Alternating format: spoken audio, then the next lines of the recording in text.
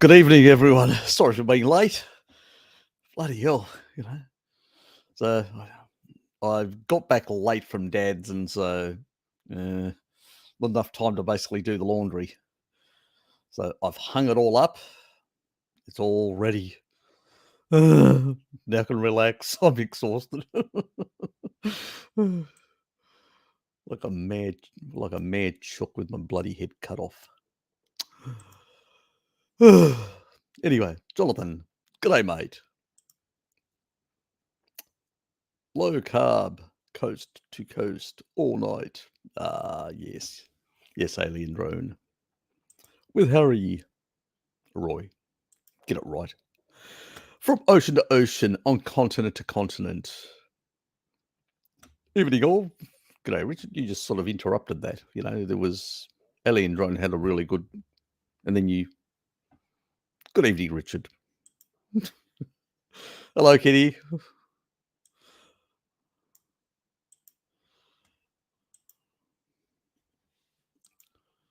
Yeah, that was me.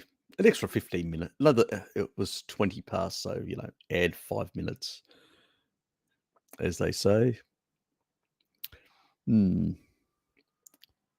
we've got a warning for Tasmania. Road weather alert standard in effect for North Hobart. Is there? Oh, well, since I'm not on the road, I don't have to really care about it, do I? Neither do you. Did you finish all that, those prawns that we bought? Friggin' hell. No wonder you want to go down to the waterfront and buy some more stuff.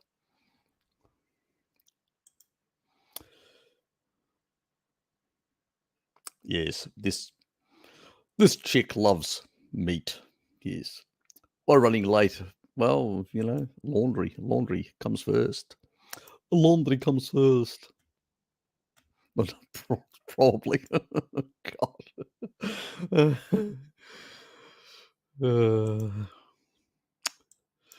Yes. Yes. Had a bit of piggy at Dad's place, and I ended up staying a bit longer than I actually was planning to. We got into a bit of a conversation about my uncle Nick, so that dragged on a bit longer, and a few other things about my sisters and all that sort of stuff. So yeah. Anyway, so by the time I got back here to get my laundry going and all that, freaking hell, not enough time. Piggy, Dad cooked piggy. Pork chops. Scrambled eggs, bacon, halloumi, black pudding, a large glass of milk kefir. Actually, that reminds me, I did make that kefir. I did have a bit of kefir through this week, but I did buy some, and I've actually altered it. I've put some of my other probiotics and the Ruteri. I still had some of the oral ones, and I said, I might throw those in. So I crushed them and threw them in. So I just have to add tomorrow. I have to remember to add a bit of milk in to top it up. Anyway, still got some raw milk.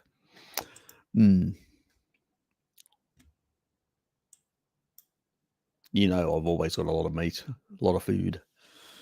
You've seen a photo out of my fridge. It was stuffed. I couldn't actually fit anything more in it. So I've been eating it down. There's a bit of space now. G'day, DC. Well, if the economy goes bust, Kitty, at least I'll have enough food for a couple of months to survive. After that, we'll see. Lock and load. DJ Projectors. G'day, mate. How's it going?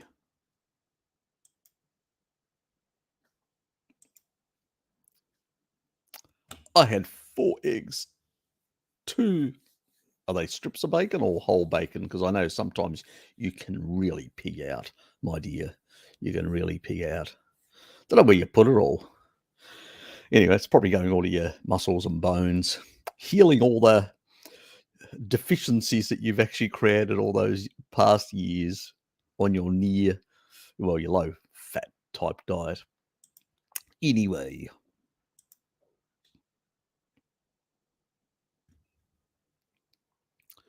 it's like a roll call. Oh God. Yeah. G'day, Tom. Good to see you, mate. Ah, yes. Everybody's got their favourite meal combinations.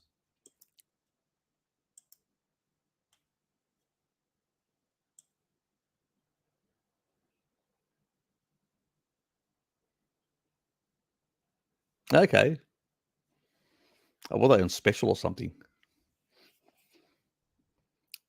I'm about halfway because I had actually 2 other cartons, well, 2.5 cartons, and I've done those, and I'm on my other cart, the 18 pack, the big pack. They weren't too bad, those eggs. I'm going to try the other ones, the Queensland ones as well. I'll give them a try next. See what see what they like. So I've still got about 2/3, I think. 2/3. Yep. I had some last night out of that for the first time because I'd finished the other ones. So I may, the ones that we bought together, those ones. I don't know whether you tried them. What did you like them? Let me know tomorrow when we go for our walk.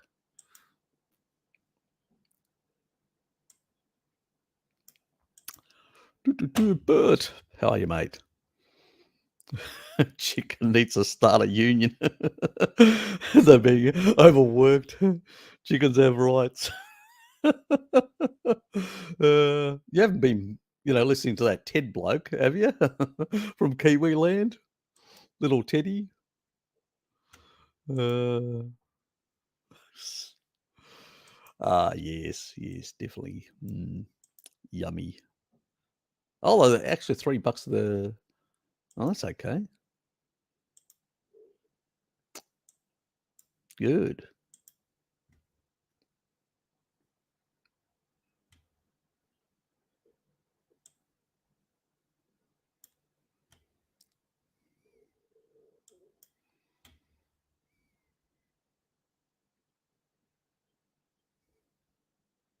Do you buy any?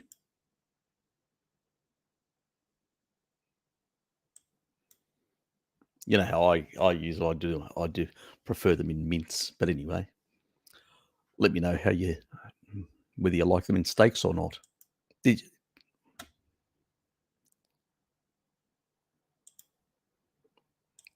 haven't really explained whether you bought any or not. Anyway,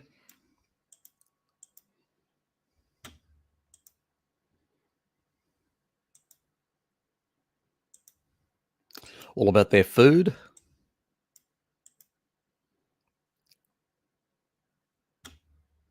Yeah, you can do that.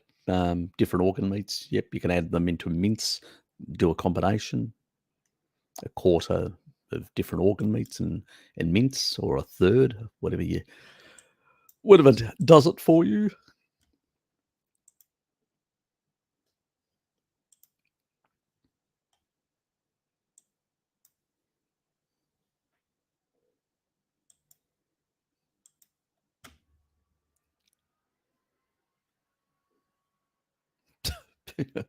Go on, show those vegans throw liver.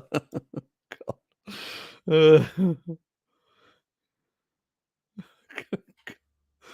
Uh, no patience with this crowd. Absolutely no patience, Bert. You know, why do I put up with them? I live in Europe, Richard. Harry says the apocalypse is coming here, so we can't waste anything. Hopefully, Harry will do a series of the top 10 insects for nutrients soon. uh, nice one, Bert. You made me laugh. Thanks, mate. While we are waiting, we all hit the like right. Yes, exactly. Yeah, see, if you'd hit the like early and just screamed through the ether, I probably would have heard you and sort of said, just abandon the actual laundry and just sort of said, yep, I'll go and actually get there. Dusters Roy. Yeah, exactly. Harry's got something organised for me. It will be gruesome and quite violent, I suspect. He's mellowed now in older age. He's a much nicer person. Well, he tells people that. Harry Alexander the Great. Melody taken from the Iron Maiden song. Sounds fantastic to me. Yes. Oh, thanks, Stefan. You know how to get me going. Bile acid malabsorption cause diarrhea on carnival ice. Can taurine help? Yes, it can. It can help quite a bit. Milk thistle through the improving the FXR, enzyme also can help.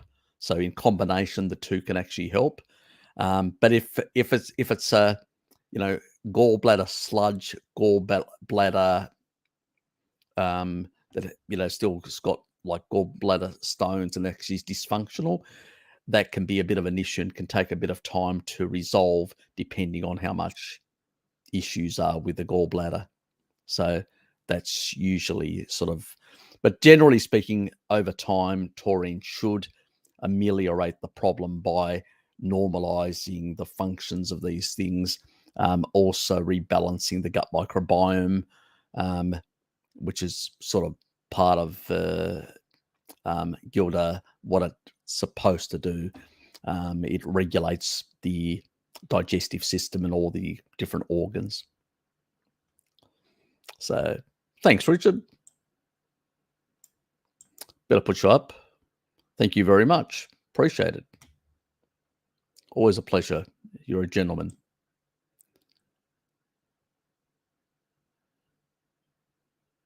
And thanks for your regular support as well. It's people like yourself and a number of others that keep this channel interesting for all of us.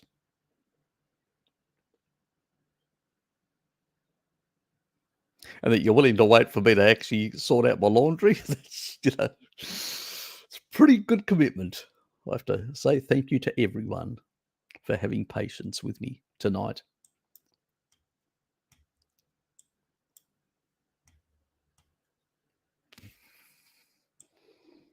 I'm a growing woman.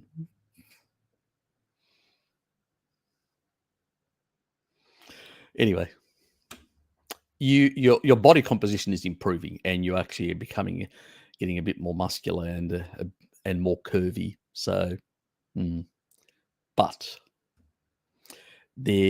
long deficiencies, those cravings will persist. So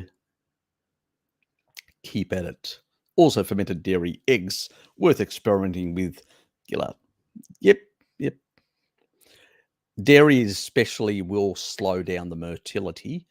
That's definitely the calcium component does tend to have a bit of an effect in the gut. So yeah, good point, Richard. And so you can add a bit of that. Kefir is also an important thing. It actually helps improve the gut microbiome as well. That Ruteri one as well is there's a couple of videos that I've done, Gillard, that'll actually be of interest to you. Do check them out. As long as you can tolerate those things. Also, I don't feel so great despite 9 months of taurine and 6 months of Ruteri, stomach cramps, loose stools, sleep problems. Any idea what to try more? Maybe I should fast for 3 days. Okay, so you're still having stomach cramps after and taurine and 6 months of Ruteri. Okay, that's seems a bit unusual. That the only thing that I can actually think is that you may be missing a number of bacterial strains, like a lot of the lactobacillus type ones that tend to actually improve some of these problems. The stomach cramps, that should have been resolved. The only thing I can think of is you may have, I would go higher on the taurine. And the reason for that is because if you've got an overgrowth of H. pylori, it may be sort of fighting back. So the H. pylori is fighting. Sometimes you have to go to higher taurine in order to suppress the H. pylori and deal with it, and then those problems go away. I think someone actually did 10 or 14 grams of taurine for well over a month to resolve their H. pylori problem. So H. pylori will be suppressed by Ruteri and taurine, but it can take a while sometimes, especially if you've got a lot of overgrowth of H. pylori. It tries to basically reduce the proton pump sort of ability to increase acidity. So you sort of have to go high with the Ruteri and higher to try and suppress the damn thing. Yeah, so it can be a problem, especially sometimes if it's mutated because of a lot of antibiotics. It's sort of become like a more pernicious issue with H. pylori. Then it can be a bigger problem. It can take a bit longer to try and bring under control. So it could be, because you're having stomach cramps and all that. It sort of indicates to me you got stomach pain and stuff like that. The sort of the ulceration type things that H. pylori causes. And taurine also helps in improving the ulcerations as well, as I did in one of my videos, the stomach video. So I'm suspecting, I don't know. You'd have to test. That's the problem. But you wouldn't lose anything by going a bit hard with that and seeing how what sort of resolution you get.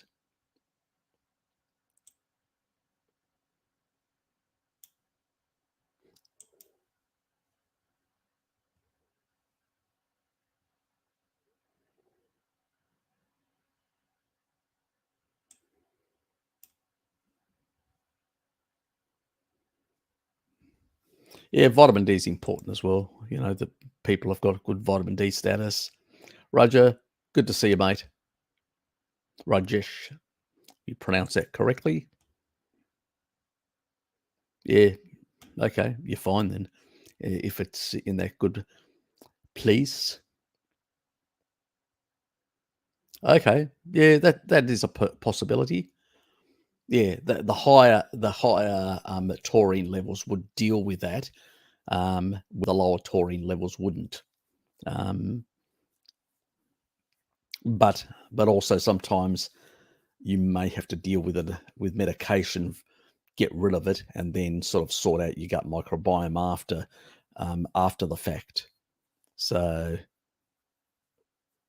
yeah, thanks, Alex. Yeah, parasites are an issue as well. I've done a couple of videos on parasites as well.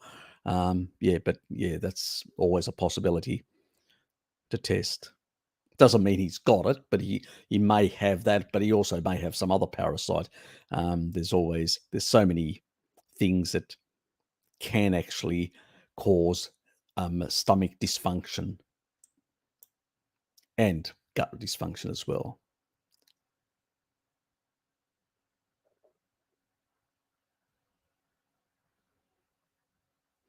Yeah, look, if you can't tolerate certain foods, you can't tolerate them. Sometimes it can be due to specific genetics. Sometimes it can be specific to the missing of certain bacterial strains, in particular the lactobacillus type, which usually get annihilated from too much glyphosate, which is an antibiotic mimicking compound, which a patent does exist on that. I've talked about that in the past.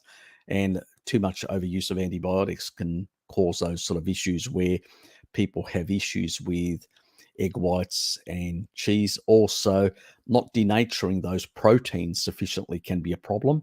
That means you're not generating sufficiently low stomach acidity to denature and break down those amino acids, those proteins into a basic amino acids. That can be another issue in itself. So, as I said, none of us are ancestral, and we've got a lot of issues still to resolve and sort out. So, we've got to persist. As I say, Rome wasn't built in a day, and it takes time and persistence to resolve a lot of these issues, which in many cases, some of us have had for decades, So Got to be patient. Dave, my man, good to see you here. Hope things are on the up and up in Barcelona.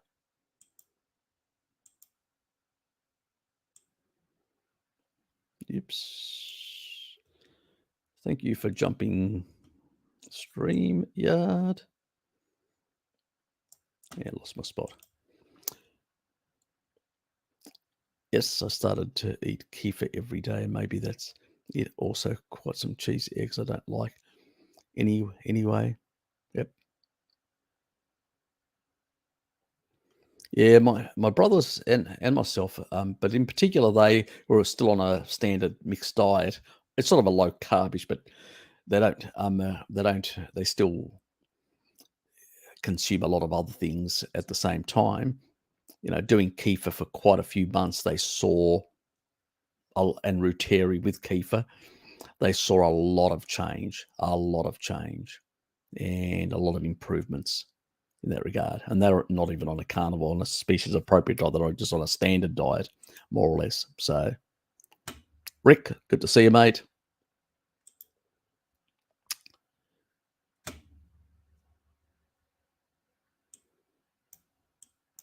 Yeah, with me, it's a funny situation with eggs. Sometimes I go crazy on eggs, and I just don't. Yeah. Sally Norton said that oxalate dumping can deplete potassium and calcium, thus impairing muscle function, which leads to slow down digestion and cramps, etc. Yeah, it can be a problem, oxalate dumping. Yeah, that's another issue that can be a problem. Potassium and calcium homeostasis are improved with taurine, and taurine also ameliorates and improves also the issues with oxalate dumping plus with citric acid.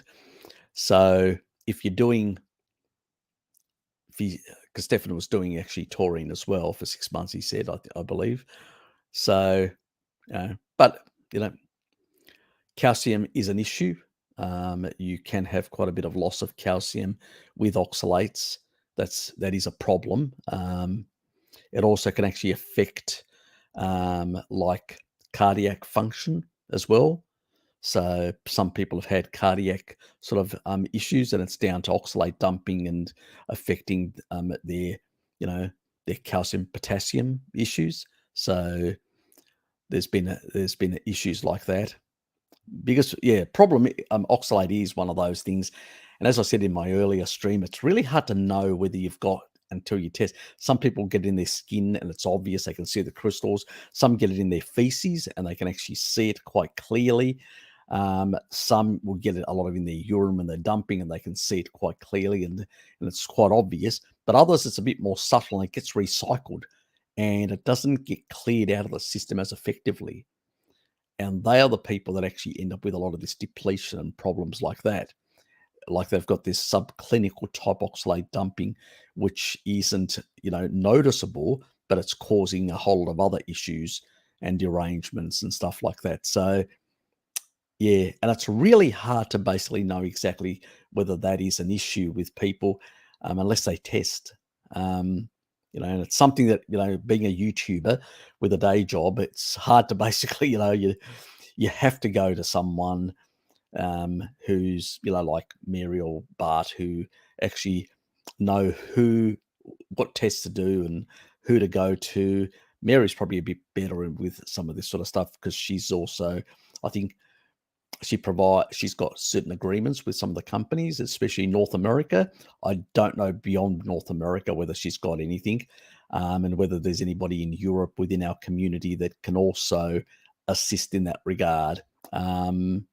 There's also Stefan as well. He's a UK guy, and he's one of my subscribers as well. He sometimes comes on here, and he also he's basically in the naturopathic world, and he's another person to consider. I've had him on my channel, and Bart's had him on as well. So, sorry, I've talked to him with, I think, one's with Bart anyway. That's right. I'm mixing things up. Yeah, and stuff like that. So I should, yeah, that's right. I don't think I've got him in my featured channels. I'll actually add him to my featured channels. I forgot to add him. I was supposed to. I just forgot all about it. So I'll add him to my featured channels, and people can actually then contact him if they're in the UK. In other parts of the world, I really, I don't know, because sometimes you need somebody local that knows exactly what tests are done in your country, which is the other thing, to be able to check for these things. So it's not always an easy way, but do check around in the community. There's the MeetRx. There's a lot of people in the community there. You could ask them which one of the trainers basically is within the, that part, and as a naturopath within that community from your part of the world, and sort of contact them and find out exactly what testing you can do within your own country. So that's the other thing. G'day, Jin. And Mick. Yep. So, g'day, Alex.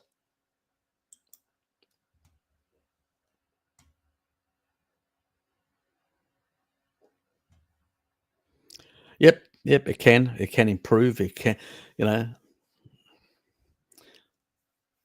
because let's not forget, taurine doesn't do it on its own. It actually does regulate a lot of fluids, does regulate a lot of the ions. That's how it actually does it.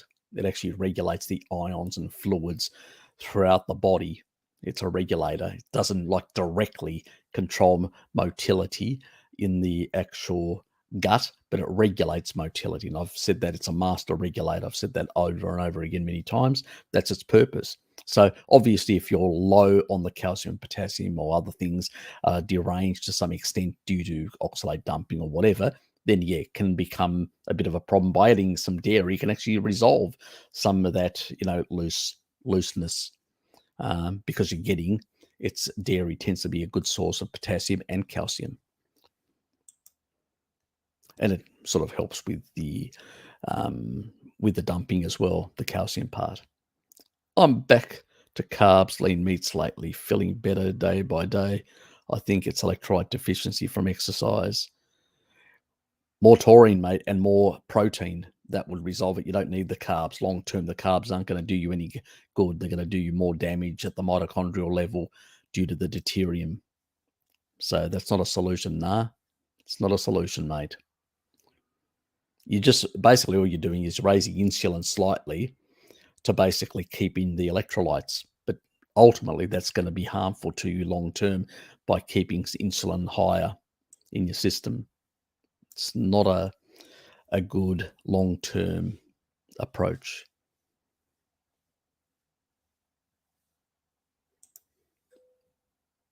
Angel, good to see you. Hey, Stephen, some people say that yogurt is better than kefir. Kefir is problematic for some people. Depends. Most people, kefir is fine. There are some people that seem to have issues. I've heard of one person of my subscribers, and it wasn't actually the actual kefir that was the problem. It was something else that they were actually consuming, some herbal stuff. And when they took it out, I can't remember what it was, but it resolved completely. So you got to be sometimes you put two things at the same time, and you may think it's one when it's really the other. So it's always best to pull something out, check. Can be a fat issue, a fat malabsorption, bile malabsorption. It can be those things, gallbladder issues and stuff like that. Without doing an ultrasound and scanning to see what the situation is, if you're feeling a bit of discomfort under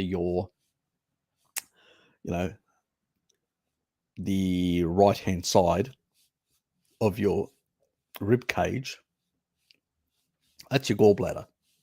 If it's on the left-hand side, that's your pancreas. So the ducts maybe have too much sludge coming through, or you could have both, So, when you get discomfort of that, it's usually a giveaway that it's sludge, you know. If you're only getting on one side, that's been stones, and you're basically getting like inconsistent flow or proper flow of bile, So, as I said, taurine plays an important emulsifying role, but also the regulation and the recycle of 90% of the bile, 95% of the bile in the small intestine, the bottom of it, is again due to certain enzymes, the FXR being one of the major ones, and that can be sort of sorted out with milk thistle and taurine. There's not many other things. There's a couple of other herbs and stuff like that, but that's only associated stuff, and most people have tried it and it doesn't really work. Yeah, that's another giveaway as well. If it smell, yeah, it usually is something to do with the gallbladder.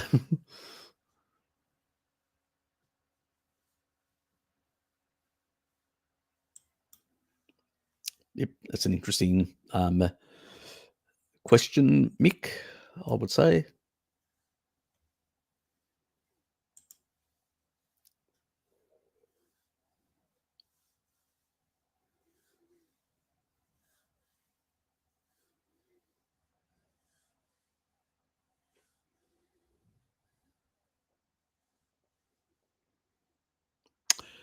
Okay, so you've had your gallbladder removed. Sometimes the actual in the duct, um, you can actually sort of produce even though you've had your gallbladder removed, it can actually create like a pouch to hold on. It will actually grow like a little pouch over time. I don't know, you know, it can take a few years, but it will actually grow and to store. Um, so if that at the time that it actually grew the pouch, you still hadn't resolved the issue, then you could have created like a stone in there that sort of and it's sort of trapped in there in a sense because it's not like the gallbladder where it's actually coming through the gallbladder and into the actual duct. This is basically sort of on the side of the duct, and if it gets sort of, you end up like a cyst type thing, and that can be painful. It potentially is also a risk because it could become also infectious. So, and that can be dangerous as well if it's infected. So it's something that you may need to basically get tested out and to see whether you've got any inflammatory markers, just to be on the safe side. So I would actually go to your doctor, get yourself tested, just to see whether you've got any inflammatory markers. Explain your symptoms, just to be on the safe side.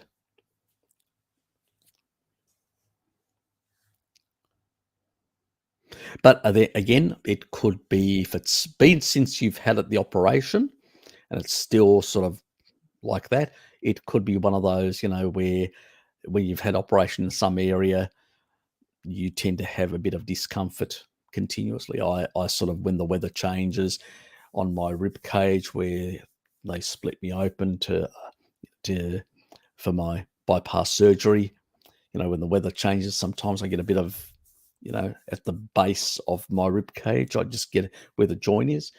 I usually get a bit of pain there sometimes, a bit of, it's not exactly, the word isn't pain. It's sort of like,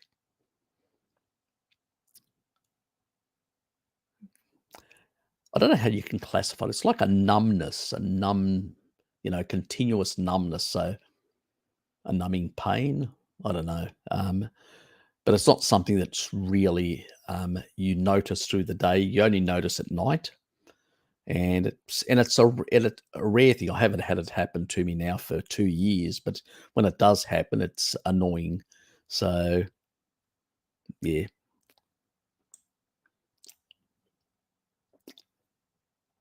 hopefully it's healing. I don't know. These are the problems. We still live in a world where scientific understanding of how the body works and our research is still very rudimentary and problematic. And we've got poor research to base a lot of our, so we can only basically try anecdotally to work things out sometimes. No smell, but yellowish and fleeting. I have no gallbladder anymore, by the way. Okay, so yellowish. Ooh, that isn't. That's like when you have sludge. You get this sort of yellowish sort of stuff. Okay, so you may have gall sludge in your bile ducts and pancreatic ducts as well. Okay, this will create a few uncomfortable issues. And I would go very high on the taurine, up to 10 grams plus, for a period of time to try and actually emulsify that sludge and get it out. I did it slow and then I went fast, which was quite discomforting because it required some toilet, moments.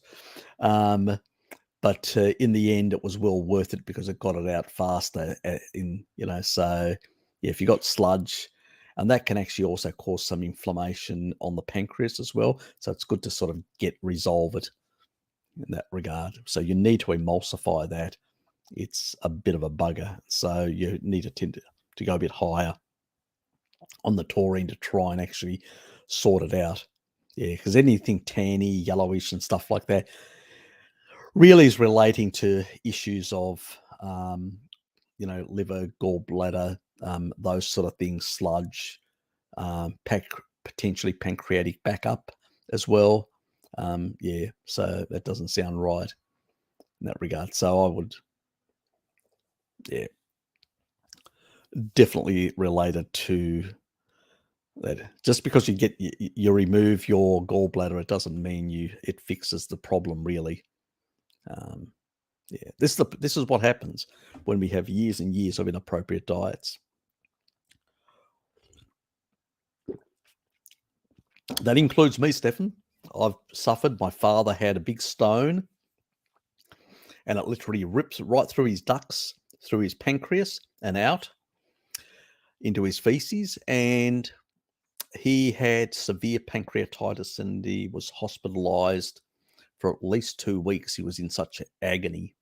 So they were going to take his gallbladder out, but they didn't.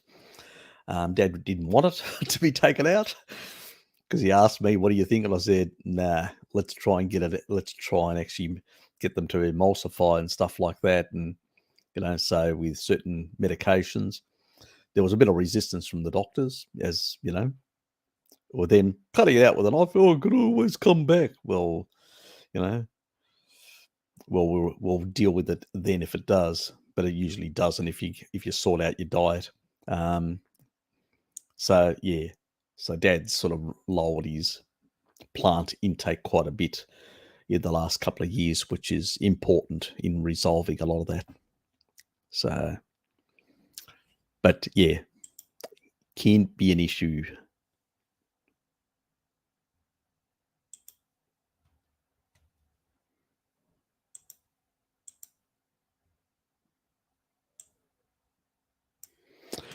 Yep, if you've got sludge and stuff like that, yeah, you can actually have problematic bile formation, and mixing up with all that can really change the composition and actually affect digestion. It's problematic.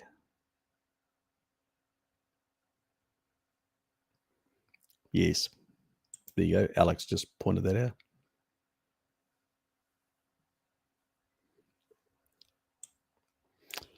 Yes. Or take high doses of taurine to try and actually resolve the damn thing a bit faster, which can help.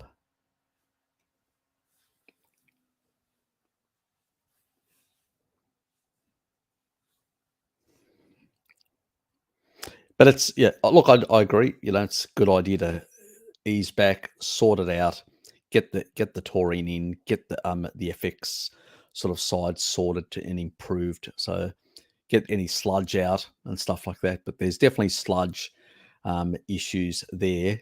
A lot of people do have them, unfortunate, especially when they've been doing plants for a very long time. So, you know, what saw Richard say? Ox boilers also, yes, that can help for the actual absorption, the fat absorption. Yep, because that's being impaired to some extent. So,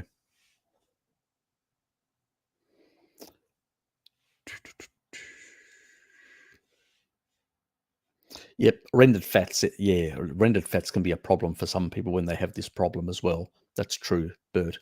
Good point.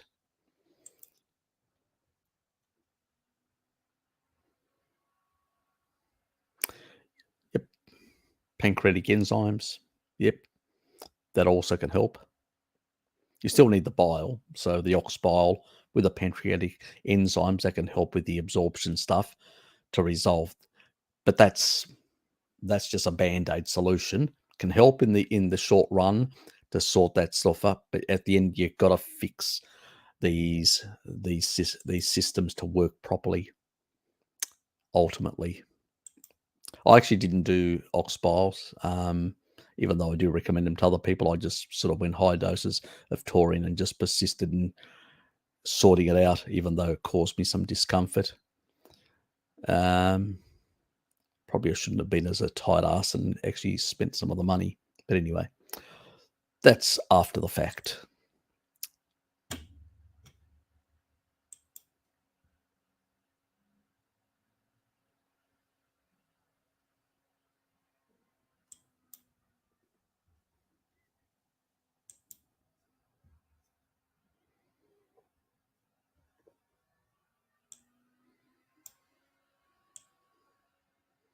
I think we've all had similar experiences with rendered fat, with stuff like that, where now it's not an issue, but yeah, when your digestive system isn't working properly, it's problematic. It's a problem, and can take different lengths of time to resolve for everyone, which is always a bit of a problem.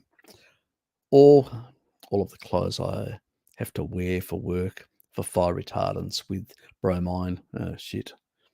Should be supplementing iodine, selenium to counteract the exposure. I've heard anxiety depletes iodine, which I get often. Also, some of this sort of stuff can actually increase xenoestrogens. So choline can be also a very effective way of reducing some of this sort of stuff.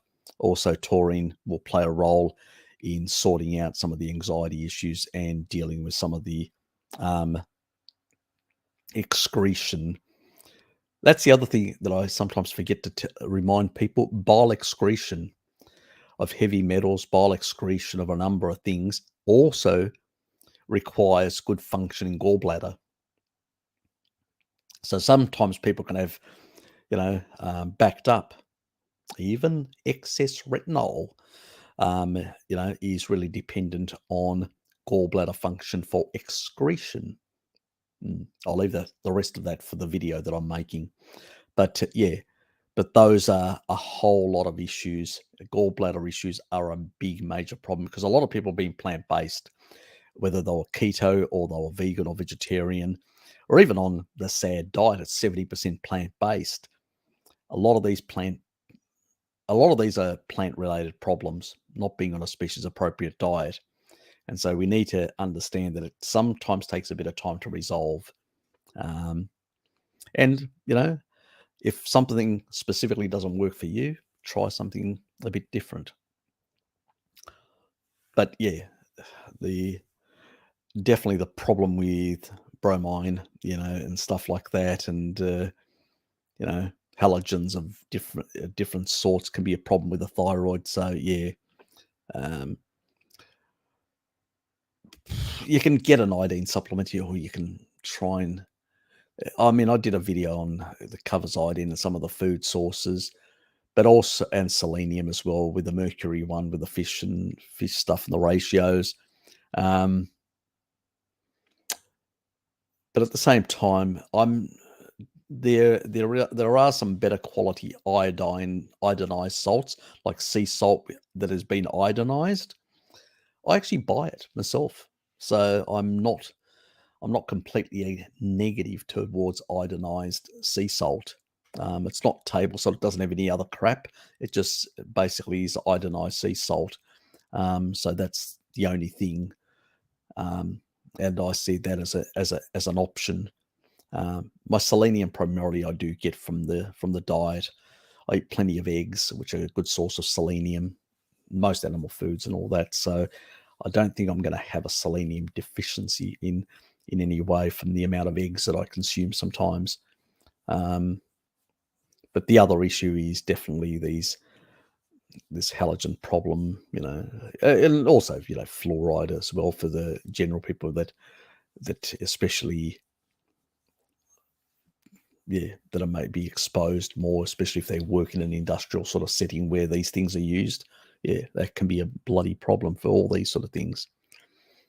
Yes, heavy metal toxicity, gallbladder function is critical for those people. Absolutely critical, because a lot of the stuff, those heavy metals, get excreted via the bile, and if your gallbladder's not functioning well, that can be a big problem, Alex. A big bloody problem.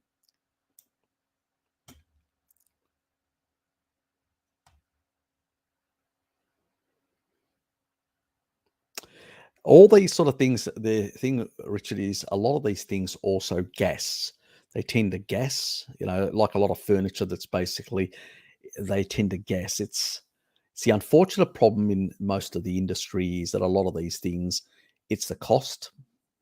You know, if you were to make something really super, you probably wouldn't even need to use bromine, to try and stabilize it and all that. And this is the problem. The gassing of these compounds can be a problem. The absorption through the skin, there's some level that happens. So, yeah, it is a problem, especially if you're working with a lot of these. Uh,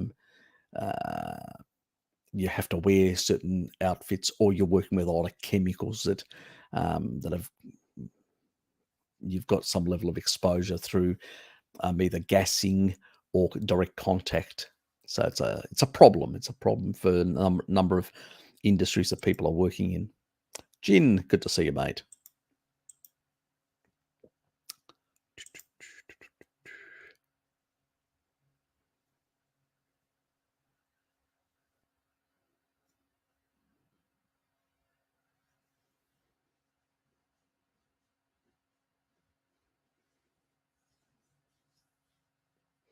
Yeah, exactly. It comes off, and if it's on your skin, you can imagine it's sort of that's gassing, and yeah, you're definitely getting it into your system. Different products, different amounts, varies. Um, Last time I looked at certain uh, fire retardant that are in. I didn't look at clothing. It was primarily for furniture and the gassing of those from the furniture. But yeah, there are different variations. Some will gas more than others, and some furniture manufacturers, So there are some websites where people actually do test certain furniture from different manufacturers. Um,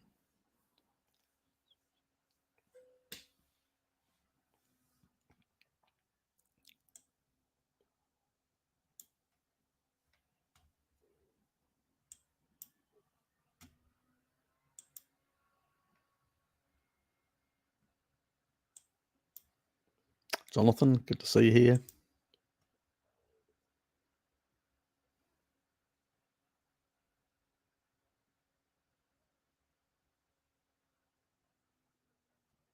You probably don't really need much C if you're in a low carbohydrate or ketotic state.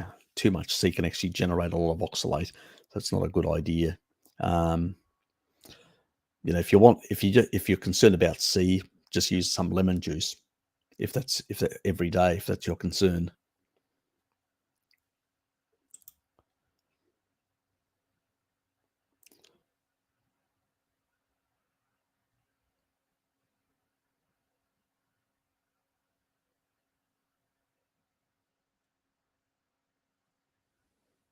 50 grams of salt. God, you don't need that amount. Nah, you don't need. It's much better to basically get sufficient taurine in the system to regulate. You may be depleting taurine and other sulfur amino acids, and so as a consequence, you can't regulate your electrolytes for whatever reason, whether it's oxalates, whether it's many other things that can deplete. So you may sometimes have to go higher in order to re-regulate things. You probably don't need that amount, I don't think you're having that level of loss, so to speak. But if you're not taking taurine, you definitely are going to be more susceptible to loss. That's thing, and that's where carbs sometimes can come in and reduce that, because they raise insulin, and insulin holds on to electrolytes.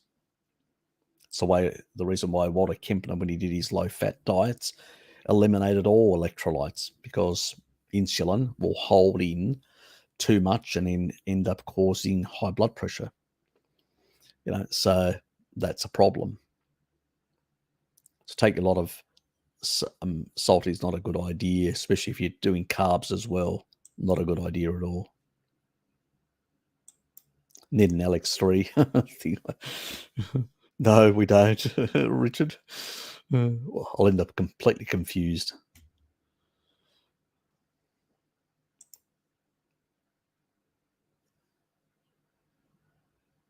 Yeah, it sounds a lot. It sounds bloody a lot, so.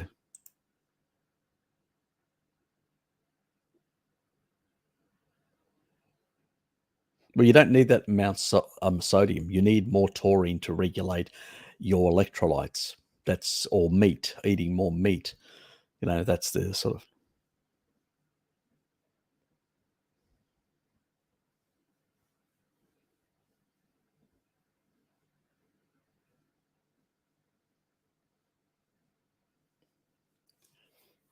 Yeah. Well, problem is that when I eat normal amounts of salt, like 10 grams, you're probably a salt dumper. I think, like Jonathan, 15 is probably, fine, but 50 is probably quite excessive. Even if you're a dumper. I'm a bit of a dumper, and I've never gone that high. I've probably gone up to 8, 10, but not, and I was fine.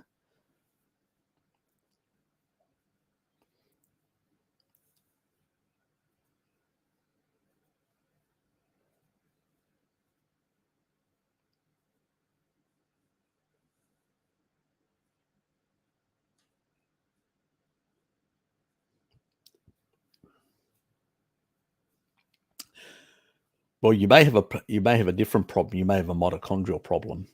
If you're feeling thirsty all the time, that means if you were to generate internal water, you wouldn't feel thirsty. If you're feeling thirsty, you can't generate enough water, which tells me you've got a mitochondrial problem.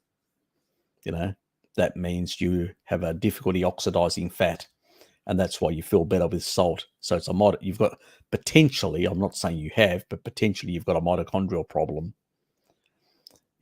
So that could be an issue. And that can take some time to resolve. Senolytics and other things can actually improve better sleep, can actually improve mitochondrial health, deuterium depletion, so sometimes people can't do fat, so they have to do water. So they have to add water in for metabolic water, like, the low deuterium water that I've talked about in one of my cancer videos. So I think it was the first one or whatever that I showed, or one of them anyway. I can't remember now.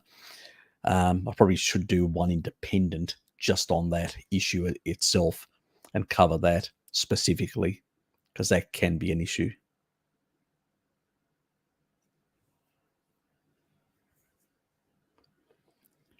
Are you consuming a lot of water?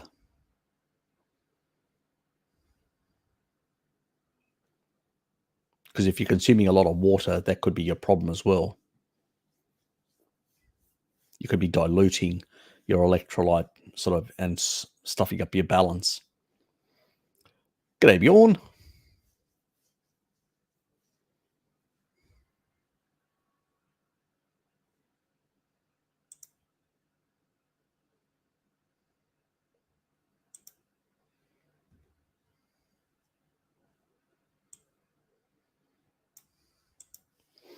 Let me know now. Are you drinking too much water? Because that could be the issue.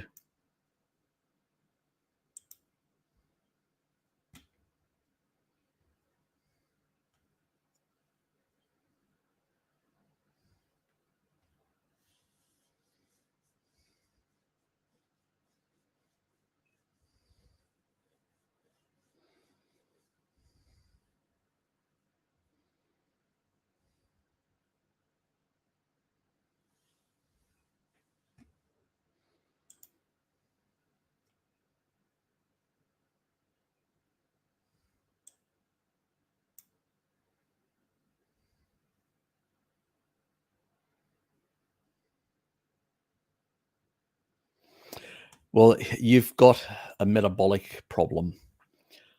You're basically you're not fat adapted. You can't actually produce metabolic water. Yeah, that's where your problem lies. You're basically your energy, your main energy source is glucose at the moment. You're not fat adapted,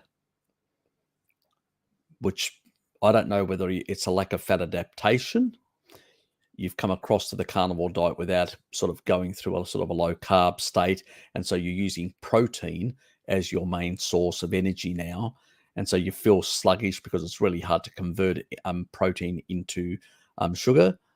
So yeah, you've definitely got a problem. You've got a problem in that you can't utilize fat very well. And so since you can't use fat, you can't generate internal water. That's why you're thirsty. So now you can try basically now to go into try to do a 3-day fast, a water fast with electrolytes, and try and see if you're feeling really sluggish through that whole period. If by the time you get to the 3rd day, you basically, really feel, yeah, it probably was. Some people do. Uh, I don't. I think some of those issues are too much potassium. We don't need. Potassium is used as a method of killing people in the capital punishment in the US. So you know it's basically regulating with taurine the actual electrolytes and putting in more sodium, but probably not at the level that Na is putting 50 grams, but he's also consuming shitloads of water and feeling thirsty all the time because he can't oxidize fat. He's got a problem, whether I don't know whether it's a mitochondrial problem or whether it's basically a lack of fat adaptation because he's been on a low fat diet for a very long time. And so he's hasn't been able to shift. Sometimes forget about, maintaining muscle mass, doing a therapeutic ketogenic diet may be also an approach now that basically eventually shifts you, doing metabolic water. So actually getting the deuterium depleted water and using sodium and taurine and, to basically maintain the sort of electrolyte situation, plus allowing the body to flush out the deuterium. Getting better sleep will improve melatonin. Melatonin then will basically repair the mitochondria, and over time you'll be able to improve your fat oxidation. And once you do that, you'll be able to generate internal water within your own body from the fat. And that's when things will start working properly.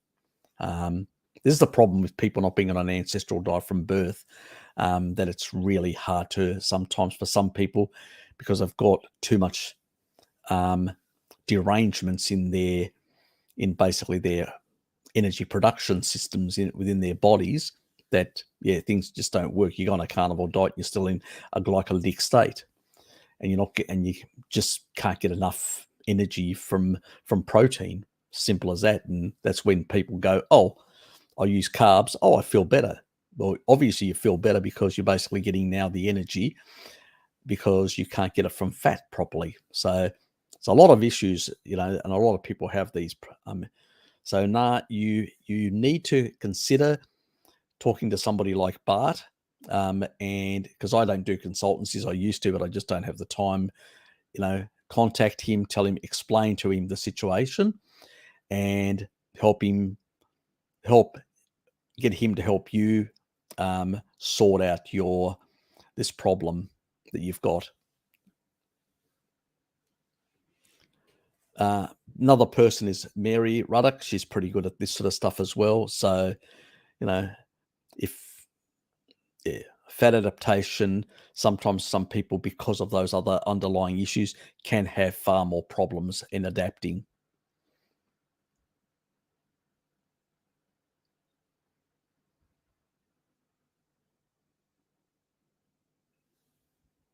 Yeah, the electrolyte hype is just nonsense. It's just basically a lack of sufficient protein, which will give you sufficient taurine and then will regulate the electrolytes.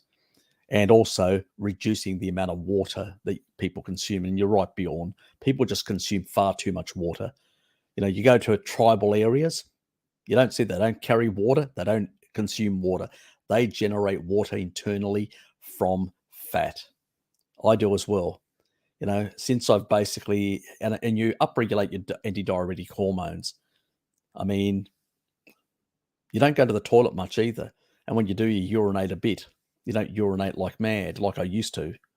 So it makes a big bloody difference when, you see these tribal people, no water, they just go out. Mary saw them. They go out for hours hunting, come back. They're not drinking water. They are converting fat into water, metabolic water, through the Krebs cycle. It's the stuff that Laszlo Boris talks about, the deuterium depletion and the production of water through the Krebs cycle. That's what it's there for, to provide then the mitochondria, the hydrogen ions, that water, which basically will provide the hydrogen and electrons to basically power up the electron chain. Without the proper water, that proper hydration that comes through, from fat, people have problems because sugar dehydrates at the cell level we're talking about now.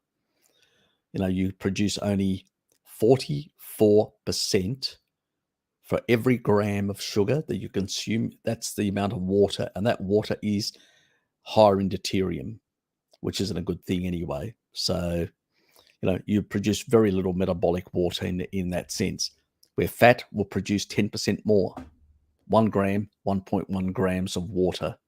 So, or 1.1 mils.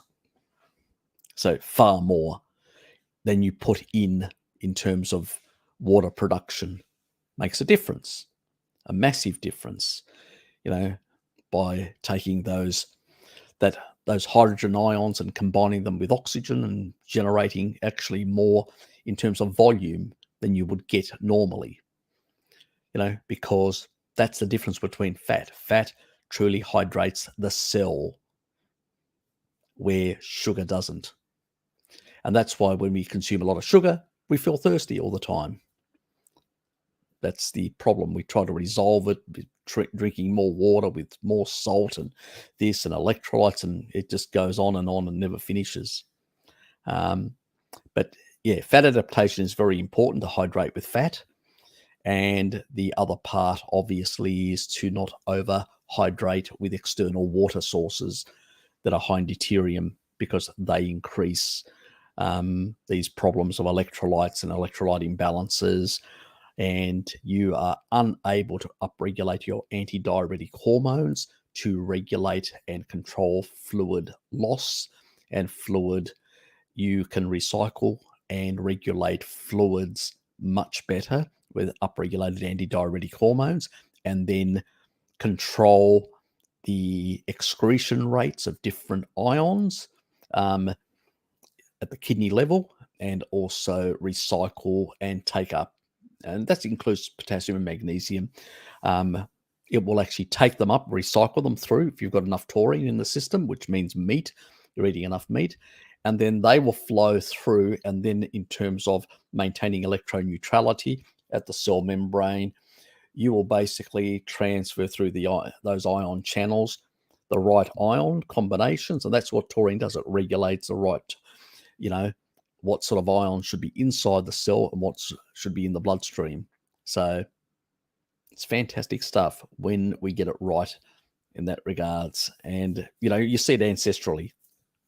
Tribal people, they've been doing it since they were born. So they don't have these issues that are modern day afflictions. Unfortunately, it's just the way it is. It takes time to adjust and adapt.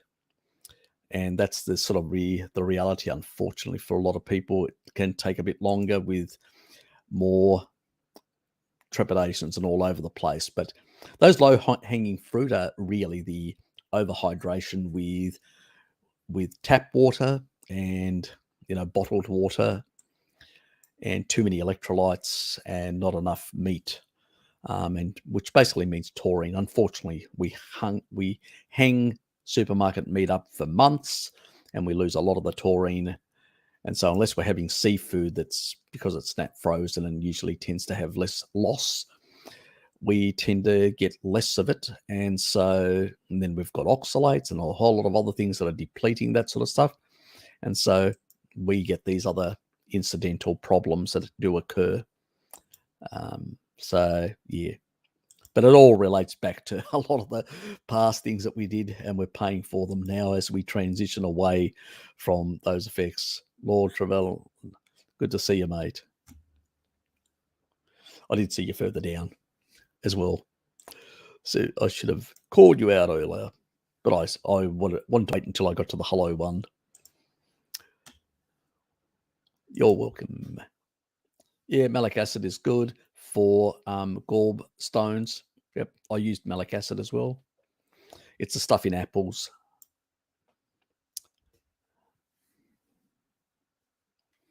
Yeah, I did talk about it. But yeah,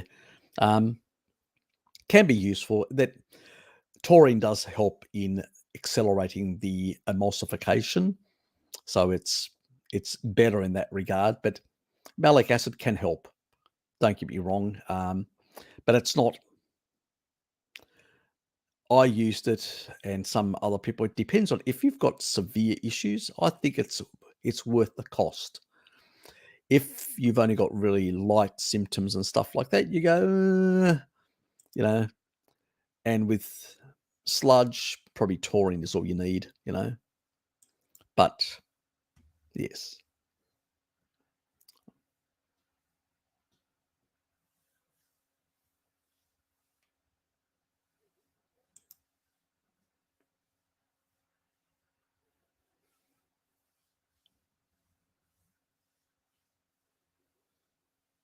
Okay. Well, people can give it a try, see whether it helps.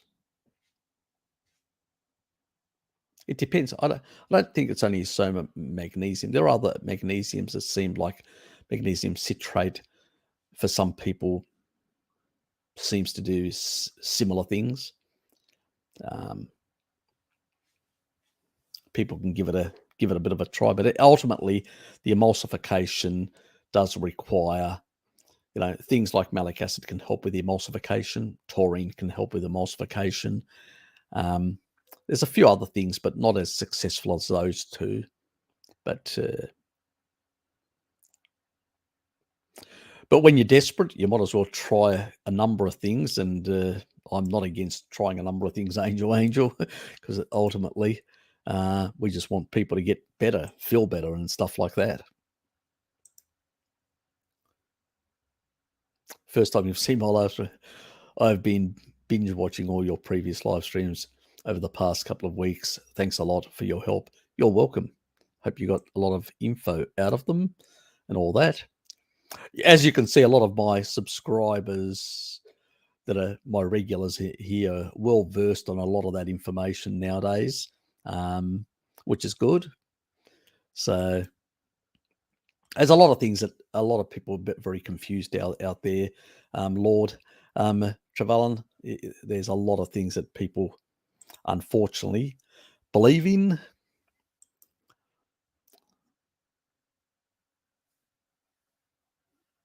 No, it's you talk about we're talking about milligrams stuff here. Yes, it is a herbal type um, thing that does have a bit, but it's so minor. I mean, even coffee has a bit, but it's so minor. It's very low. It's not going to be an issue. It's not a high oxalate. We can actually tolerate up to 50 milligrams, you know, but some people like myself used to consume, in my keto days, used to consume 100 to 150 grams of spinach. And 100 grams is about like 755 milligrams. It's got absolutely shitloads. So that wasn't a really smart thing to do. But that's what we did, about 6 years ago. That's what I was doing because other people were doing it and I was saying, oh, this is great. It's superfood. No, it's not. It's crap. But back then, a lot of us were a bit more ignorant. So feels like a lifetime ago, but yeah. But I did a lot of spinach. And it's actually a bit longer. What am I saying? Probably I eased off at that time, but when I started, it was about 11-ish years ago. Now it was 12 years ago when I had the operation. About a year, I sort of felt sorry for myself and started reading up on a few things, then got into paleo, and then after that into low carb, and then keto.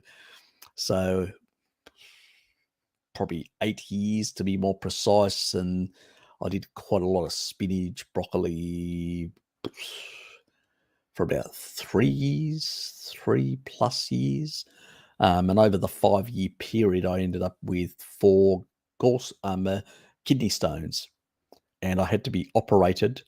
Once it went through, which I didn't have to, I got discharged from the hospital.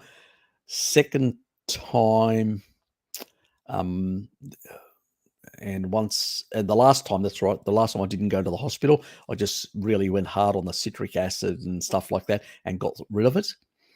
And twice I've been operated on in 5 years. 4 incidents in 5 years. That's not a joke. That's shitloads of oxalates.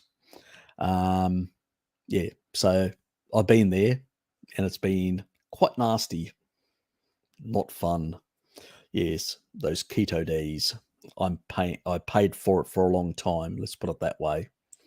Especially eating a lot of the green leafy vegetables. Got to get them all in. Oh, they're so healthy for you. Yeah, I think we all fell for that bullshit. Yes, me too. So don't feel bad because even yours truly fell boots and all into that bullshit. God. Harry, I've heard a lot of people on Reddit and various podcasts say that the carnivore diet, you should eat until you are stuffed. My problem is I never really feel like I'm fully satiated. I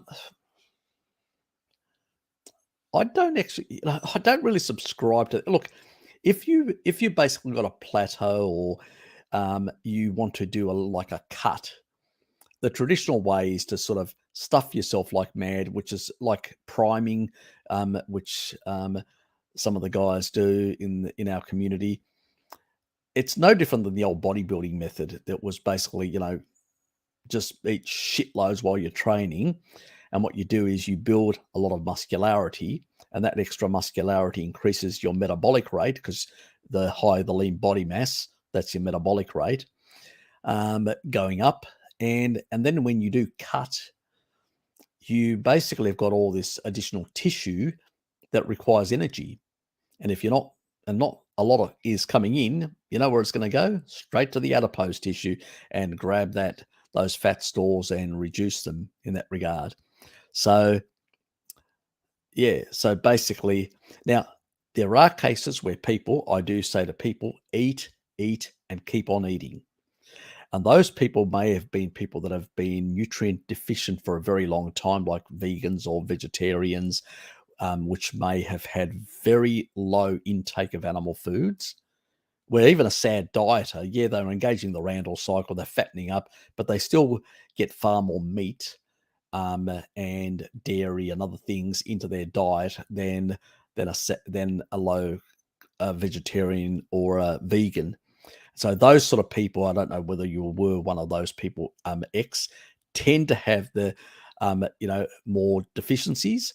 Hello Kitty, she was sort of doing low fat. She was in a similar boat, not enough protein, protein deficient, and she actually lifted a little. I gave her some little weights to do a bit of weightlifting, and she actually caused a fracture in her wrist. So that's how deficient she was. She realized it. And so she's been doing like high protein now for some time, and she's really strengthened. Now she can lift weights. She has much less difficulty, lifting heavy loads and moving them, where before she really struggled and she had to stop. Like even when she went shopping, she had to stop and then, and then pick the stuff up and move again. So she couldn't actually do it in one hit. So she really struggled in that regard. So, yeah, I don't know what your state is, whether you were part in the past doing, a more plant-based type diet, then you may have higher deficiencies of protein, which means that your muscles, your bones, basically your body's screaming for protein, pretty much. That's what it is. It's screaming for protein. So do let me know if that's the case. Yeah, because, if you've been, even if you're not being on a purely plant-based, if you've been undernourishing yourself with animal proteins, yeah, again, that could be a problem. You may not, sarcopenia and osteoporosis doesn't actually happen in older age. It actually begins in younger age and progressively gets worse as you age. G'day, Raymond. Evening, everyone. Greeting all anti-health candidates planning to put warning labels on mince because of saturated fat. Another step in the WEF agenda. Papa Trudeau has got to go. Yes. That clown, that misanthropist. Yes, exactly. I agree with you, mate. To let me know, Lord Trevelyan, if that's the case in your case, you've been depriving yourself of sufficient protein. That could be the reason why you have this insatiable appetite.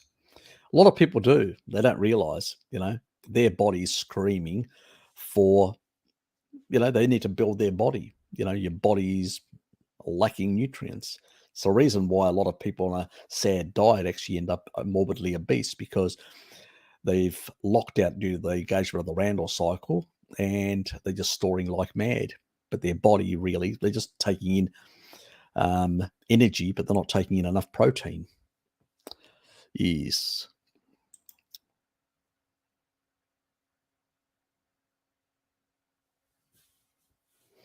Well, that can actually chelate stuff, but selenium is going to be a better thing. Selenium, which is more eggs, which have got selenium. Certain seafood check out the one mercury, Serpanos mercury. I cover the selenium ratio, so you can actually see which fish, seafood, has a higher selenium and lower mercury ratio, and then those ones are going to have more selenium to produce selenide, which is a chelator for heavy metals.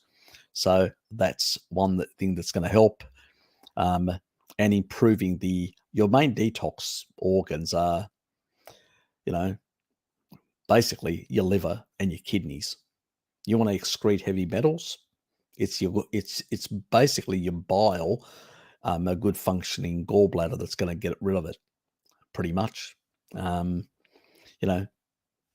Talk about manganese, 90% through the gallbladder. Excess retinol through the gallbladder. Excess a number of things. I've never been vegan. I went from doing a low fat diet to a low carb to keto, and now gravitate to what I'm talking about. Were you doing because you went from low fat, which in many cases,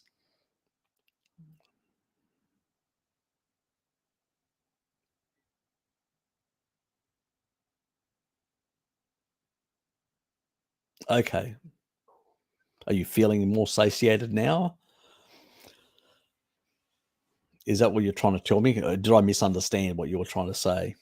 So if you're feeling more satiated now on a carnivore diet, that's good. Good to hear, you know. But some people who are have been protein deficient for longer, like my friend Hello Kitty, my next door neighbor, she basically had to consume far more protein for far longer to resolve some of those issues and improve. So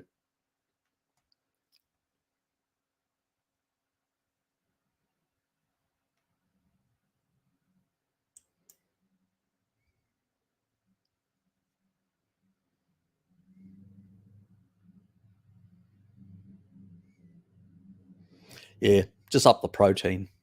Just get more protein into you, and that'll eventually sort things out, you know, because you've probably been low fat for a long time, not getting enough protein in, and your body's sort of craving. I'd actually also do a bit more eggs, because eggs have got higher utilization, you know. So compared to, like, trying to remember now, 53% more utilization than actual animal meat. So it's one of the highest in terms of protein utilization. You know, eggs will really, let's say, they'll really satisfy you. If you eat a lot of eggs, you'll basically, yeah, you should get really good satisfaction, let alone you'll get nutrient density, very high nutrient density in terms of things like cholesterol.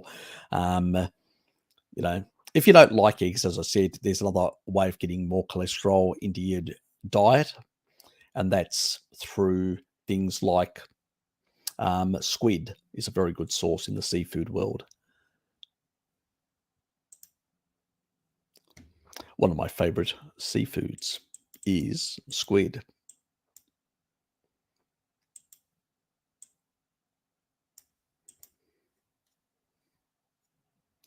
Can you explain the hydrating with leaves thing a bit closer?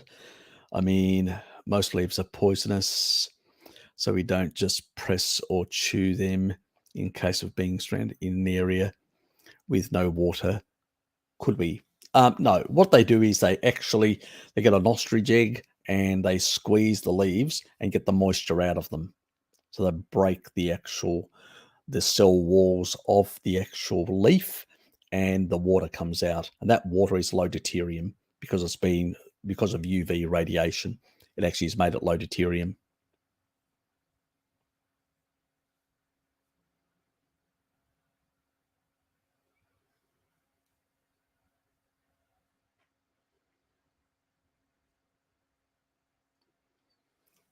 Now, there's nothing wrong with eating pork. Nothing wrong with eating pork, mate.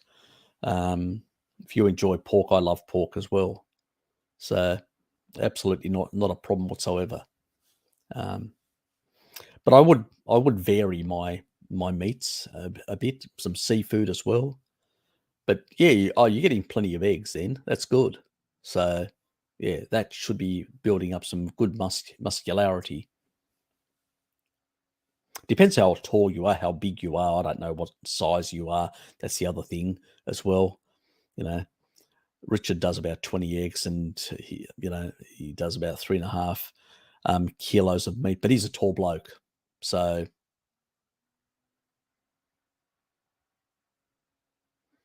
well, Bjorn, you may be one of those people that are just susceptible to eggs, especially to the whites, some of the proteins in the whites. Yeah, it sucks. Yeah, I know. Um, it is what it is. Some people are a bit more susceptible. I am researching it, trying to find whether it is resolvable or not. Yeah, I'm finding some anecdotes here and there, but people are not explaining what happened to them and why. And when you actually put comments, they don't even tell you, nobody replies, and you go, well, what sort of research did you look at, or what did you exactly do? Some precision, because as I say, the devil is in the details. So if I do get better information or find better information research, I will share it with you, Bjorn, and everyone else, because there are probably other people that have got the same issue as well. Yeah, so yeah, that's the thing. The other thing is you can actually put like plastic bag or material, like clothing material, around to that heating effect will actually cause the actual leaves to perspire and release water. And that's one way of people actually getting water in the wild. So you don't need the leaves, because they can be problematic, poisonous, as you said. But you can get the fluids out. Unless you're a camel, they can actually get through that sort of stuff. So you're welcome, Bjorn. Yeah, I've got look, I've got a lot of things in the background that I'm actually looking into, constantly trying to, even this retinol thing. I've gone down a whole lot of pathways, and now I'm trying to understand the interaction of these different organs and the way they're interacting with hormones and the way they're interacting with fibrosis and all these sort of things, and why we're seeing it in some people, not other people, and trying to work out the details. So my first video on retinol that I'll be doing next week will be to sort of demystify that and say, look, this is what we've got in the literature. This is what people are consuming. This is the levels up to what. And so it just doesn't make sense. And then the second part will be trying to tease out what could be the derangements that people are getting into that are actually then making them vulnerable for this problem of retinol toxicity or whatever. So I don't think people have really, and I'm still grappling with, there's a lot of absolute junk out there in terms of research. Out of looking at probably 30 studies that are looking at these sort of issues, probably about, I think I saved about 5 studies about it. 25 of them were a waste of time, or just junk, useless in terms, because it was all these sort of, we saw this associated sort of stuff or whatever. Yeah. But yeah, that's the thing you do for survival purposes, Stefan. Yeah. So it's just nonsense sort of, we can do this or we can do that, or this seems to, I'm going, really? This seems to? Are you serious? So yeah, there's a lot of that sort of stuff. Yep, I think we covered that. Yep, I think we've covered most of that. We covered all that as well.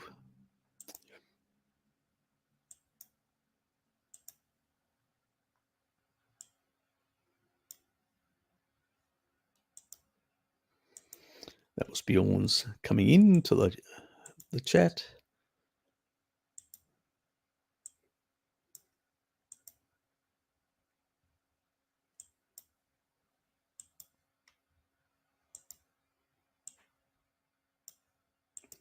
Some of these people are overdoing the priming.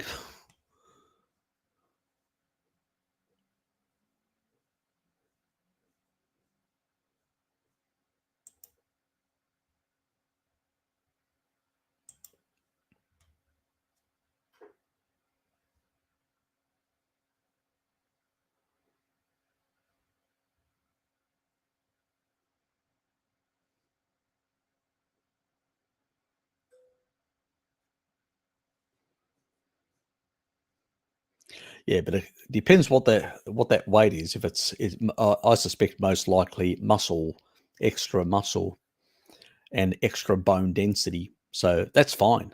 If your body composition is still good, that's fine. That's what you want. You want that extra protein going into building muscle and building bone. you will get heavier. As long as it's not fat weight, that's a different thing. But if it's bone and muscle weight, that's fine. That's not a problem, you know. And so,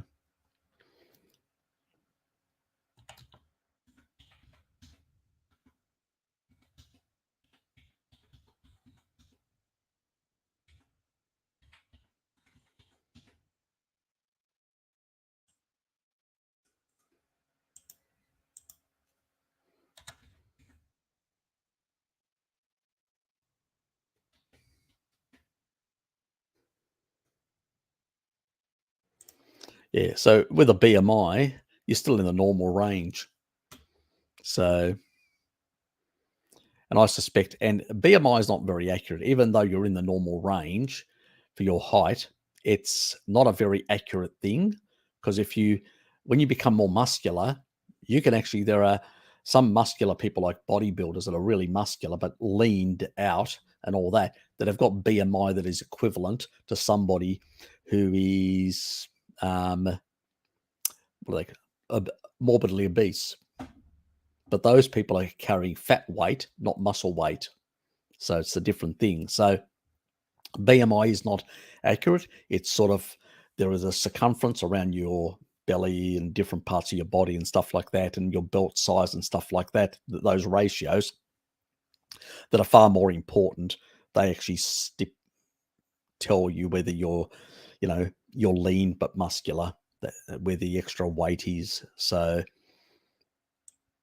and usually people that do eat quite a lot of meat, what they do build up is far more muscularity, which is a good thing in the long run, and stronger bones, which basically means you'll be, you won't get what happens to vegans, like, Dr. Garth Davis, who, just walked out of the shower and trying to remember what was it his foot?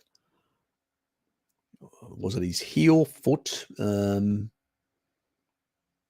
Something related with his leg that basically fractured. So I think it was his foot, but I can't remember. So yeah, protein deficiency, severe protein deficiency. He's a Vagoon doctor after all. He knows best about protein deficiency. So he's never tried it, so I can't really say that I've never tried snake juice. So I used to get electrolytes myself when I was doing keto, but since I've stopped drinking water, I only have a bit of low deuterium sort of water sources, like the Evian water, and that's only for coffee, nothing else.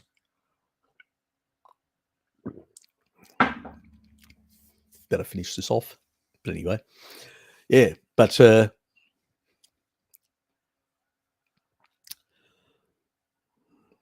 yes, that sort of stuff. Yeah, it's those old days, God, keto days. It's just water, water, water. I used to do 8, 10, sometimes 12 glasses of water.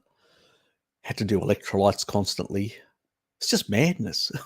God, I don't believe I actually, what a crazy time that was. Heaps of water, heaps of electrolytes, heaps of spinach. God, what a mad time. Yes. Yes. Crazy time. And even magnesium, I mean, you only excrete 120 milligrams, 192 milligrams of potassium a day. You get a big steak, you get, you know, well over if you eat a big steak, you can get up to 1,300, depending on the quality of the steak, whatever, anywhere between 13 to 1,700 milligrams, and you're only excreting 192. So, and that's direct excretion. And if you get too much, the body just flushes the remaining. That's actually where they did the experiments to see the excretion rates of people that were just on a standard diet, how much they were excreting. So, and they're eating a processed food diet, and they're not basically, the body's trying to hold on to these things. Obviously, somebody who's over consuming these sort of electrolytes or whatever, the body's just going to excrete more of them. As long as it's properly regulated and we're not flushing electrolytes out with too much water, less of a problem.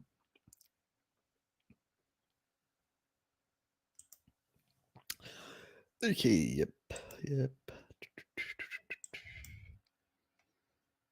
Yeah, when we talk about, for Lord Trevelyan, just to be aware, when we talk about taurine, what we mean is animal foods. Animal foods are high in taurine, in particular seafood, but so also a number of other, eggs are high in taurine.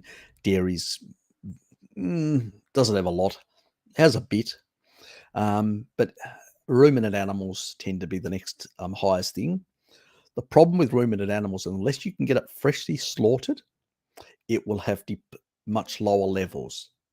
So if you're actually only eating ruminant animals, you will become taurine deficient, especially if you've got other things that are depleting, like oxalates and other things that are depleting sulfur. That's when it becomes a problem. Just so you're aware, because it's about mentioning it to you. This is what can happen. Why I talk about taurine specifically. We hang meat up for 18 months in many cases in refrigeration. The past, you would go to your butcher, they would have freshly slaughtered an animal outside the back and then hung it up, cut it all up, had all the organs and everything, and they'd sell everything to the public on that day. That's how it used to be. It was all freshly slaughtered and cut. Had all the fluids, the taurine and all that sort of stuff. You see where, because I've, slaughtered animals with my father. We used to cook on a spit, like a big lamb and all that. And you can see all the fluids coming out, massive fluids. Remember, even our bodies made mostly of water. So these animals, plenty of fluids. But when you hang things up for months and months, they lose all their fluids, and with the fluids go the taurine. When you cook a lot of these things, like supermarket steaks and all that, if you just slightly overcook them, have you noticed how dry they become inside? It's because they don't have a lot of fluids. Because they've lost a lot of the fluids being hung up. They're not as fresh. Fresh meat is much tender and softer because it's got more fluids in it, because it hasn't lost those fluids. That's the problem. And also, freshly minced meat will also have more fluids.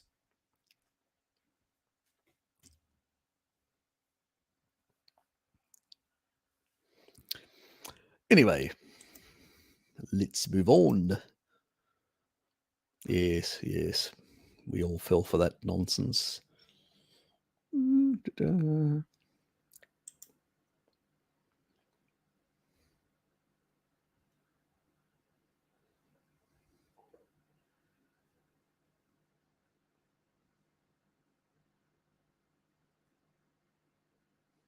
Yeah, it definitely is.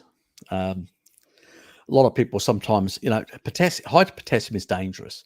I would rather have low potassium than high potassium. It's way more dangerous for the heart, for arrhythmias and palpitations and stuff like that. This is where taurine regulates. This is why taurine eliminates arrhythmias and palpitations and stuff like that, heart palpitations. I've done a video on that and stuff like that, covering that. Actually, did I actually? Oh, that's right. I actually had to put the medical disclaimer. I better check that. I'll do it tomorrow. I may have to reissue it with the medical disclaimer just to cover myself on that, because I think there was a bit of a controversy because I did get flagged by YouTubia. That's why I had to basically withdraw it. I may actually redo it. I'll redo it without that part that I know is controversial for the YouTubia mafia that get very upset about these things. Yeah, but it won't be next week. It'll be the week after when I'll do it, because that one. Yeah, it's annoying. It's annoying. Freaking hell, with all their restrictions And with what happened to Bart, I'm a bit cagey about taking any risks with them anymore, because I want to be around for you guys.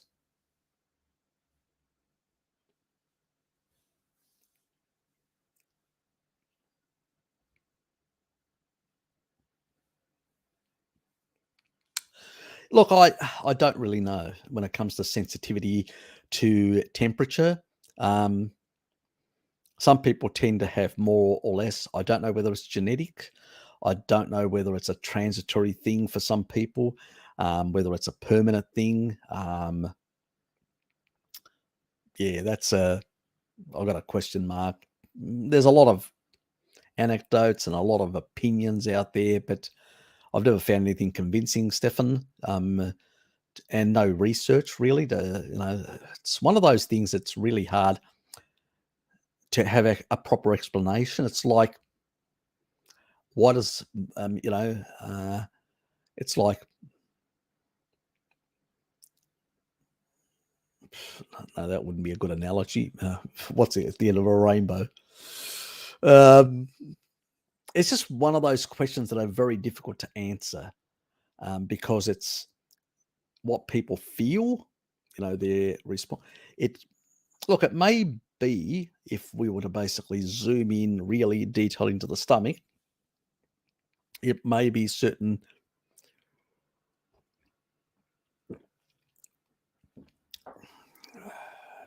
part of the structure of the lining of the stomach that there may be minor variations between people that may make people more sensitive to those heat differences. But that may be just a load of bullshit on mine, sheer stupid speculation. But there's nothing really convincing out there at the moment for any of us to really say, yeah, it's definitely this. There's a lot of things that people say. They'll tend to, like what I said earlier, they'll say, oh, it's probably genetics. It may not be. It may be some other factor as well, or it may be a combination of genetics and another factor. Yeah, not really sure about that one. That's pretty much something that why some people are more sensitive or not. I tend to notice with my esophagus, I can be a bit more sensitive to very hot things. So I tend to feel very, even with coffee, I'll never drink really hot coffee. My father can drink things steaming hot, where I can't. I can't eat. I don't like things really hot. They annoy me in the mouth, in the tongue, and the esophagus. Where other people, I prefer things. Cold doesn't affect me at all, whatsoever. I can drink things frozen, even in winter, very cold, and doesn't bother me. Where really hot, yeah. Where my father's completely the opposite. And when I look at him, and even one of his older photos, a younger photo when he was younger, I do have a lot of his features. So I know I'm related. Mum didn't do the wrong thing by me, so I know I'm related to Dad. I've got a lot of their features. So all I can put it down to is I don't bloody know, Yeah, I've never seen a credible, because Mum was sort of somewhere in between. So it's not as if I've got Mum's genes, since she was somewhere in between, and Dad's the complete opposite. So yeah. I think one of my friends once said that it's probably the stuff that you've been consuming for a long time since an earlier age, and you are mentally. This was their explanation. You've conditioned yourself to respond to certain sensations in a certain way. Maybe, who knows? I'm not claiming that it is, but maybe some people feel more comfortable with warmer or cooler things because of, I mean, it's like if you believe something really, really a lot, it's like the placebo effect. You will basically, have sensations in a certain way. It doesn't mean necessarily that there is a genetic factor. Could be just a way that we've been conditioned from early age, and a bit like Pablo's dog. You condition it to respond to a certain audio or certain signal. Well, maybe it's something similar to the way we respond to cold and hot. Some of us feel more comfortable with one sensation or another. So it's one of those things. It's a difficult one to answer in that regard. It's a convoluted reply, and probably won't satisfy you, but I can't come up with anything better. Yes, that wonderful man. Oh, Tracy's in the house. G'day, Tracy. Good to see you. She's back. Round 2.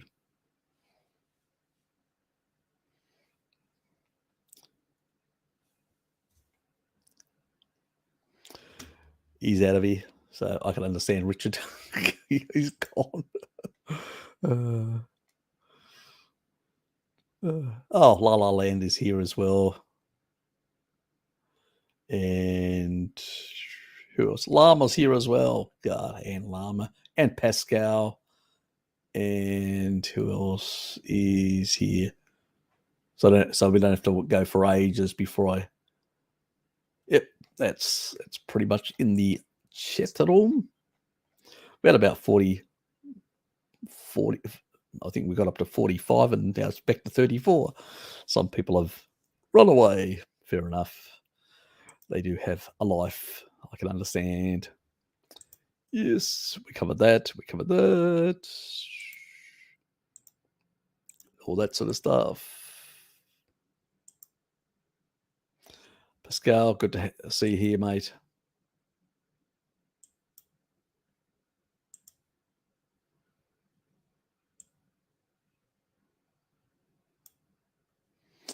Yes, that's my continued research. Yes.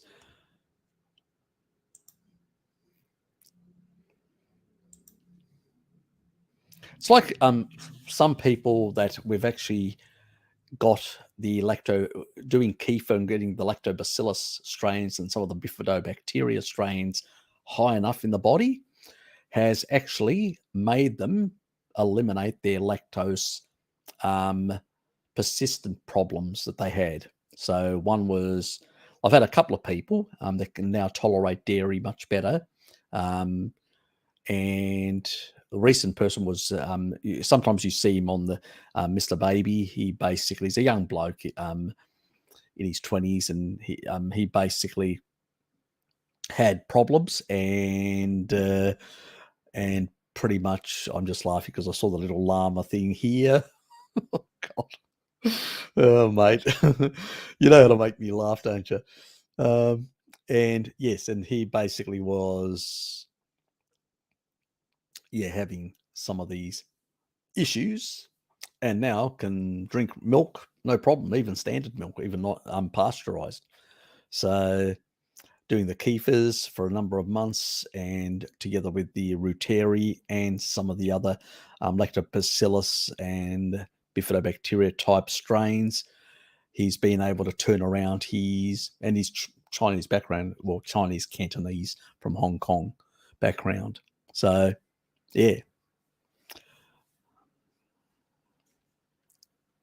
So there is hope for a lot of people.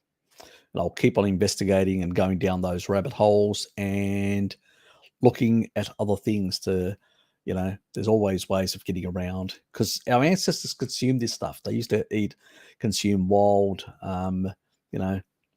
eggs and stuff like that in the wild. So it's not something that we didn't do. So why some people, is it bacterial strains? Is it a number of other factors that need to be, so it's a bit of stuff all over the place and all that. I did come across one, need to look at that study again, some bacteria, but can't find supplements for them, which is a problem. I'm looking still, hopefully What's your thought on eating rice for people trying to gain maximum weight? It's low fiber and most people seem to tolerate it well. Yeah, look, if you're going to engage the Randall cycle, I'd rather people use rice to engage the Randall cycle rather than using fruit. In that regard, it's going to be, less of a problem in terms of the subcutaneous versus visceral fat in that regard. Now, if somebody does have very low visceral fat because they've, for whatever reason, they've really done certain things which have really depleted a lot of their visceral fat in their body, that can be problematic because the organs do need some visceral fat. That can be a problem. And so, yeah.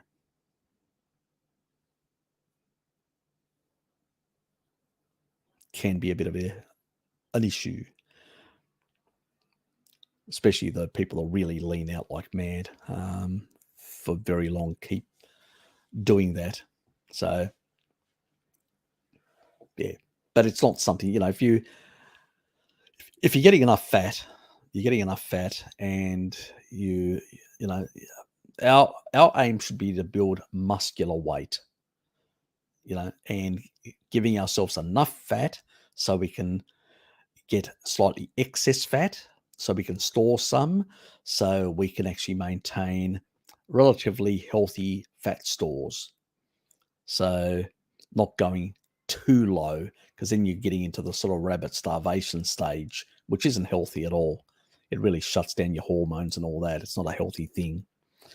And rice doesn't resolve that. It just masks because it's building fat stores up, and so more rapidly, which then gives you that additional energy. Then your body can go, okay, I can use this additional energy eventually when you get off the rice to basically build my hormones up and all that. But again, it's because you've done it for the engaging the Randall cycle. Now, do you want to do it that way, or do you want to do it the other way of actually just eating more fat in order where you're going to get better quality metabolic water, one, and the other thing is not only are you going to get better metabolic water, but the other very important thing that you're going to do as well is you are basically going to maintain much healthier mitochondria in the long run. And that's important as you age, that you maintain mitochondrial density and reduce senescence. Because the higher the senescence, let's put it that way, most diseases of civilization are all interconnected with senescence. Immune senescence. When you've got immune senescence, you can't clear out old organelles. You can't clear out old, whatever, cells, precancerous or any of this sort of stuff. When your immune system is senescent, this is why when people do chemo, then they make their immune system. That's why, if people are going to do chemo, I always say use taurine to protect your immune system. Use taurine to protect your healthy cells. So when you do kill off, you've still got an immune system that's actually viable to basically kill off the remainder with the senolytics and everything else. So really bloody important. But ultimately, it's really, some people that have avoided that path and have done some of the other stuff that I've talked about have basically gone into remission, have resolved all of these things, and are getting better. Ultimately, maintaining good mitochondrial health will mean you will live longer and you will have less health problems. It's critical that people get the message. It's really important. Maintaining low deuterium status, like those camels. They live and like they're ageless. They don't show their age until they drop dead when they can't do any more cell division. That's how we want to be. Vibrant, then drop dead when you can't do any more cell division.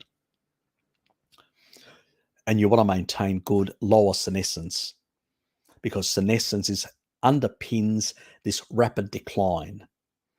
All these longevity experts talk about senescence, that it's the key hallmark, the accelerated senescence of the immune system and the accelerated senescence of regular cells. They are the two things that actually reduce longevity. But they don't have a solution for it at all. Some of the stuff that I talked about, my cancer stuff, is related to that. I'm doing a longevity thing. I've got all the most of the studies. I've gone through them. I've deleted half of them because I thought they were junk. And the other ones I'm satisfied with. I'm going through, working out exactly how I'm going to structure that video, but it will be on these what the gurus talk about in the longevity field, all the parts which are related to longevity. And then I will show you how all the animal nutrients are affecting all these enzymes, all these pathways, and why these crackpots that are looking for drugs to affect these, you just need to be on a species appropriate diet and in a particular way to basically facilitate the proper functioning of the body, make it more youthful, more vibrant, and live longer.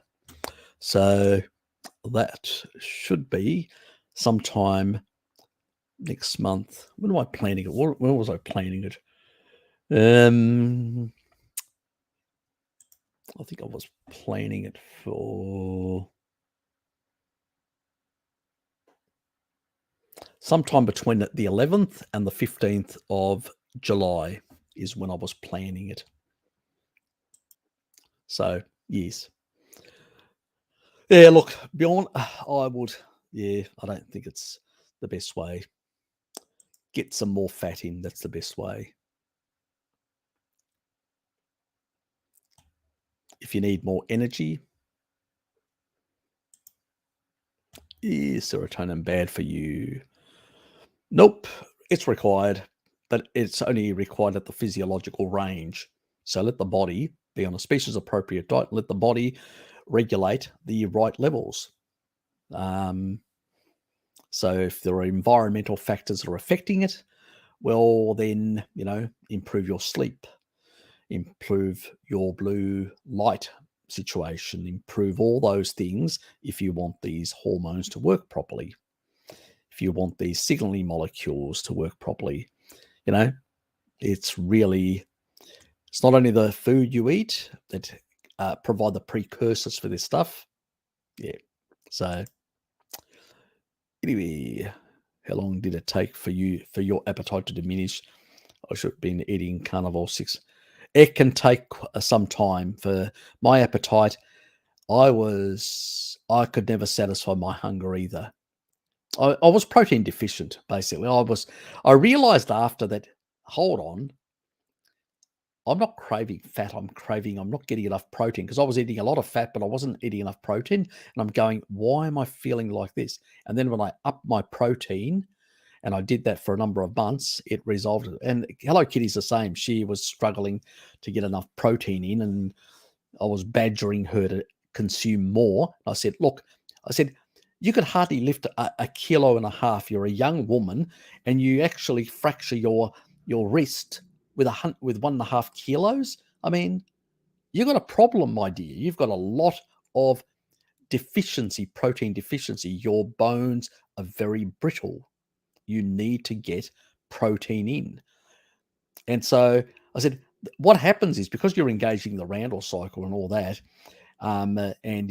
or you're basically on, these low fat diets and all that,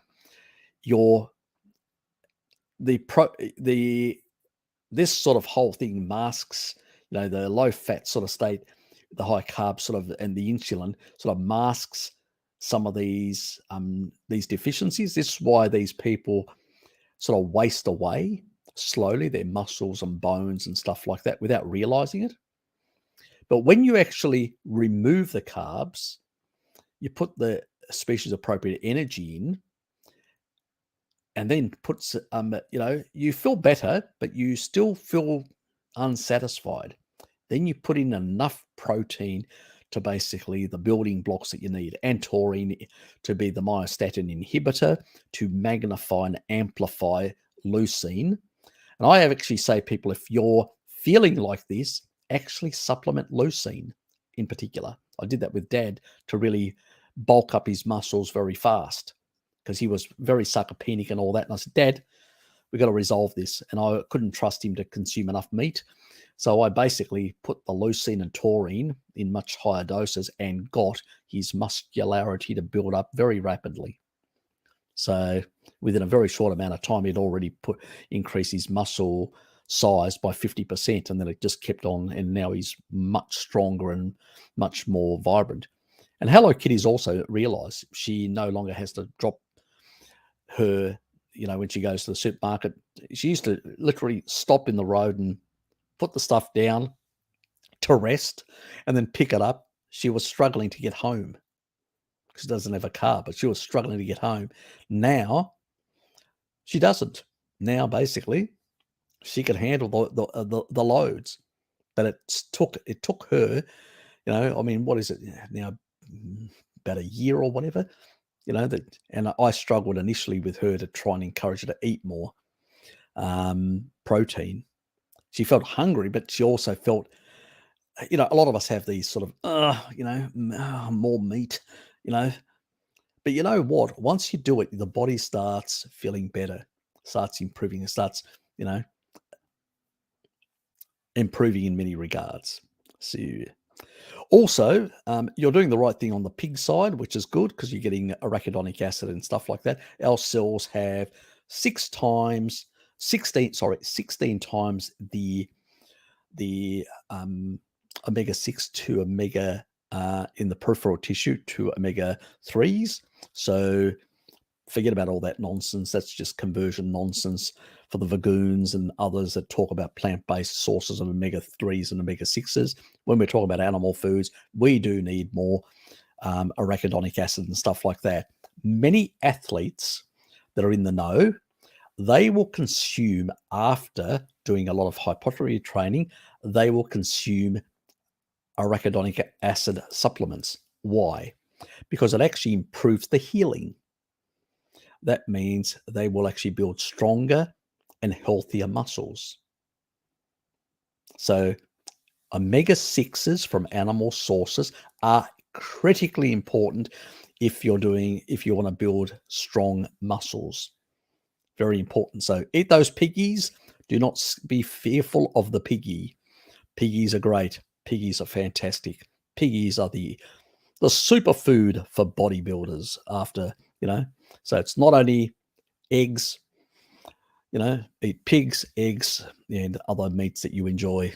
So yeah, arachidonic acid, very important for repair of muscularity. But I've talked about this before, about how there is far more in the peripheral tissue.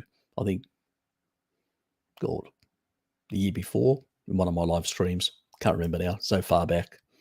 But very important. I'm trying to help a girl with PCOS. Any tips, Harry? She needs to be on a low-carb diet, basically. If you want to resolve PCOS, low-carb diet. You could do, in order to normalize hormones very fast, you could basically get her to do boron. Remember the 12, 9, 6, 3, and stay on 3 for 3 months to resolve that.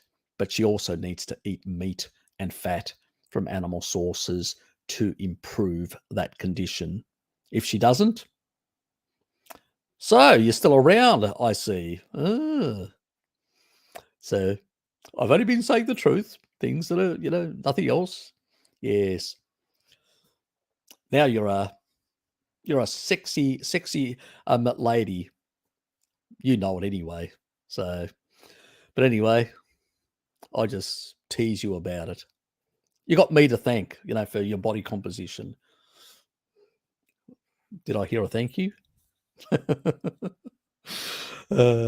Anyway, yes. So I would say put her on a species appropriate diet if you want her to basically be healthier. I would, if people are on a standard diet, what can you do? And if they don't want to be on a species appropriate diet, that's a hard one. The boron will help partly. Choline will help sort of methylate sort of excess estrogen and sort of because it can be problems with estrogen as well, and taurine and sorry, choline can help improve the methylation side of things. So I'd probably get her on at least 2 grams of choline supplementation, for about 6 months, and then she can drop back down to about 1 gram. And the other thing that I would definitely get a bit in is taurine as well, because that'll actually help increase the uptake of protein. If she's not getting enough protein, or protein sources may be poor, that's important. Animal fats. Now, she may not like a lot of animal fats, at least dairy fats, cheeses and butters and stuff like that. Will she go for that stuff at least? So I don't know what her diet is or what. I'm just, I suspect it's more plant-based orientated for her to get to that sort of stage, or kibble-based, the modern day kibble-based. But the closer she gets to a diet which is species appropriate, she will be better for that, But those little things can sort of help, like resolve those initial things. Obviously there is a bit of a derangement in estrogen, definitely, and so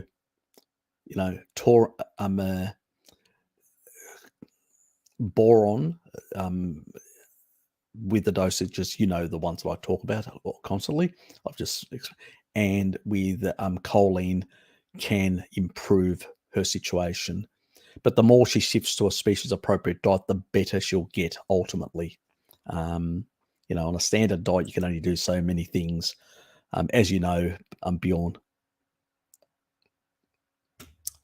Oh, thanks, Tom. Appreciate it. Oops. Thank you, mate. Appreciate it. Been a while to catch a bit of your live streams. I work on Sundays. Fair enough. Yeah. Well, thanks, Tom. Are you back in Ireland, or because I know you were in, what was the other place last time? I think you were in Brunei. You were doing some work over there. So yes, in the petrochemical industry, or related to it. At least some people are doing stuff that is useful to keep the lights on and civilization going, unlike some of the other misanthropists that would like to shut down the entire economy just a virtual signal. Yes. So thank you for contributing. Bahrain last time. Okay. Oh, that's where you were. Okay. I wasn't sure. Yeah. I knew you were in Dubai the previous time. That's true. But I wasn't sure where you were the following. Yep.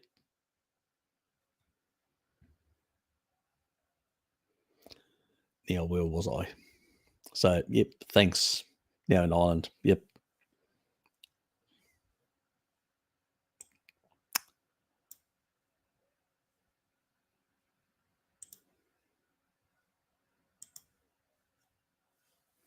Gary, good to see you, mate. The electrolyte thing is not hype. It's very much dependent on individual kidney function after years of glycation. There is some truth in that, definitely. And the best anti-glycating factor is our dear friend taurine.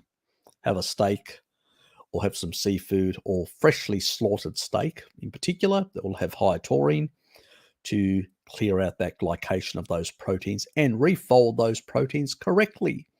One of the biggest things. Yes. Protein folding, so important. Oh, that's the other thing about senescence, protein misfolding. Yes. Another thing in animal foods, that helps with protein folding. Yes, I wish those longevity experts really understood that, all they need to do is eat a bloody steak. Yes.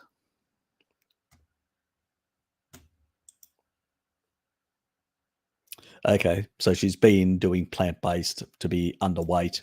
It's probably part of a problem. Yes. So definitely needs to get the nutrients in, the fat-soluble vitamins that her body will be missing, to get a hormonal system working properly. And as I said, some people have difficulty going all the way to a steak. So eggs and dairy fats, which are high in saturated fat, that can actually help the hormonal system, are a good way of going as a starter.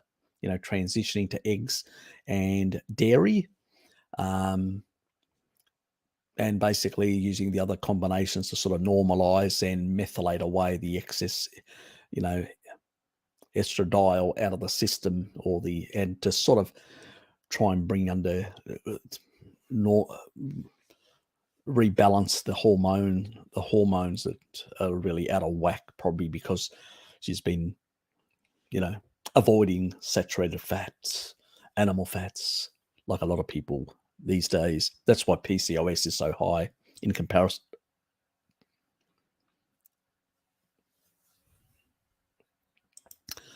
Not everybody that's got PCOS is definitely has high body weight. That's people on sad diets in particular, but people on plant-based tend to be the other one direction. If they're doing traditional plant-based, that is, yeah, whole foods, sort of deficient in nutrients, because whole food means also more anti-nutrients, more problems. So,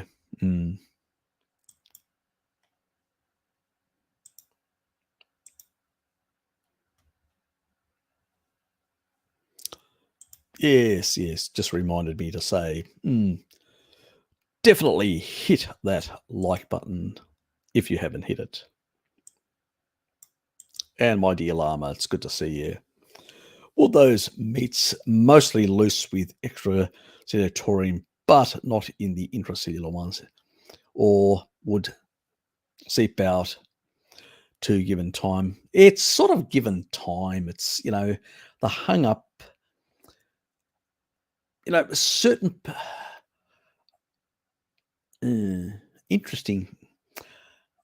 The rate, there is a difference. I remember reading something ages ago. There is a difference in the water content loss, not taurine, but water content loss of different parts of an animal when it's hung up. Some parts of the animal will lose more water than others quicker over when they're being hung up. I need to find that website. Yeah, I forgot about that. That would be interesting, actually, because then I'd be able to identify the exact parts of the animals that are going to more than likely be more depleted than other parts. Yes, good thinking. You've got me thinking about that now, so I'll have to try and find where I read it. Yes, I'll find it. Don't you worry. I can become a little busy, inquisitive beaver. So, yeah, there is a different, that water loss content.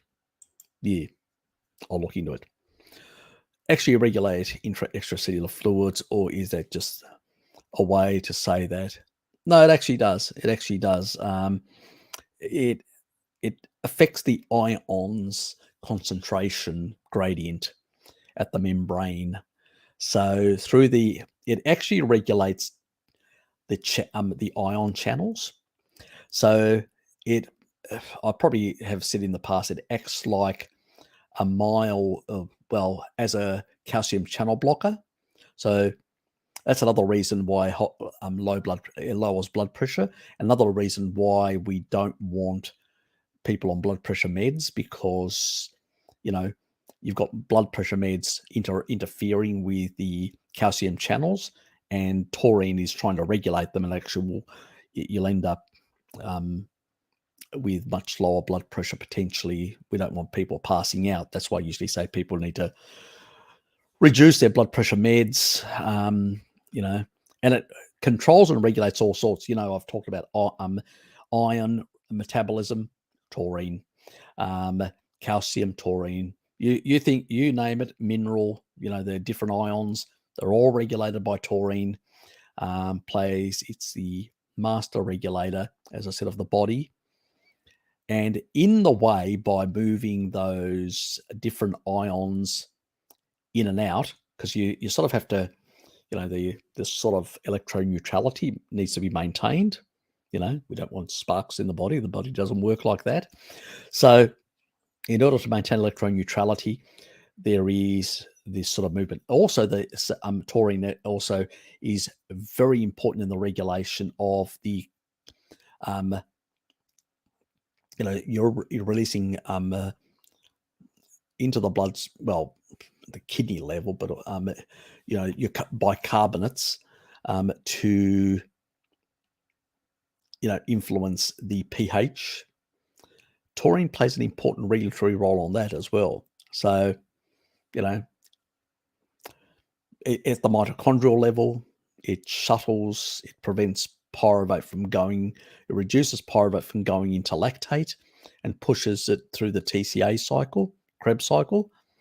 So, and if it's, slightly excess, it'll just radiate it away by uncoupling the mitochondria to do that. So, so it's a nice way of actually just radiating heat, excess energy as heat rather than actually ending up storing it. So, because it can go down through the polyo pathway from lactate and end up as fructose and then converted to fat and then stored. So can do that, but it's the way it actually reduces glycation as well in the body by pushing through the TCA cycle, the excess sort of glucose as well. So it's actually pushing it through in order to basically either radiate it away as heat or produce energy from it. So it's one way of actually that it deals with excess and sort of can normalize blood sugars as well, taurine. But even regulates blood sugar levels. No, obviously, if you're in a deranged state where you're taking in excess, there's a threshold where it can't do it. It'll attempt, but it can't do it. So, but it is a master regulator in the body. So think of it as a regulator rather than something directly doing. So even the or the, let's say, the intracellular antioxidant system, it regulates it. It doesn't basically, a lot of things say, well, when you've got that taurine, you'll see in a lot of things, taurine is talked about as acting as an antioxidant. It's not an antioxidant. It's not like vitamin C. It's not like vitamin E. It is not an antioxidant. The people who are writing that down do not understand taurine. It's not an antioxidant. It's a regulator of the antioxidant system. That's a different thing altogether. It's not like an electron donor that goes around electron doning to stabilize, tissue. That's what an antioxidant does. It is a regulator of the antioxidant system. So it's really important to differentiate that difference. So it's a regulator. And so in a sense, it regulates fluids. It regulates ions of different sorts throughout the body. This is why it's very hard to become potassium and magnesium deficient inside the cell, because when you've got enough taurine in the system, it's regulating the ions and preventing low magnesium, potassium in the cell. It's the reason why people go, I don't get cramps anymore after I've been taking taurine. Obviously, because it's keeping these ions inside the cell, and that's why your muscle cells are not cramping. Got it? So this is the thing, it's a regulator. But unfortunately, with the modern food way, we don't hunt an animal. We don't slaughter it freshly. We hang it up for a very long time and we lose a lot of the fluids, which then basically means we're getting an animal food that has much lower levels of it, let alone we do a lot of inappropriate things. We're in an environment which depletes sulfur. We've got a lot of sulfur depleting compounds in our environment. That's not only the food, it's also petrochemical components, chemical components, all these things put a load on on our basically detox pathways, and they overtax them. And when people are not getting sulfur amino acids sufficiently in, which includes, the key ones like methionine and cysteine as well, and others like that, then people start depleting, and that's why people end up with collagen problems. Keratin, very important. Sulfur amino acids bind keratin, so you end up with better nails and better hair, stronger, less brittle hair. Again, sulfur. But if you've basically got a lot of oxalate and a lot of other things, chemicals and other exposures that are depleting, you're going to be running into problems, and also running into electrolyte problems if you're on a low carb diet, because you don't have the insulin holding things in. That's where people get relief. They go, oh, they don't realize that if they've got enough taurine either in their diet or through a supplement, because their diet is deficient because of modern practices of slaughtering and storing of animal foods, then they wouldn't have that problem and they wouldn't be worried. And then they also wouldn't hydrate like mad if they were fat adapted. Takes a while to fat adapt. Sometimes I think it actually, people that have come across to the carnivore diet from a plant-based diet, I wish in the sense that they actually did like a high-fat keto diet for a period of time, but without the green veggies, and they had actually became very fat adapted.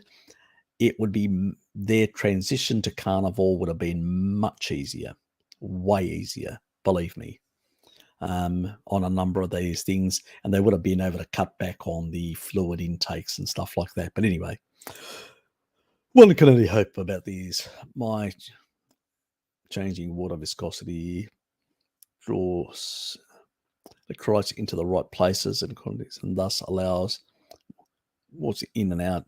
Does taurine work solely through viscosity magic? No, as I said, it's regulating these things. It's not making things more viscous or less viscous or anything like that.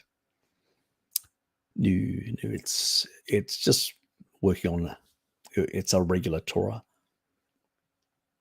We still don't fully understand it, to be honest. We write about it. There's a lot of literature about it, but we can see mechanistically that this is happening. You can do it over and over and repeat the same experiment and get the same result. But why it's happening, it's like, I know the speed of light exists, or gravity exists at this, or the weak nuclear force, but why does it exist for that reason? Those are the questions we haven't answered, even in physics. So we know the weak nuclear force is at this intensity. The strong nuclear force is at this intensity. Mathematically, we can describe it. But why it is that, and why it isn't something else, we don't have an explanation for that. And it's again like taurine. We know that it does these mechanistic things. We can actually see them happening. We can do research over research over research and see in a reductionist way that this mechanism does affect this pathway in this specific way at this dose dependency. And we know it works, but we don't know why. And that why is because it's really bloody hard. Yes. Maybe in a distant future, when we've got sort of science, which is a bit like Star Trek science, we will able to tease out the why.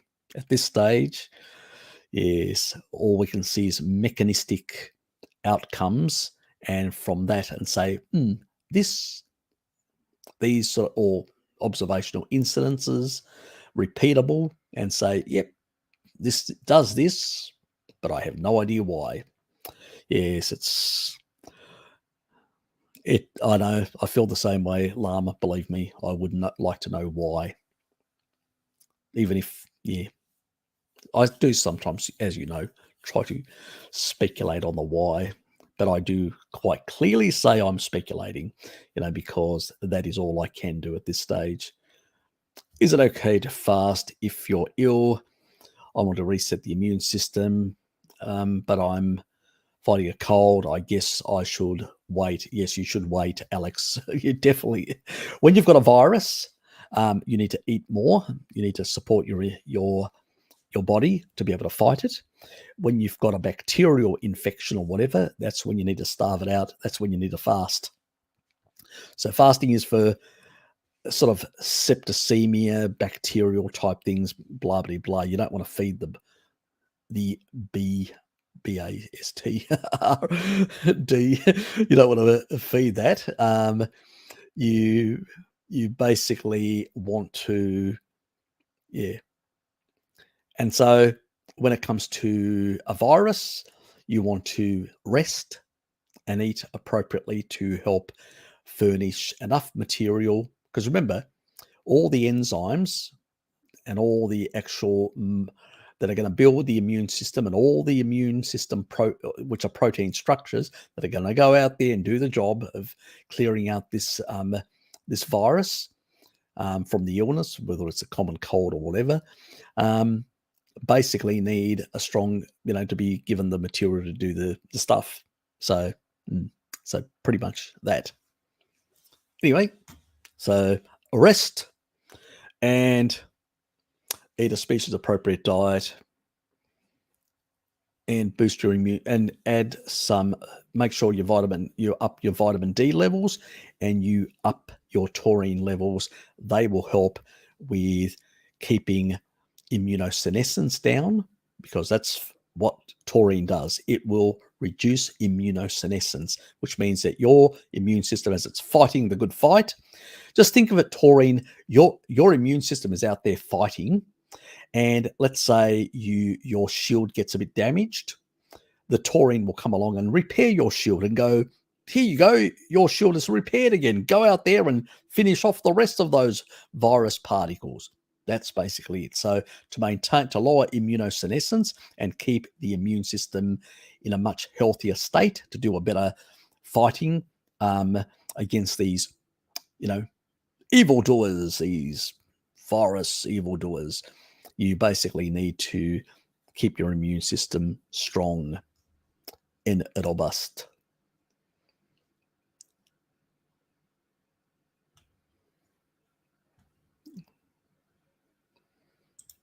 Okay.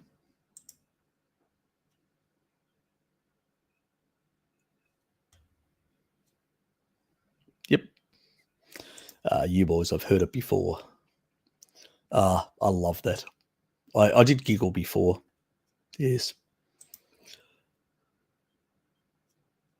Yeah, can. Yeah, exactly. It's physiologically fine. If your glycogen your glycogen levels go down in your muscles, you will get your blood sugar to go up. It won't go like severely up, but it will increase in order to move that around and provide, repletion of glycogen. So that's fine. It's like the dawn effect in the morning. You get the same thing. You get a spike in free fatty acids and a spike in glucose to get you going. That's the whole thing, drives that increase. That's why stress also can keep elevated blood glucose levels up. That's why stress can be a problem if it's chronic.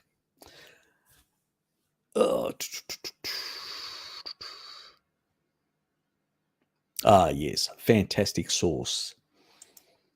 Eggs, wonderful things. Traditional Chinese medicine says generally everything should only be eaten warm foods, drink warm water. Cold is always bad, in their opinion, Harry. They say it's bad for the digestion, fire. Okay. I do not consume my food cold. I do consume it warm, but not hot. That's what the sort of difference I was making between myself and Dad. He likes his food hot. He likes everything hot. Anyway, but that's him. But I'll still drink cold coffee when it gets cold. I'll still do that. Yes. They most, yeah, doing it the wrong way. Yes. But I would say that most food, look, I wouldn't disagree with it, because I think ancestrally, when we cooked things, we would cook things by the time we got around the fire, around, we laid the food out for people to eat and all that, it would be lukewarm by that stage. By the time we consumed it, we wouldn't consume it very hot. So yeah, it probably is much better to be consumed at that sort of lukewarm in that regard. But then again, for thousands of thousands of years before fire, before 1.5 million years ago, we would have consumed, in the earlier stages, when we were scavengers, we would have consumed things on the cooler side. So, and especially in very cold environments, it would have been more cooler. So we'll be, you know, you can, as I said, you can throw any argument up about these sort of things of different climatic periods and stuff like that, So, yes. Anyway, I thought about being a bit controversial. Could replenishing taurine levels contribute to better endogenous production of coenzyme Q10, PQQ, and other stuff that are proven to be deficient in all advanced ages? It seems to improve some of these areas. It seems to, anecdotally, and some research tends to show, but I haven't actually looked into it in detail, like it improves the homeostasis of a number of ions, mineral, when we're talking about ions in the body, but also the regulation of so many things, and also the recycling, maintaining certain levels of things throughout the body. It seems to, a lot of things seem to point in that direction. So, people that are consuming taurine seem to have a better status, even on the coenzyme Q10, and some other things. So, yeah, you could say that, but is there compelling, specific research on these things? No, it's sort of indirectly, where I've seen sort of research specifically, or people on some sites that have actually put up their stuff and said, look, look at my levels. I've went and got tested these things since I've been carnivore, and they're much better. So, they're N of ones, but potentially it does seem to regulate a lot of different factors in, it's just, as I said, there's just so many. I could spend a whole lifetime writing about taurine's sort of effects and regulations of different systems in the body. So, yeah. But with some of this sort of stuff, it's more it's maintaining a homeostatic or a level where it should be naturally, due to its regulatory, not that it's actually increasing the production or anything. It's just basically maintaining a much better balance of these things at the proper physiological levels. So think of it as a Swiss Army knife in the body, as a Swiss Army regulator in the body, in a sense. So you got to think of taurine as a regulator. Don't think of it as, doing things, but regulating things. Think of it, that's how you have to view it, as a thing that regulates things. It does do a few things. I mean, it does refold misfolded proteins. It does do certain things, but it does it both in a direct and indirect way. So there are other things that are at play as well, some enzymes and stuff like that. So is it directly, or we haven't been able to, there's question marks on that. Like in the research, they'll say, oh, it directly it influences the refolding of proteins. But is it really that? Or is it the enzymes that are coming in and doing that are being regulated by taurine? And and basically also regulating the reducing the glycation factor. We don't have that level of fidelity or accuracy in the mechanistic studies to basically tell us precisely. It's like, I see that is the outcome. Like, I can see that it can reduce the glycation of beta amyloid, and so beta amyloid can be refolded. So you've got these structures of proteins that can be refold properly and then can be cleared out properly, so they don't build up. So you don't get this dementia, interference in signaling. But at the same time, is it regulating the components that are doing that, or is it directly? I think we'd have to get instruments inside the brain or inside the cell to see exactly that it's doing that. Like, what I'm trying to say is, we can put it in taurine and we see that mechanistically this is happening, but we don't know through whether it's through direct or regulatory. We haven't teased that stuff out. So it's funny because we've got such precision equipment, but we still haven't been able to create some sort of nano sensor that we can put inside the cell, or nano sensor which we can put inside the brain, to be able to see whether it's actually physically removing that glycation factor, or is it regulating enzymes and instructing them to do that sort of thing. I don't know, and none of the researchers know. We know it happens. We know it reduces glycation of beta amyloid, and then it refolds properly and can be cleared out. But we don't know how it does it. Some academics think it's direct. Others think that it may be regulatory. They're both speculating. They don't have any real proof. They know it's happening, but they don't know how it's happening, sort of thing, so to speak. That sort of clarifies. That's why I've tended to move in the direction saying, I look at the structure, this sulfonic acid structure, and I'm going, okay, combined to certain locations when it comes to certain enzymes, and they're combined to certain other things, and I'm thinking, I think it's regulating. I don't think that it physically can, like, for instance, osteocalcin has a certain structure that can actually, the protein has a certain structure where it can actually capture the actual calcium molecule and take it and pull it and do things. So that can have a direct interaction and do some work. But I'm not sure about taurine, Llama. I'm not actually sure. I sort of feel like we've shown mechanistically that it does regulate all these sort of things. I think it's through influencing certain enzymatic processes that are that basically then can interact with all this other stuff to make it work in a certain way in the body. That's an overgeneralization. I could be wrong on some aspects of that.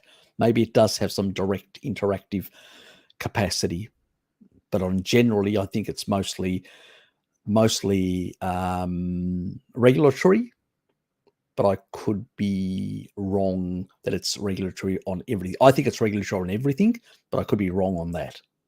There may be some level of interaction at some types of biochemical processes in the body. Just don't know. I just find it unplausible. It's more out of the plausibility. If it regulates all these other things, why would it have its direct effect on some things but not other things? It really just doesn't make sense to me. So yeah, but as I said, I still could be wrong on some of those aspects of the way it works. Yes, hopefully we get more science in the future that can actually help with that. So someone like Sean Baker is basically high carb from all the exercise. No, nothing like that. No, we're talking about demand-driven glucose. It's gluconeogenesis. So the body will produce as much as required to replenish the. It'll get sucked in. It won't stay in the bloodstream. You won't get high blood sugar. You'll actually get a slight increase, but you won't get high blood sugar. So you don't worry about it. Exercise is not going to create excess blood sugar. It's demand driven. The thing is, the body doesn't know exactly how much you need, and it may go slightly higher just to make sure that, but it can clear it out and all that. So you don't have to worry about that. It'll actually send it back into the liver to store in storage until it needs to be circulated. So it doesn't increase massively. It's a bit like the dawn effect, this slight bump up and then it'll come down. So you can go from being those low 4 millimoles to popping up to about 5+, and then it will come down. It's because your insulin to glucagon, without higher glucagon, you can't create gluconeogenesis. Glucagon is in the toilet. You're not going to get glucose production from the glycerol backbone, so it can't happen. So as long as insulin is kept in that 1.3 ratio with glucagon, you'll only generate as much glucose demand driven, slightly over, because the body's sort of just in case you need more. It can't get ultimately accurate. That's why it'll go up to slightly over 5 millimoles and come back down after exercise. So in a fat adapted person, that'll work like that.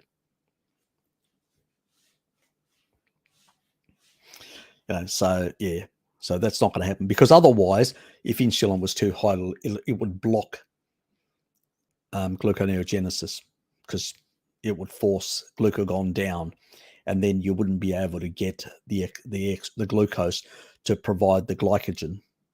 So that's why it will rise from the low 4 millimoles up to the 5+, because it's actually just putting more, but insulin is not responding. Insulin will not respond because glucagon is keeping insulin under control to basically provide the demand-driven requirements because of the physical activity that somebody's doing. They need to replete, and that glucose, that glycogen is coming out of glycogen stores in the liver.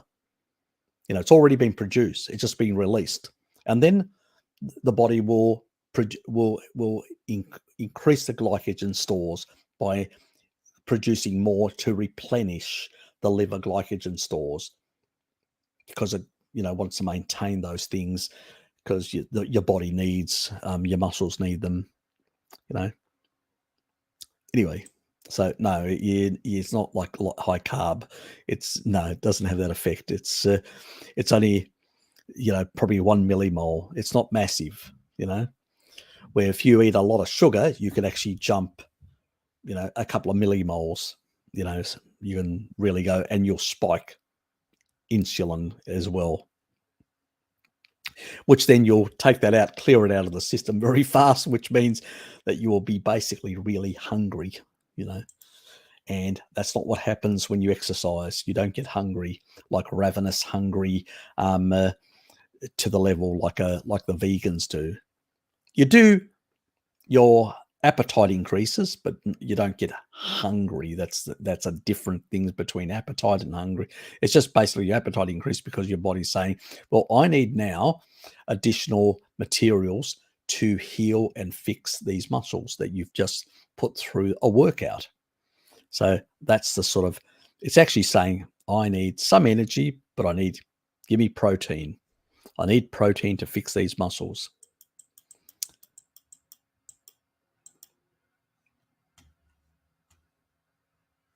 Oh, okay. A pool bug can happen.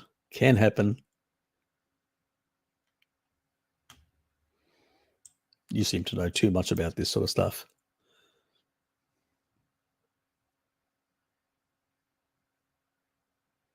Yeah, look, animal foods are important, but as I said, due to modern methods, they may have insufficient levels, and that can be a problem, especially if people are not consuming enough protein, enough animal foods. Can vary. Genetics, a lot of factors, how big you are, you name it. There's a lot of things. You talk about earthing bands and you put on your runners. Yep. How do they look like? Where did you get them? Off eBay? Off Amazon. Let me just find the thing. Give me a sec.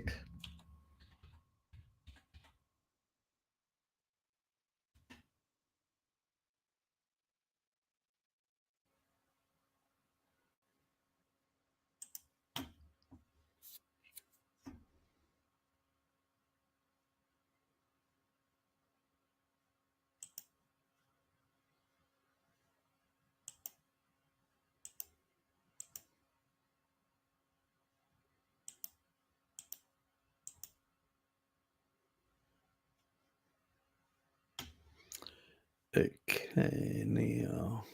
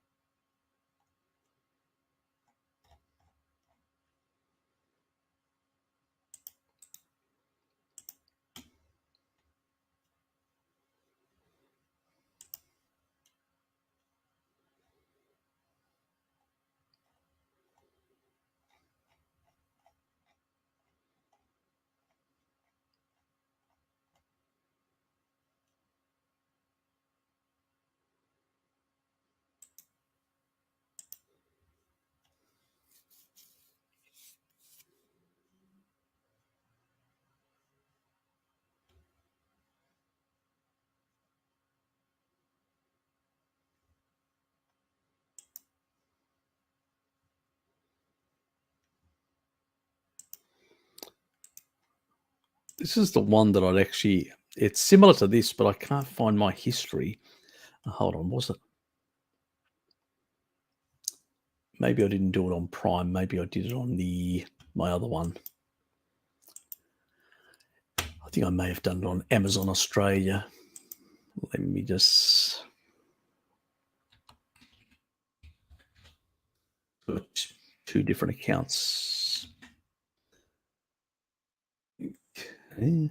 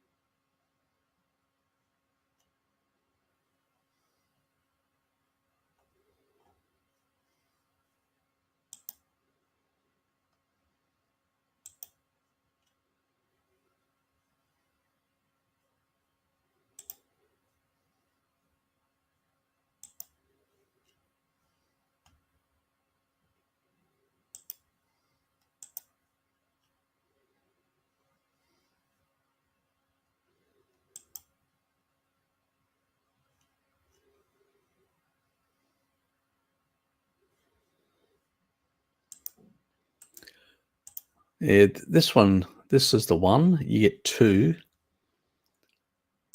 This is the one that I actually bought.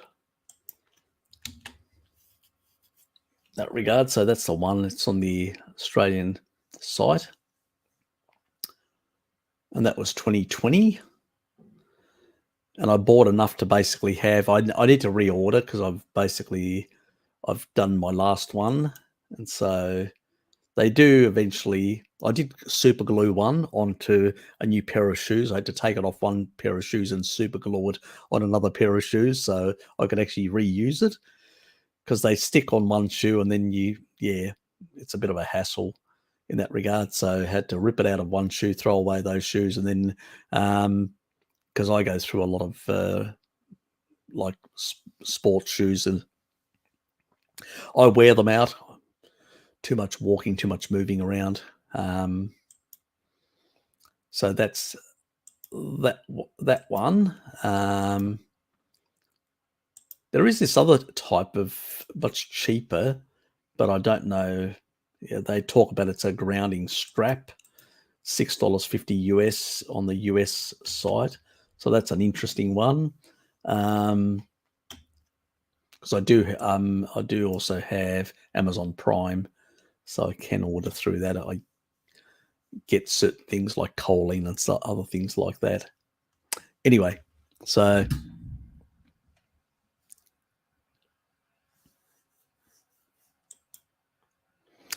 do check that out and the sort of stuff. Anyway.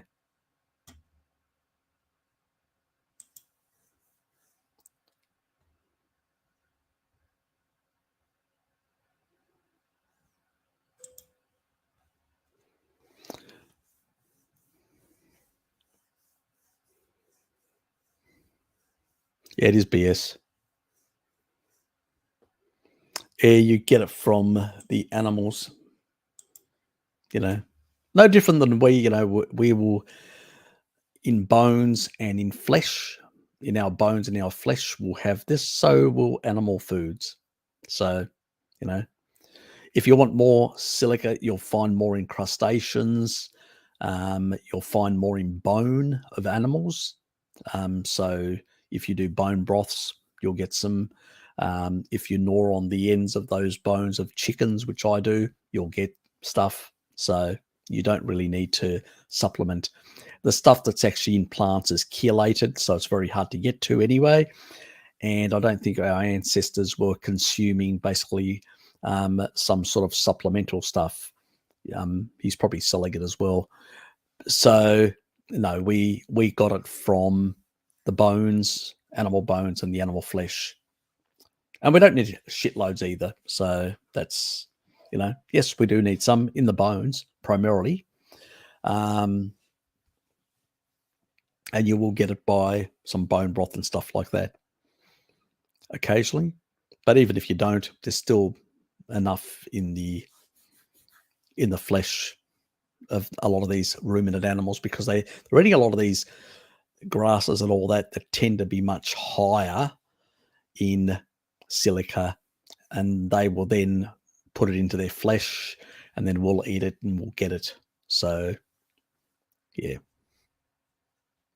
they're the middleman, so to speak, in bringing the stuff to us. So yep.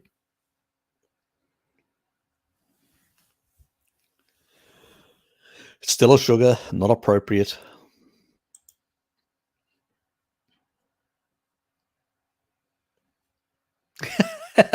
Eating rice is going to put you on Yellow Ted's hit list. Good one, Dave. Good one. Yes, that little Teddy, he'll get you in the end. God.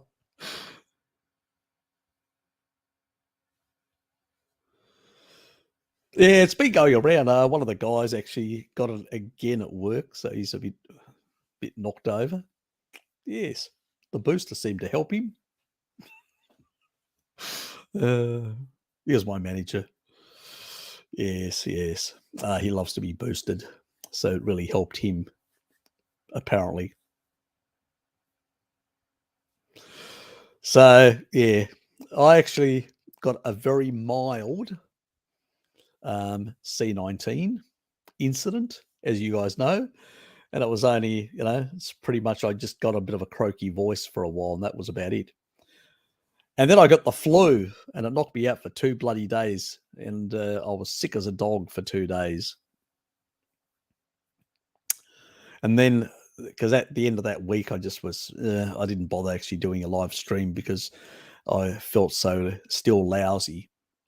So, and it's probably because we didn't get much exposure to the flu, so it's mutated so many times that it was, it knocked me about far more. So yeah, the flu was worse in my case, and I've had another 2 people at work that also had the same experience. Oh, C19 wasn't too bad. Oh, the flu was really bad. Yep. So yeah, that narrative has been blown to bits, and we're still waiting for all these mandates to go away. Yes, bloody annoying.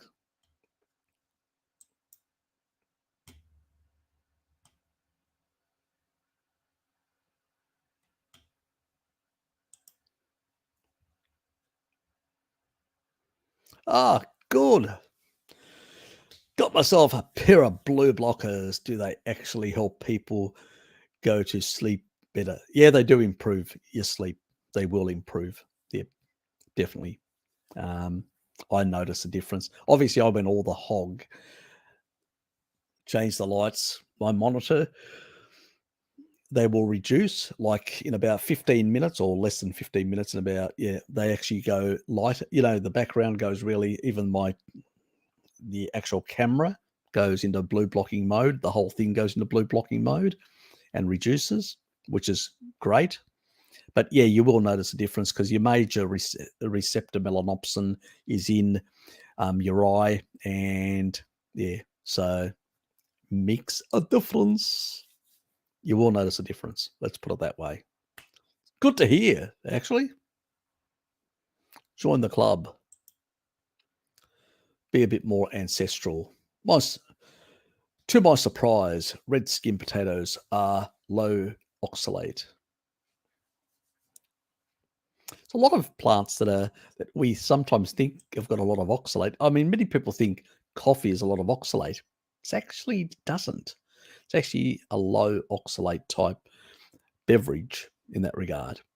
Now, obviously, if you go for an espresso coffee, off a coffee machine, that will be lower in oxalate than the freeze-dried stuff that I'm using here. The difference is the freeze-dried stuff is going to be higher in niacin, and also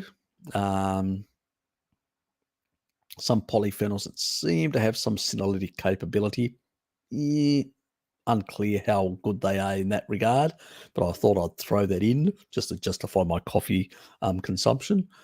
So, bullshit from bullshitter. Cheers.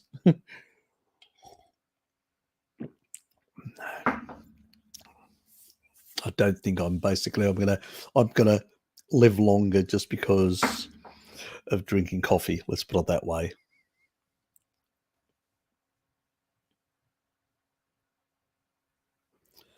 Ah, somebody else is there. Fabula Deem. Good to have you here. Meat needs to be eaten within 24 hours of animal death. Anything after that is stale. Meat is in supermarkets is usually 5 weeks old or more, sometimes months. Yeah.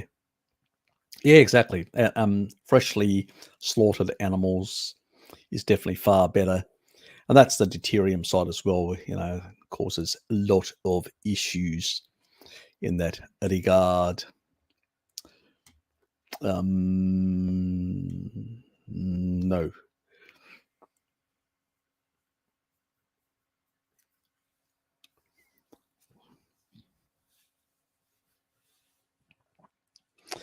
It helps shuttling electrons through the electron chain. So between the complexes. So in the sort of reduced equivalence of CoA, it's a sort of a coenzyme Q10 dependent transfer of electrons through the electron chain requires coenzyme Q10 to efficiently do that. you know. So yes, it is important in the electron chain, not for the protons, because they just go through the pumps. They get stripped, they get sucked through the pumps. In an indirect way, yes, it is important because the electron flow through the electron chain is going to power up the pumps and allow the gradient to be built up on the other side of that membrane. So to improve the membrane potential, the gradient within the inner mitochondria membrane, or that little pocket, so it can then push through the ATP synthase. But yeah, it's more to do with the electrons. And so, yeah, it's a critical part of the energy production, so to speak. So, yeah.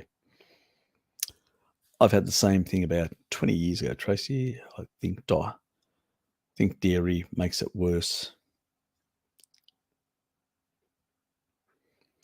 Yeah, with some people. Not everyone. So, but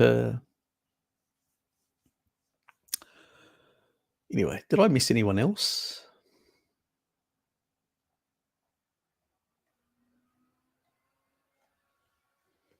I think I haven't missed anyone else. But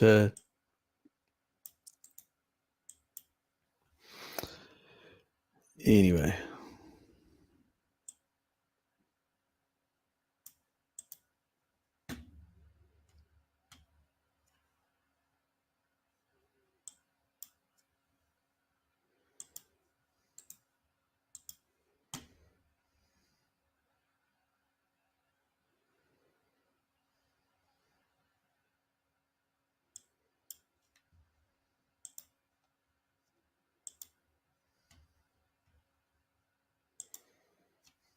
See ya, and happy birthday to her as well.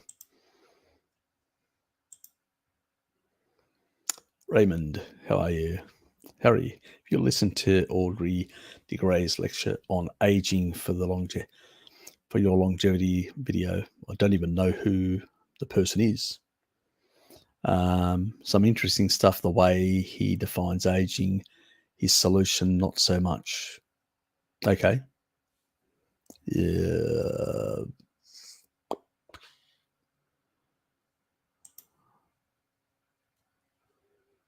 Anyway, I'll look the person up and find out. I usually find that a lot of nutrients in animal foods directly interact with a lot of the enzymes that are involved in aging, in senescence, in telomerase. In all these things, you'll find animal nutrients that are playing an important role. And why aren't we talking about this? Because it's not convenient for certain pharmaceutical companies. So I'll check it out. It's probably stuff that I've already listened to, because I sort of keep an eye on, the Sinclairs, David Sinclair. I actually, my Twitter account follows his Twitter. I'm a follower of his, so I keep an eye on what he's talking about. So he's probably more cutting edge than this guy in terms of what's out there and some of the methods and all that, and some of the methods of actually affecting certain pathways like the P30, the P53, P16 gene. There's a number of genes that you can actually sort out, which in longevity,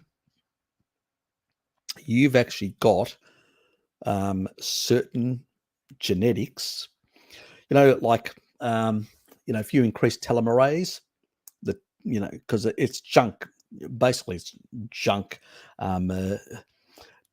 It's just it's easy to remember. It's TTAGGG, TTAGGG, TTAGGG.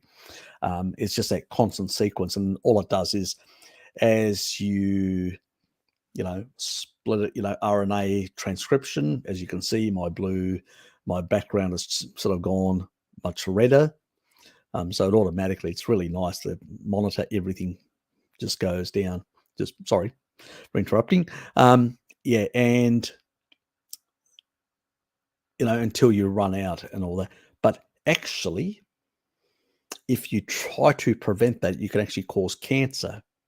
But if you affect those genes, you can actually achieve greater longevity. I think Sinclair said about 50% for some rats that he was doing or whatever. It was quite a bit in that regard.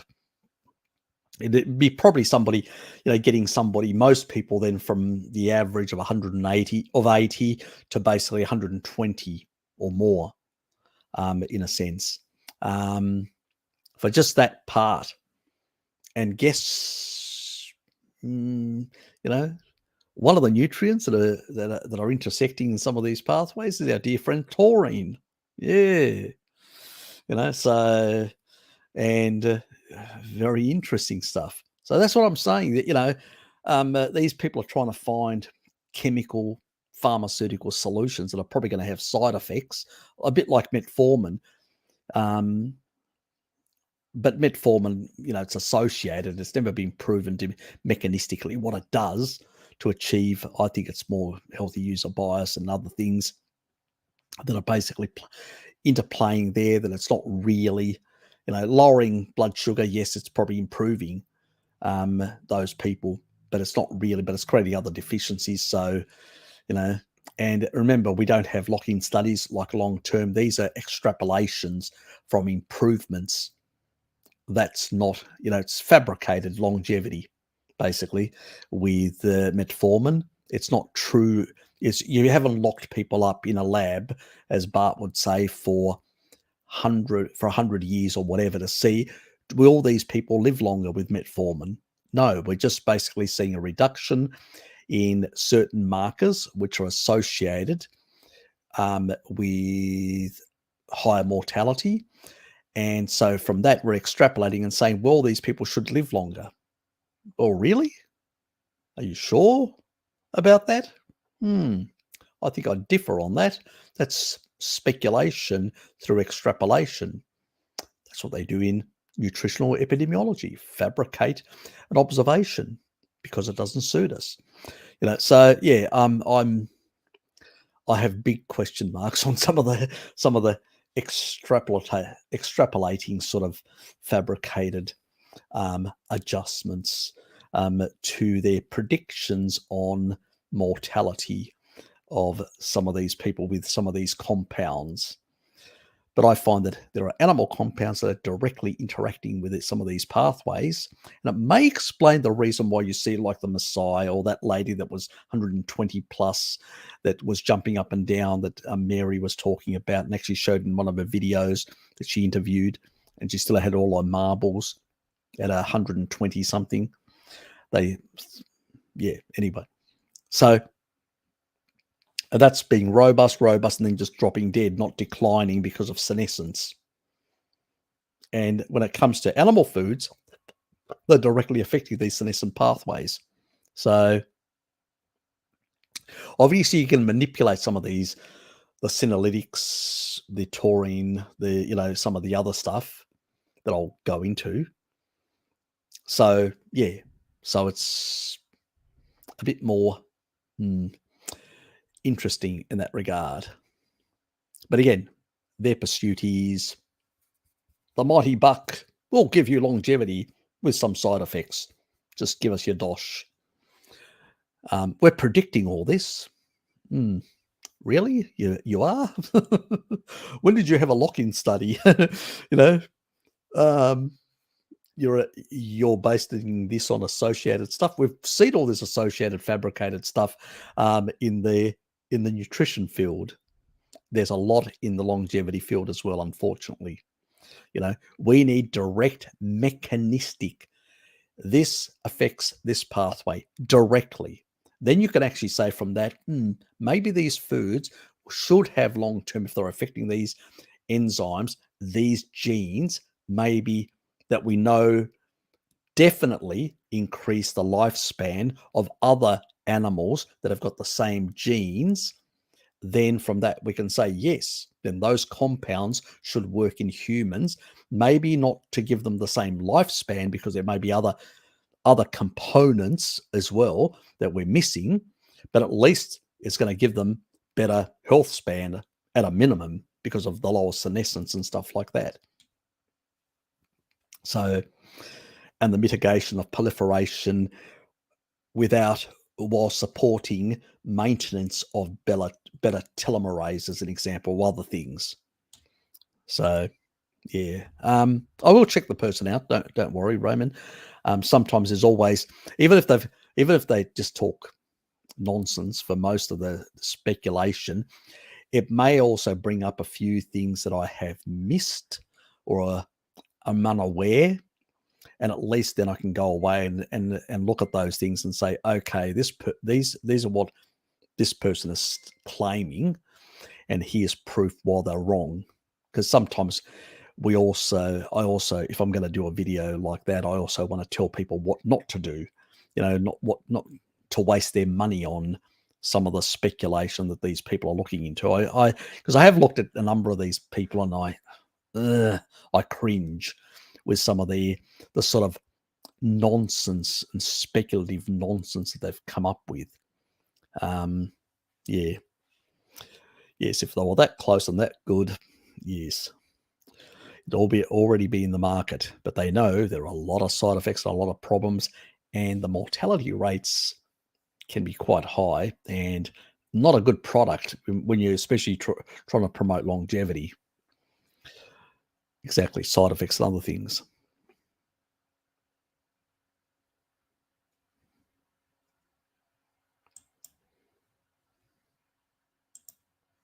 Back again. You must have been talking to Marco on your phone. How is he? Is he still coming down in August or not? Has he made up his mind?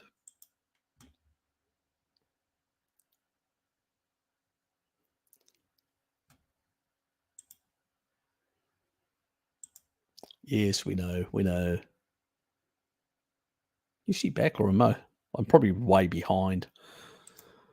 Oh well, I'm way behind. So be it. It would be great if you made a video on serotonin debunking the claims made by repeat fans. Yeah, I'll make something. Yes, I think I've covered a couple of things. It is in the works to do more videos on repeat, the nonsense. So yes, expect something in the not too distant future. They make a lot of claims, and if you look at Ray Peat's blogs, there's a lot of contradictions in the stuff that he's saying. Actually, he doesn't even. Yeah. Anyway, that's for the video.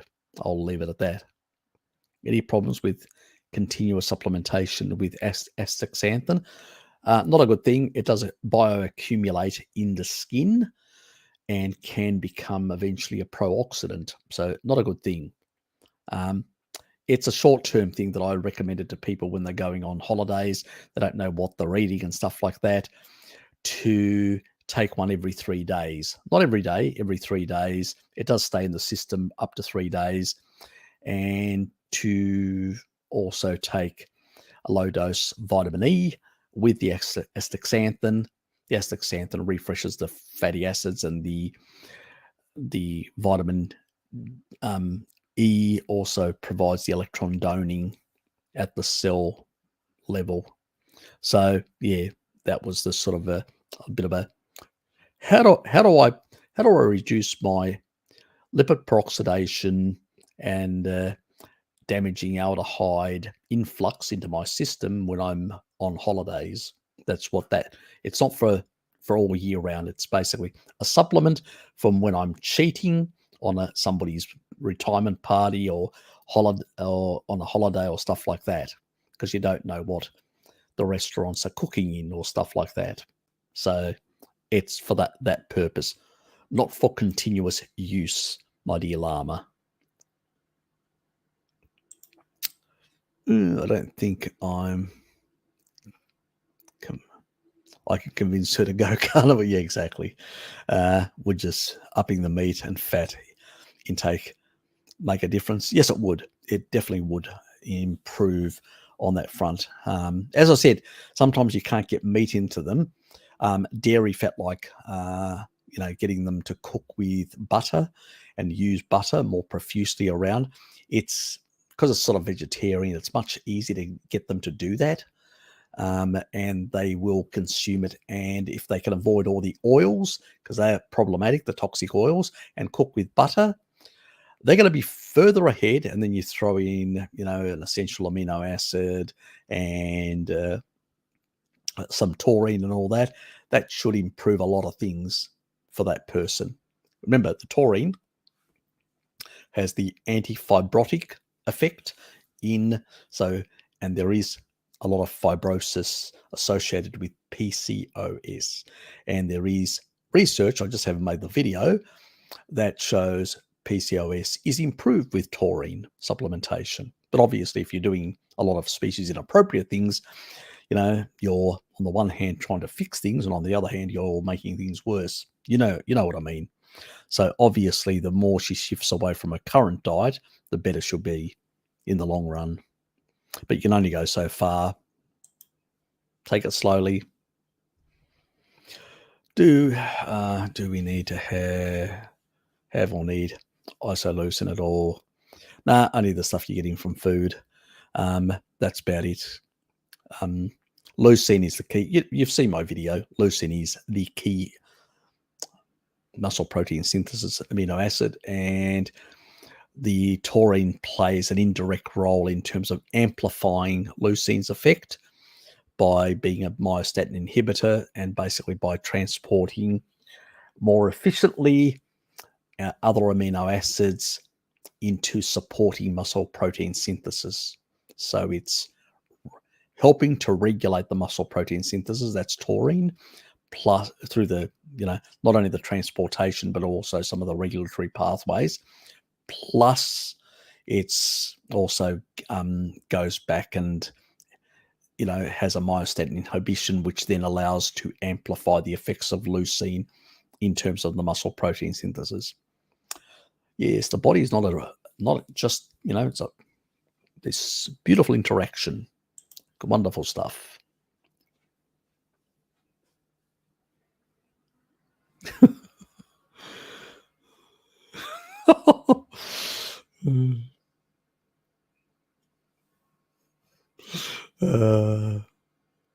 I think he enjoys being. I take the mickey out of him as well. Believe me. I did. Yes, I could be a bit of a scoundrel, but he does. He's got a good sense of humour. He's pretty good bloke. Gin. When I drink coffee, I add heavy cream, but I can't really get raw cream. Ask if milk and cream's safe to consume. I get a cream which is in the supermarket, but it's a Tasmanian cream. I don't know whether it's sold interstate. It's called Ashgrove. It's basically from the northwest of Tasmania. The animals up there are grass fed all day. So they say they're going to go organic completely. They haven't gone organic completely. And the reason for that is because they're still occasionally having to treat some of the animals or stuff like that. Or, and there's some of the farmers, they're also using a bit of grain to increase the milk production. So there's a bit of that, but they are trying to shift towards, a more, but it is one of the best creams, Ashgrove. It's got a very high fat content, one of the lowest that I've seen in Australia of carbohydrate content. So it is very low carb and much higher in the fat content. Fat content is about 48% or whatever. So it's quite high. It's nearly half. The rest is pretty much water. So it's called Ashgrove, but I have no idea whether it's been sold interstate or.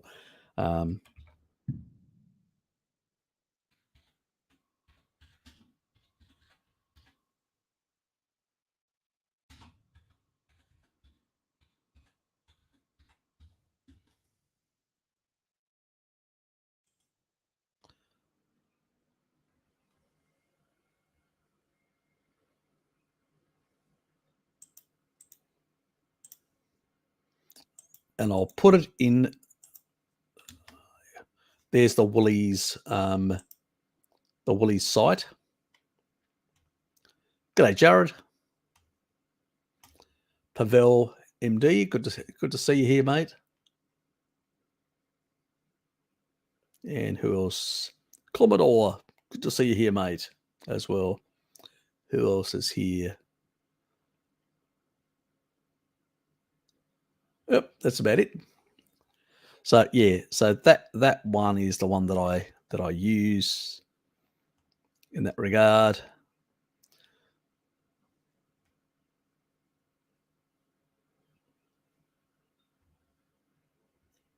Oh, I made a mistake. It's actually 36%. 36%, but it's only got 2.4. It's the other one, the double cream. That's right. That's another brand. I forget. Yeah, I do get that, but that's for treats. That's a really heavy cream. It's a heavy cream. But this one is a standard cream, which is for coffees and stuff like that. It is 35.9 grams per 100, which is 3.5 ounces. And then its saturated fat is 23.15 grams, which is good levels of saturated fat, which is great. That means it'll have more short and medium chain triglycerides and stuff like that, which, yep. And then you've got, doesn't have a lot, don't give me, and it'll have more stearic as well, because this is cow's based, so it's got more of that stearic and palmitate. And the carbohydrate content is of milk sugar is 2.4 grams per 100. So it's quite low in that regard. So 2.4, which is pretty low.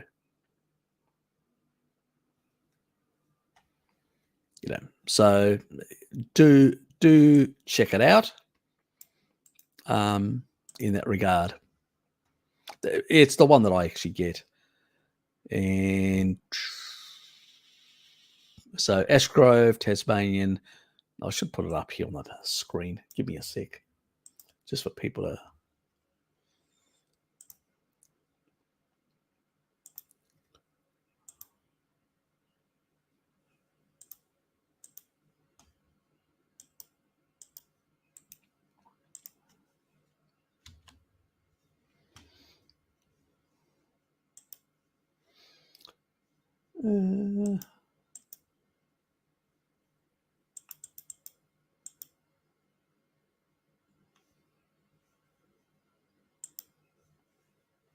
Okay, Ashgrove, Tasmanian farm natural cream, has nothing added. This includes no artificial thickeners or gelatin. This makes our cream perfect for pouring over desserts, finishing savory sauces, or whipping to fill a cake. Anyway, we won't be using it for those purposes. But as you can see, it's got 2 grams of protein, not much. 2.4 grams, that's 100 grams or 100 mils or 3.53 ounces. So 3.5 plus ounces. And 36 grams of fat. So it's mostly fat, very little, so you're not getting much carbs, where a lot of the other creams tend to be much higher. And that's what it looks like, the actual bottle. The cows are grass-fed, cow to you, no thickeners or preservatives, and it's a Tasmanian brand. I have no idea whether it's sold in any of the stores interstate gin. No idea. You'd have to check and see whether you can find it or not. You check the stores. Check store stock in our store. So check your store. See if it's available in your area. It may be sort of. So yeah, that's what I would do in that regard. Anyway, let's move on. Where was I? Oops. Yep, that was all the where Dom is. Ah, yes, we love oysters. And so does she. She loves oysters as well. Now that I've introduced her into... She tried to say, oh, yes. She's become an oyster fanatic. Have you seen Harry's last short? Definitely aiming to turning into a trend. It's an epic deterrent depletion. Surfing. Yes. It is. Anyway, you guys are having your own little conversations. I noticed. Anyway. Yes. When it comes to anything related to blood and stuff like that, taurine will help. And so, because there are glycating factors issues related to this, plus or citrulline, vasodilation, converts to L-arginine. Yes, good for nitric oxide production. I forgot about the calcium channel blocking effect. Yep. Not a problem. Well, that's why we have that. I have that video about the potential interactions between taurine and blood pressure meds and lithium, because it does bioaccumulate lithium. It reduces the excretion rate, which basically means that you can actually cause problems in people with mental disorders. But the funny thing is, lithium works on similar pathways that taurine works on.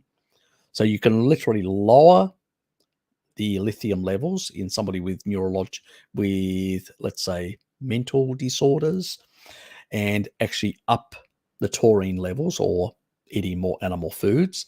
And it's a bit like, Amber Ahern. She basically was able to sort out her bipolar by going on a very hardcore. It's probably the taurine and some of the other elements within the, some of the peptides inside the actual meat that she's getting that are actually improving her mental situation quite a bit.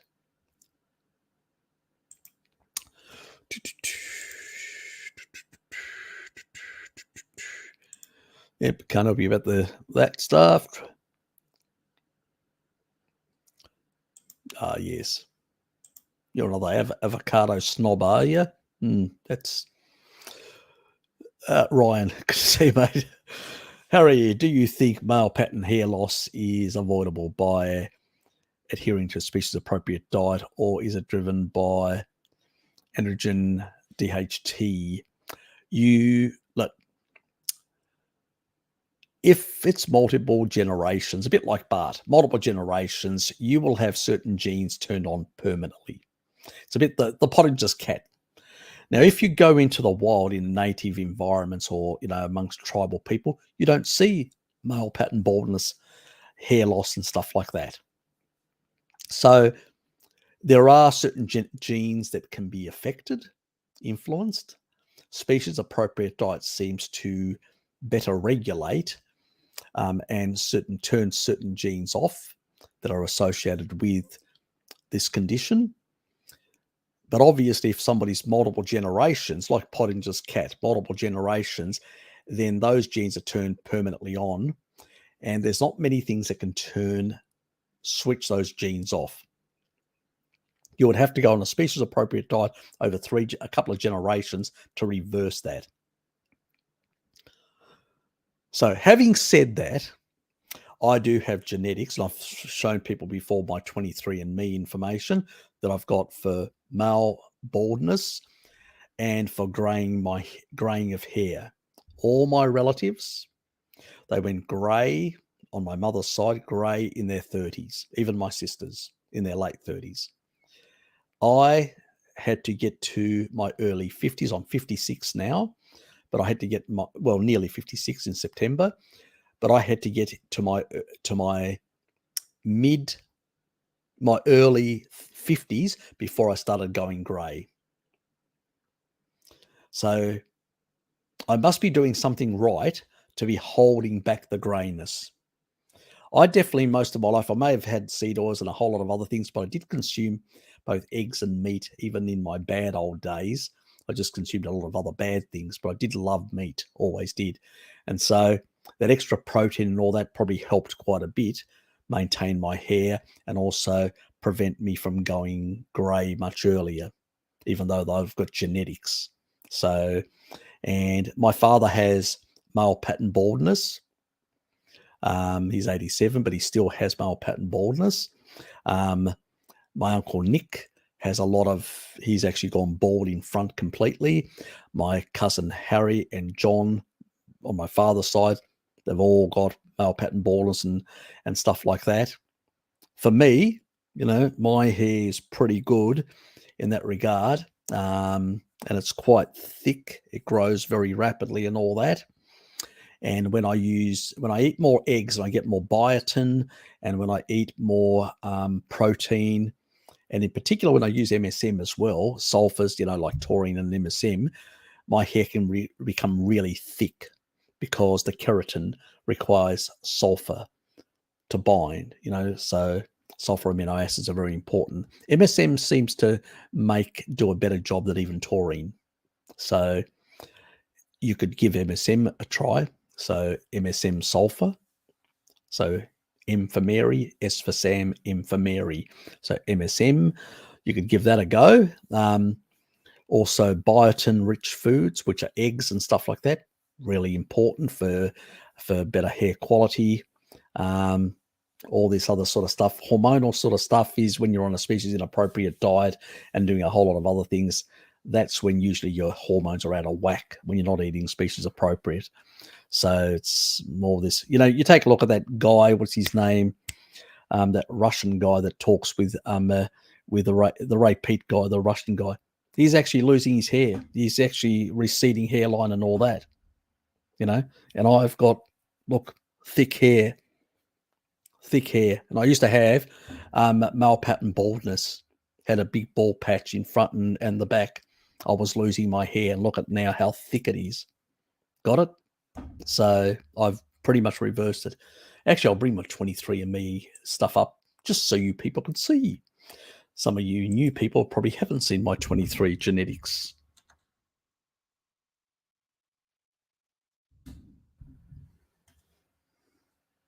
So you don't need carbs for that's just bloody nonsense. Anybody that believes that can believe in fairy tales and goblins and whatever else. Your hair is made of protein. What do you think collagen is? It's protein. It's in the legs, it's mineralized protein. If it's in the hair, it's protein. That's what we're made of.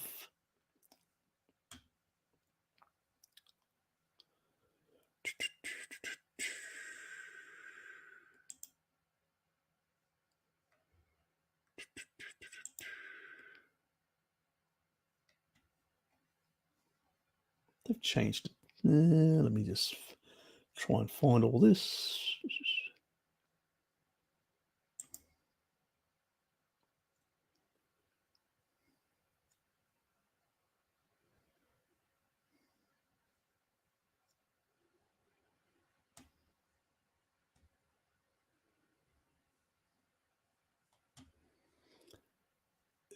Okay.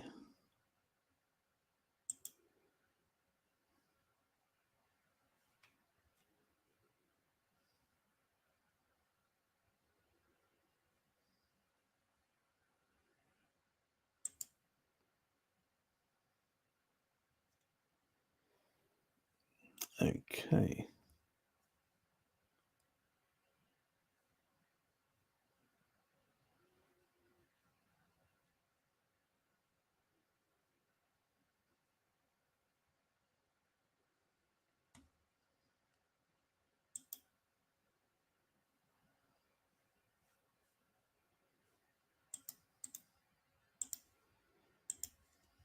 Let me just find all these bloody reports.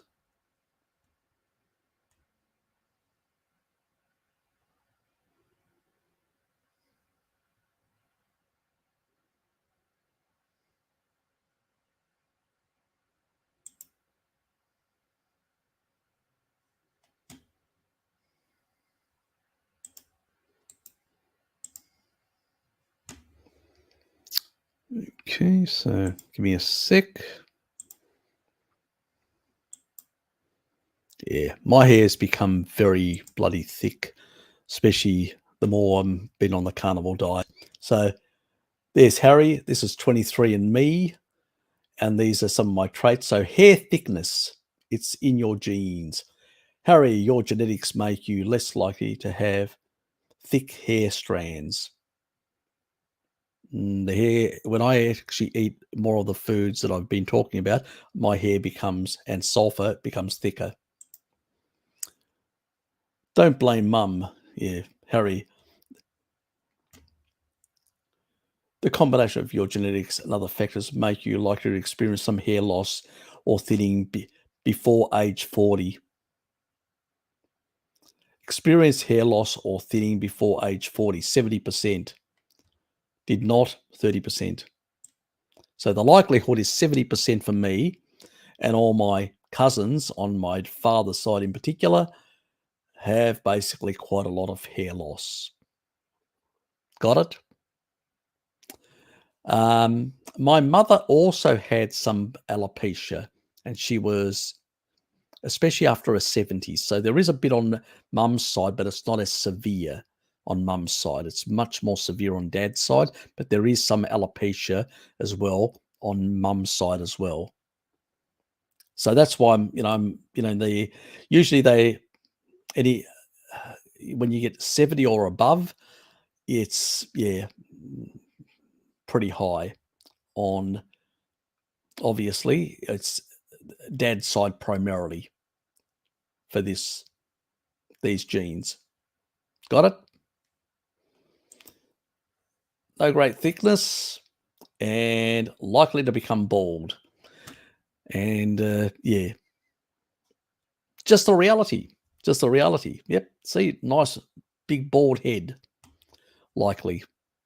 So genetically, I'm predisposed to become bald and predisposed to have thinner hair.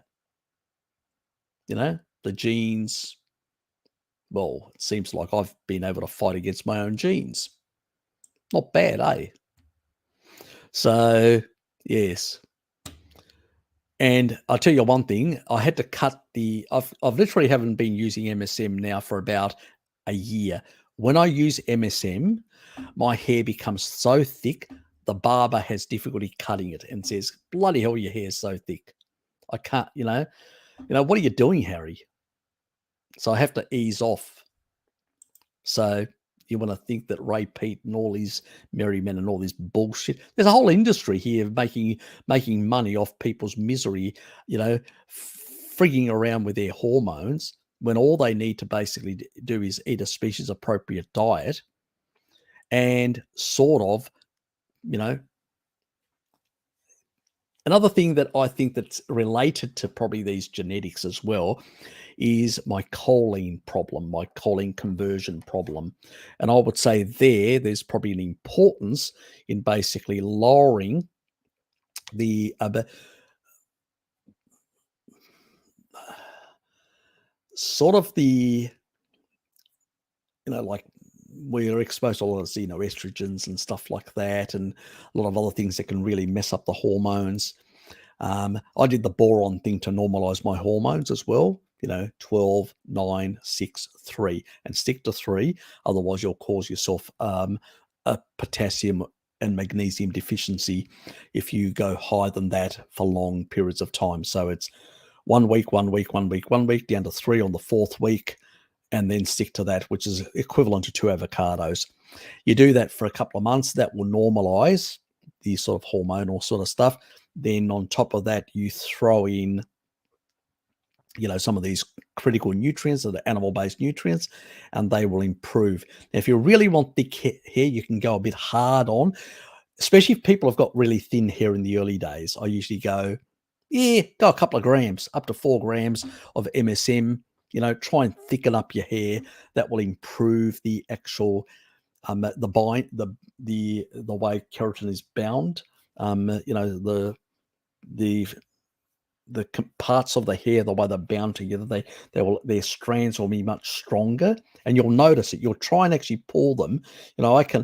I can't pull. I don't lose. I look in the bath. There's no hair there. I don't really generate a lot of hair when I'm showering or whatever. There's no hair loss. It actually seems to be, much stronger. The hair follicles, I can't even, pluck them out or pull them out. There's nothing there. So they tend to be, and I think these sulfur amino acids are playing an important role. And that's what's in animal foods, methionine, taurine, things like that are very important. Glycine, very important for for collagen. And your hair and your nails, what are they? Sort of the sort of the nail quality is really good in mine. I mean, Hello Kitty's seen my nails because I show her, and they've got nice pinkiness and all that, and she's seen them, and she goes, she's still working because hers aren't. I'm going, just keep at it. I say to her, keep at it, and these things will improve over time. She used to get these little, I forget what it's called, sort of little growths on her hands and all that in winter. That's all gone. She no longer gets that. Completely gone. So that's resolved, and a whole lot of other things resolved. Better circulation. So blood circulation is important for peripheral. A lot of these peripheral neuropathy and a lot of other conditions, peripheral type issues, sulfur amino acids like taurine play an important role, reducing the glycating factors in these peripheral areas. So improving, not only the nerves, but also improving sort of the vascular sort of tree in that peripheral thing. Plus, I do recommend people that may have some conditions like that to also consider L-citrulline. I use it for vasodilation. I've used it since I had my cardiovascular issues a while back. I was, big, had a big pot belly. One of those big, people have difficulty walking. One of those big pot bellies. In for surgery, double bypass. Hair receding hairline. All this sort of stuff. I was a friggin' mess. My hair, my skin was really bad, which is now much younger than it was when I was 40. My looks much better now than then. It's just ridiculous what a species appropriate diet does for you. Shocking, isn't it? Yeah. Trying to interfere with these hormones is not a good idea. Leave the body. It's got genetic transcription. Leave the body. Just regulate it properly with the species appropriate foods and add a few of these biohacks and stuff,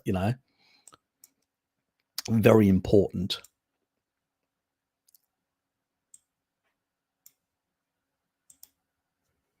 Just because people don't, I go, there it is. There's the evidence, my genetics. But I'm not a victim of my genetics. By going to a species appropriate diet, I've actually silenced those genes epigenetically. Got it? So there is hope for some people. Not for everyone. Some people like Bart, there's too many generations that did the wrong thing, and so it's sort of, but it's a bit like, the sort of stuff that I talk about with, certain neurological diseases. You can actually turn off the genes with high doses of phosphatidylserine, so completely turn off these genes. They're doing it in Israel for Ashkenazi Jews that have got specific types of neurological disorders that usually end up being fatal. They can turn those genes completely off, completely put them into remission and reverse the neurological disorder. So, exactly.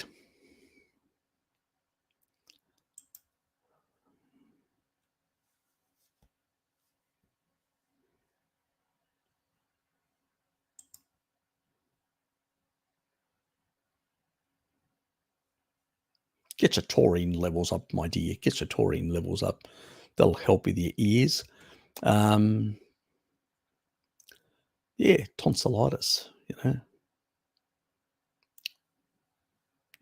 Are you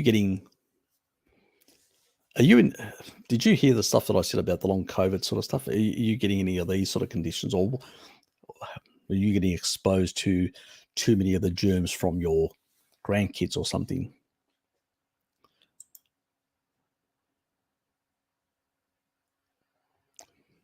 Yes.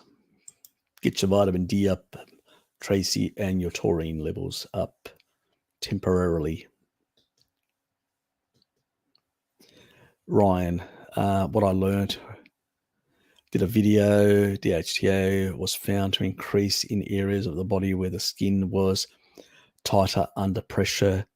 Do bald people have tighter skin on their scalp due to calcium deposits? I had a massive calcium deposit right through here, this whole part.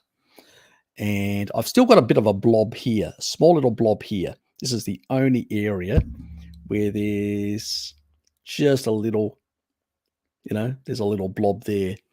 Most of the hair follicles are growing out of it, which I don't know how they have achieved that, because there was no hair growing there before. So don't ask me. But yeah, calcium under the skin can actually have an effect. I was doing high doses of menaquinone 4, and that does have the ability to go into soft tissue, take calcium out of that soft tissue and put it into the bones. So there is something to do with calcium derangement. And remember, taurine regulates calcium, the calcium channels. Remember, it's also a calcium channel blocker, and also regulates the homeostatic state of calcium in the body. So I suspect combination of menaquinone 4 and taurine probably played an important role in reducing. I forgot about that. Thanks for actually bringing that up, Bert. Yeah, but it's not what he thinks. That's associated. You get some derangements in some of the hormonal systems, or some different changes. That's not the driver. It's some of the other stuff. And, this sort of skin tightness or things at the scalp level, stuff like that, it's usually due to calcium buildup under the skin, so, and that can only, on a species appropriate diet, it seems to come down. So I had a number of bulbing or areas that were much thicker. I could feel them. Now they're, much sort of soft, like normal skin on bone type thing, where this I know is skin on calcium. There's still a bit there that hasn't, it was a more of a bulging part in this area. And I think that's the reason why it hasn't actually completely removed, which is annoying. And I did talk to my doctor once, and he said, well, Harry, you've tried everything. Maybe the only way of actually getting rid of it is surgery.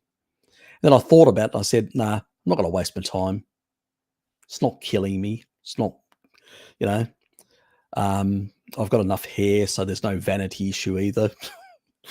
So, why go under the knife? So I don't bother about it. Yeah, but I think it's a calcium buildup. Again, it's all, being on a species inappropriate diet is going to derange and not having the regulation of, these, of all these ions and everything in the body. I think that is what is creating all these different derangements, and they're expressed slightly differently in different people, so.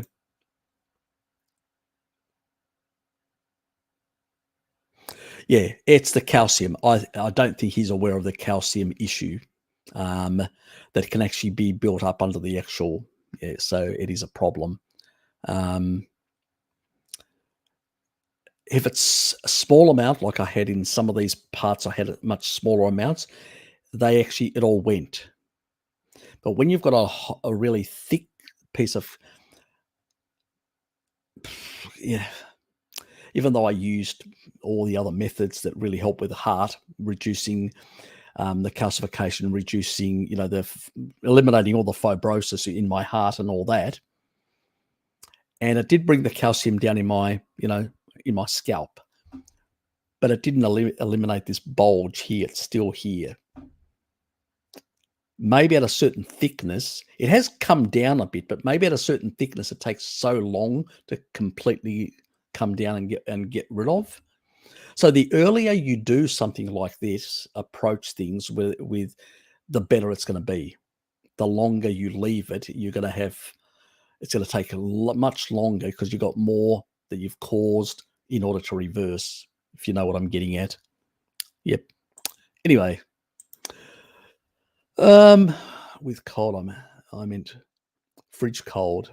Okay. Oh, okay. Okay. Oh, that. Okay. Yeah. Yeah, definitely there. Yeah, that'd be. I don't think any human really likes that sort of fridge cold. I don't know. Even when I get stuff out, summer when it's really hot and you're in the tropics, I don't mind having something a bit cooling like that. But winter, most of Tasmania basically has very little summer. So yeah, I prefer just keeping things out of the fridge if I can, or putting them in a cup and leaving them for half an hour and getting them back to room temperature. So my milk, if I don't warm it up a bit, my raw milk that is, I'll just put it out on the counter and just let it come to room temperature in the glass, and then I'll drink it. So yeah, when it's summer, really hot day, 40 degrees, something like that, 30 plus. Yeah, but I don't like it either. I know what you mean. Yep. My hubby's head is much tighter on the areas with less hair. I would say there's probably some calcium there. That's why.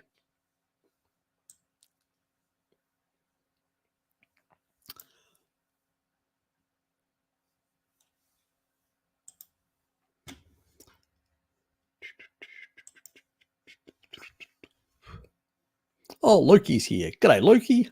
And Sarah as well. Who else? Who else am I missing? The Randall cycle. Ah, yes. It's good to have the Randall cycle here. Yes. Please engage me. Or not.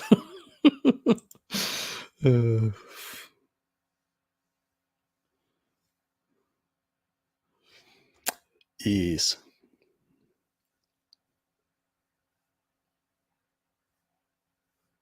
It's hormonal. You're transitioning. You tranny. I know I'm going to upset her. She's going to come after me on a broom. It's interesting for sure. They did Botox around the scalp to loosen the skin and found their new hair grew over time, all through only a small amount. Yeah. Yeah. You may do Botox and get a bit of circulation in the area, but calcium does affect circulation in that scalpel area. So yeah, it can be a problem. Yes. Hi, Bert. Interesting. I have heard Denny discuss research showing the prostaglandins elevated in balding individuals, and these inflammatory mediators have been shown to impair hair growth. That's only if you're inflamed on a species inappropriate diet. High arachidonic acid, or PUFA, is not going to increase prostaglandins on its own. You have to have inflammation to then use the PUFA to convert it into prostaglandins. Mechanistically, they've got it the wrong way around. So it's not the stuff that creates the prostaglandins that's the problem. It's the prostaglandins being elevated because there's certain inflammation. What are you eating, Danny? I would say. So they got it wrong way around. It's all this reductionist nonsense. Oh, linoleic acid. increases prostaglandins. I mean, how retarded do you have to be? This is a sort of bullshit reductionist nonsense that Ray Pete comes up with, and he just peddles. Anyway, yes, him and his balding Russian mate. Yes, they really know everything. Yeah, I wonder why that Russian bloke's balding. He needs to eat more carbs. That's his problem. Friggin' hell. Yes, always, always, Ryan. You just heard it earlier. And you saw my genetics as well. So, yes, tell them they can stick that up their Ray Pete rear end.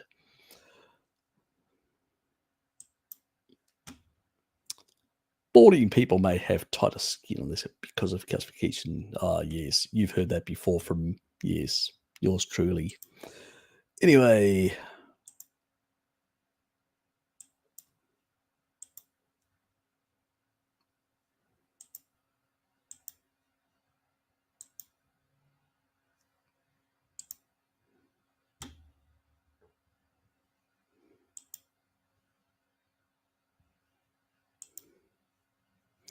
everybody's got their little quirk.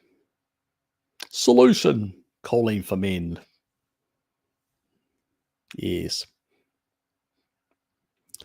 Excess estrogen or xenoestrogens can be reduced with choline. Yes, good stuff.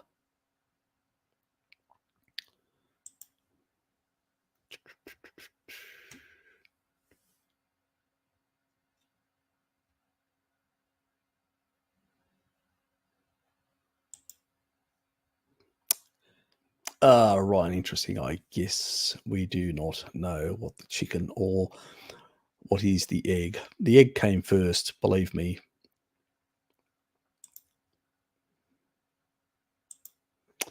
Maybe.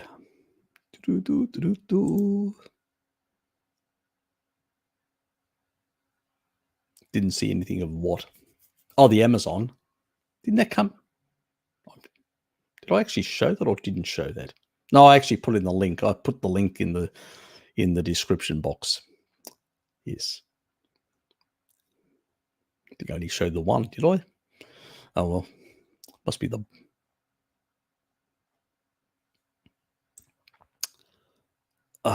bloody hell. Will StreamYard stop? This is the thing. You keep on giving them feedback and say, this doesn't work properly. Can you fix it? No. They've always got an excuse why they can't fix the thing to work properly.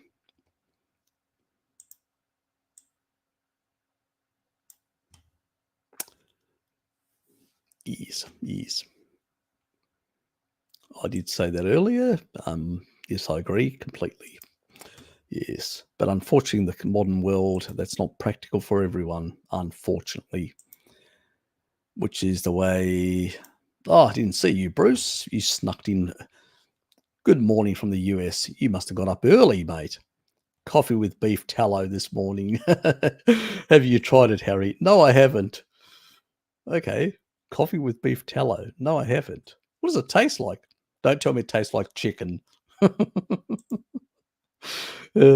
a question I'd like to refer nice and over. Yeah, yes, nice and yes. You want that flush, don't you? That flush, skin flush, my dear llama. Yes, vitamin C deficiency, perhaps. What on a carnivore diet? Unlikely. Too much glucose. Yes, exactly. Yes, that's what the repeat people do. Yeah, they do have that problem. Yes. Yes, is customer RDA too high? We don't know. Pavel MD, we don't know because it was committee derived. They did not look at the regulation of the calcium channels and other nutrients because it was on a standard diet and where calcium is properly regulated. So if you look at ocean water has a higher calcium sodium content. And that's why these ions tend to be in the bloodstream, and magnesium and potassium. It still has sodium. They're still required for the electron chain, but more of those ions are in And the thing that regulates and keeps the proper electroneutrality at the right gradient is taurine. Otherwise, you'll lose some, and then you might need to maintain homeostasis. So you have to lower some of those inside the cell in order to maintain electroneutrality at the cell membrane. And as a consequence, you basically end up changing the influx or the levels, and then you push that excess, because you can't, into soft tissue. So it actually does create problems. So it's when you're, because protein will bring more in, taurine also will help that. But when you're actually on a species appropriate diet, you've got all the actual fat soluble vitamins, all the other regulatory pathways to push it, to direct it into bone rather and into teeth. That's why people on a carnivore diet, they see their bones improve, their bone mineral density, and their teeth enamel and their general oral hygiene improve when they're on a species appropriate diet. It goes in the right places. How much do we need to take in is very unclear. Remember, the RDAs are determined on people on a kibble diet who have poor uptake. When you're on a species appropriate diet, your uptake is actually improved. So protein, because there's been research, that's what was his name?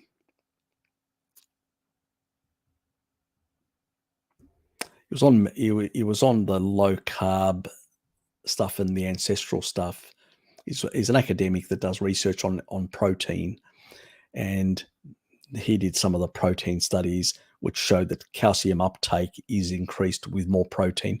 So people on a carnivore diet get more than enough in terms of calcium required for supporting calcium metabolism within the body. So, and a number of carnivores that have been on quite a number of years have gone away and actually done tests like a DEXA scan test and actually seen their bone mineral density is higher than the average for their age, which means that they've got better bone density compared to other people in the same age bracket. So I think that's pretty good, considering these people haven't been on an ancestral diet for all their life. They've just been for a couple of years, and they've seen improvements in bone mineral density. Let's not forget that bone is mineralized collagen, and collagen is protein. So really, at the end of the day, the scaffolding is a very important thing, and the minerals just give it rigidity. When you're a child, you've got less minerals, you've got less rigidity.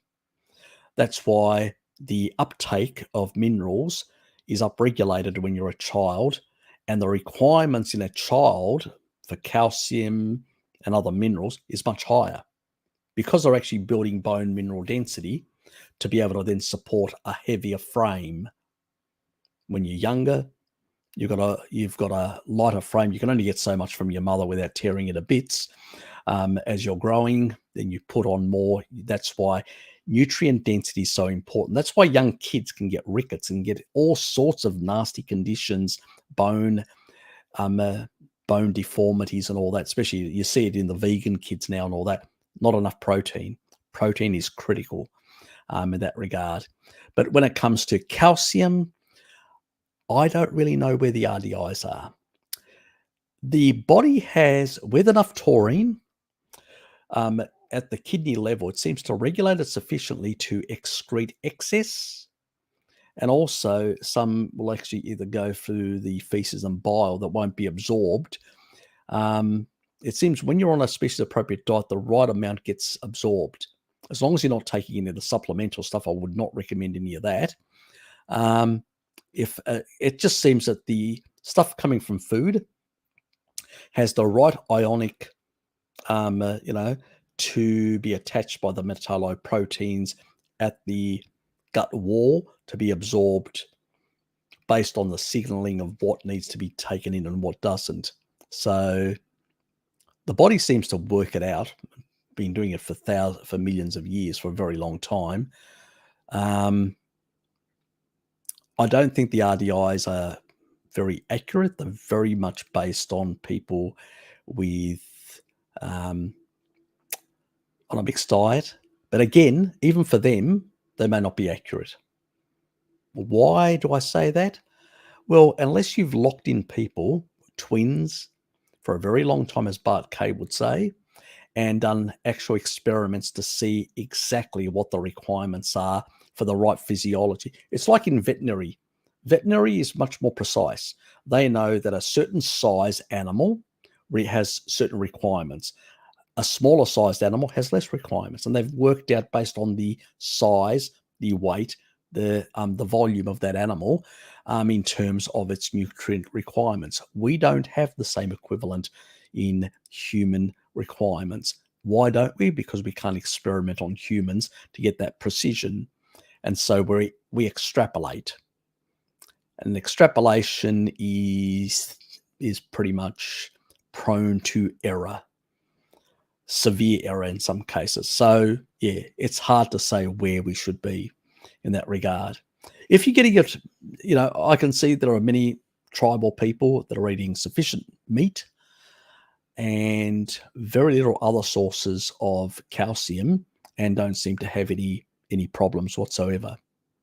And these experiments showing that calcium absorption is increased with more protein seem to bear that out. So I think if you're on a species appropriate diet, you're not going to have many problems in terms of calcium uptake or homeostasis. So yeah.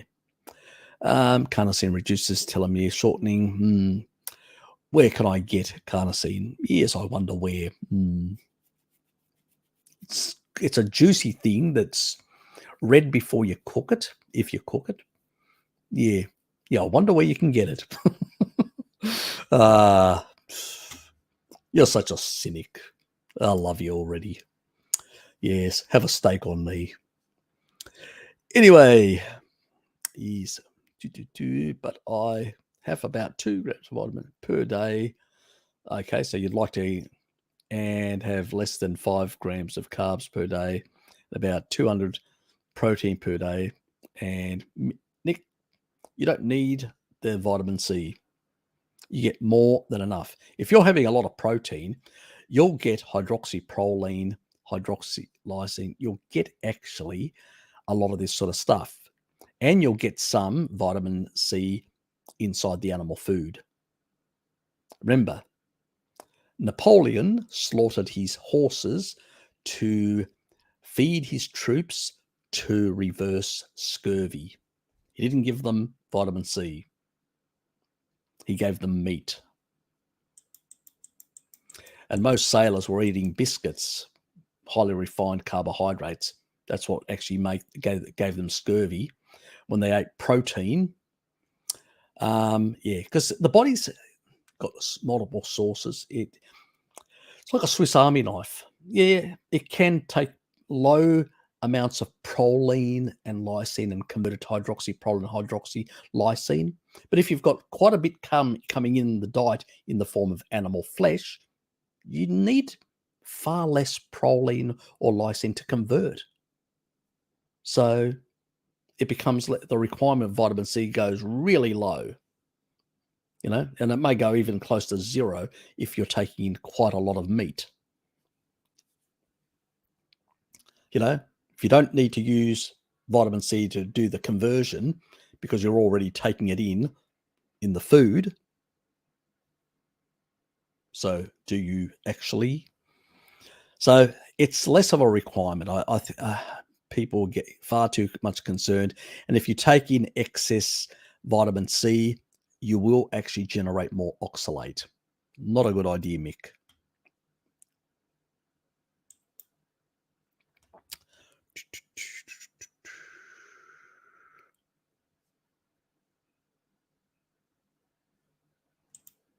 Yes, in terms of energy, let's be very clear, because we do not consume heat. Remember that. But yes, I do something about that level. About 35% of my intake is protein based and the rest is fat. So I do about that myself. Yep. So sometimes I can go a bit higher, up to 40% in terms of protein. It depends.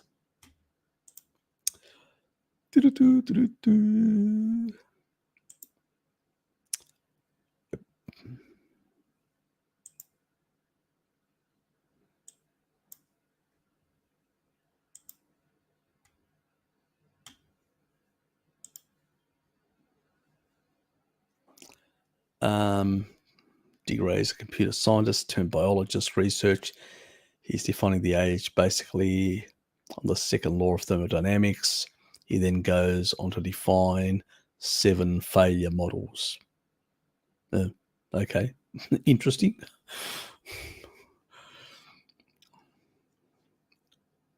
Question is, does he go into quantum biology? That'd be interesting. I may have to check him up because there is some issues in terms of quantum biology, in terms of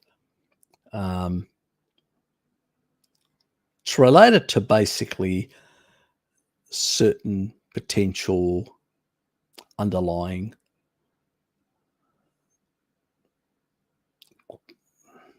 quantum states that can actually affect energy production in the body. So it's a sort of a esoteric area, a bit out there. Maybe he's talked about it. I may find it interesting. Now you've actually increased my interest. I thought he was just talking just general, that's normal stuff. Maybe he's bringing in some physics as well. I'll have to check him out. Thank you, Raymond. Anyway, yep.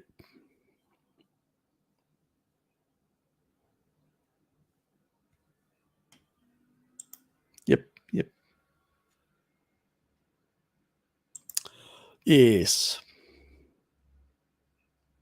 Good to see you, mate. That was the Woolies thing.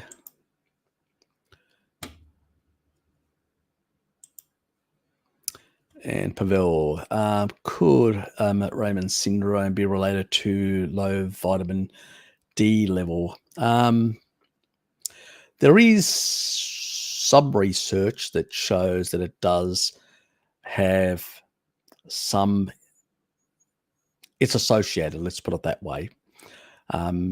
People with Raymond syndrome tend to have much lower vitamin D level, but it also, because it is basically, blood flow to the periphery. Let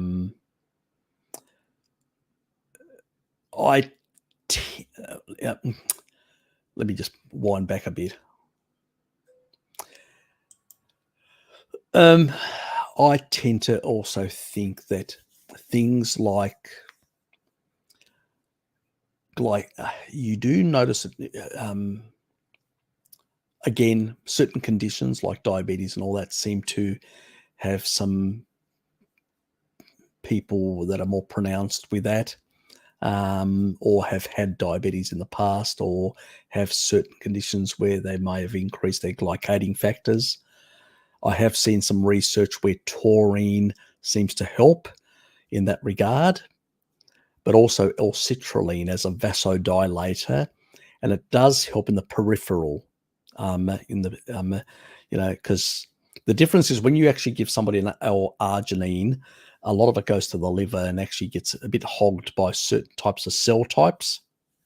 When you take L-citrulline, it will basically go, you'll get more of that going into the peripheral side of things, in the conversion to L-arginine, and then from there, from L-arginine into nitric oxide, this vasodilating effect seems to improve the vascular function in the periphery, and also circulation, improves circulation as well. Taurine also seems to improve circulation by better regulating ions and fluids. So it's doing it in a slightly different way, but seems to have a role there as well. And with vitamin D, there is something to do with calcium ions related to vitamin D, but there is something else. It's a long time ago when I read it, and I can't remember it exactly. I just can't at the moment remember. But it does. Yes, it is. It is definitely associated in that regard. So we haven't proven cause and effect, but it seems that people that have this syndrome tend to this sort of periphery. It's not only this Raymond's syndrome, but there's a number of other peripheral type conditions and even neuropathy that tend to be much higher clusters in people with lower vitamin D levels. So definitely vitamin D is associated, and definitely some of these other things, being more species appropriate, tend to basically improve this condition. It's sort of things that I'm aware of, some of these in a sort of a general way, having looked into some of these peripheral, type of disorders for a number of people, or just generally out of interest. But there's a bit of murkiness as well in the actual literature. Now, some people have had some of these peripheral related issues, and by doing L-citrulline, taurine, and improving their vitamin D status and getting on a more species appropriate as much as possible. Not everybody can go the full hog, so to speak. It has improved a lot of their conditions. So I would say that if you've got any patients with that sort of condition, or yourself, I don't know, I would consider those as options to do some N of 1 experiments. The literature is quite clear that it does improve these conditions, but it doesn't mean that, play around. I think that, I've, my day job, I look at the literature and then extrapolate where the literature is giving me a lot of information, and I'll look at these pathways, and then I'll go through the biochemistry pathways just to look at how is this and where does this interact? What are all the interactions, and what enzymes are basically required to affect this part and that part, and then relate it back. And that's how mechanistically I was trying to work out the complex interaction of different parts, and that's how I sort of make sense of things, go down the rabbit holes, so to speak. But really solid research in this sort of area is very limited, unfortunately. It's very reductionist, and they are looking at the sort of the pathology, but they're not looking at drugs that can sort of help, but they're not actually looking at nutrition and compounds. And it's sort of like a lot of the research is indirect in terms of these where you'll find a study that's talking about vitamin D, and then it'll mention that they saw some improvements in these other related issues, or they'll do a comparison, but they'll use very low doses, and they'll only see a very small, not statistically sort of, but the bar is so it's not tight, it's quite long, so there are outliers which but they are lower doses, so it seems to help even at lower doses some people, but it's still it's unclear, the literature at the moment. I'm extrapolating from reading a lot of different parts of the literature, and then going back and going, okay, yeah, this sort of seems to make a bit of sense. I hope that made all sense to you and is of some help.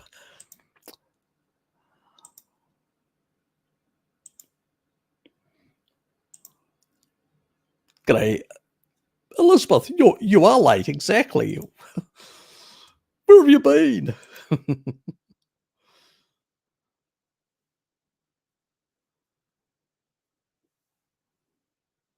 Okay. Well, there you go. Yes, and the best thing for that is L-citrulline. Anyway, thanks, Gary. Yeah, I've used L-citrulline for a long time, as you guys know. Like Gary and many others that are older subscribers are well aware. I used it in my early days with my cardiovascular condition to improve vasodilation inside the heart, obviously in the peripheral tissue as well. And it's really improved things. It sort of also, it makes me tolerate heat, cold as well, much better than I used to. All these sort of things. So I've seen a lot of improvements beyond the cardiovascular side, also in the peripheral, the fingers. I used to get numbing and I used to get tingling. I don't get any of that anymore. It's all gone. So I have seen improvements myself. I don't know whether I had any of these conditions. I never searched it. I just was focused on my heart at the time, but I had all these other additional benefits. Yes, and that's another thing that I forgot to actually mention to Pavel, MD. I no longer have tingling. I no longer have this sort of things that I used to get, numbness and tingling. That's gone as well. So it's another N of one anecdote, I know, but I've been doing this for a number of years. And it does take some time to see the resolution, because obviously if you've done multiple decades of creating these problems, to reverse it's going to take a number of years to reverse it. It doesn't happen miraculously. There's no magic pill. Got to be patient with healing after you've got a whole decade of cellular turnover. We've done a lot of damage, a lot of us. So, yeah. Is it true that collagen supplements can induce endogenous production? Not really. They'll get, once they hit the stomach, those, the whatever it is, whatever protein structure it is, or whatever, it will be broken down, denatured in the stomach by acidity to basic amino acids. The difference is because of the profile of the amino acids, the utilization will be much lower for purposes of muscle protein synthesis, but it can still be used for other purposes, as building blocks for other tissue. Plus, there are elements there that have gluconeogenic things, but there are also elements in the actual collagen as well that can actually be converted to oxalate. Yeah, so collagen powders can be a problem in that regard as well. So it's something I don't really recommend personally on a carnivore diet. Just stick to eating regular meat and letting the body take those amino acids and work out. If you're going to do any supplement, the best supplement would be an essential amino acid with a proper bovine profile of the essential amino acids, the EAA supplement, if you're going to do anything. And that, for carnivores, I don't recommend it. I only recommend it for older people who have a difficulty in consuming enough animal foods, and then I put them on a leucine and taurine supplementation, as long as the blood pressure issue, they don't have any issues, because a lot of old people tend to. So we have to get the people involved to manage that with their physician, to make the adjustments to their meds. It is critical. You have to, if you're doing that. So I've done my video on blood pressure meds and taurine and interactions and all that. If you haven't viewed it, please view it. Very important when you're considering that, especially for older people in your family that may be on blood pressure meds. They should have their blood pressure meds adjusted by a physician that can monitor their transition. And as their blood pressure comes down, they can adjust their dose, so they can manage the withdrawal from the blood pressure meds onto more taurine that can help improve their blood pressure and normalize it. So yes, by regulating their intra and extracellular fluids and ions. So very, very important.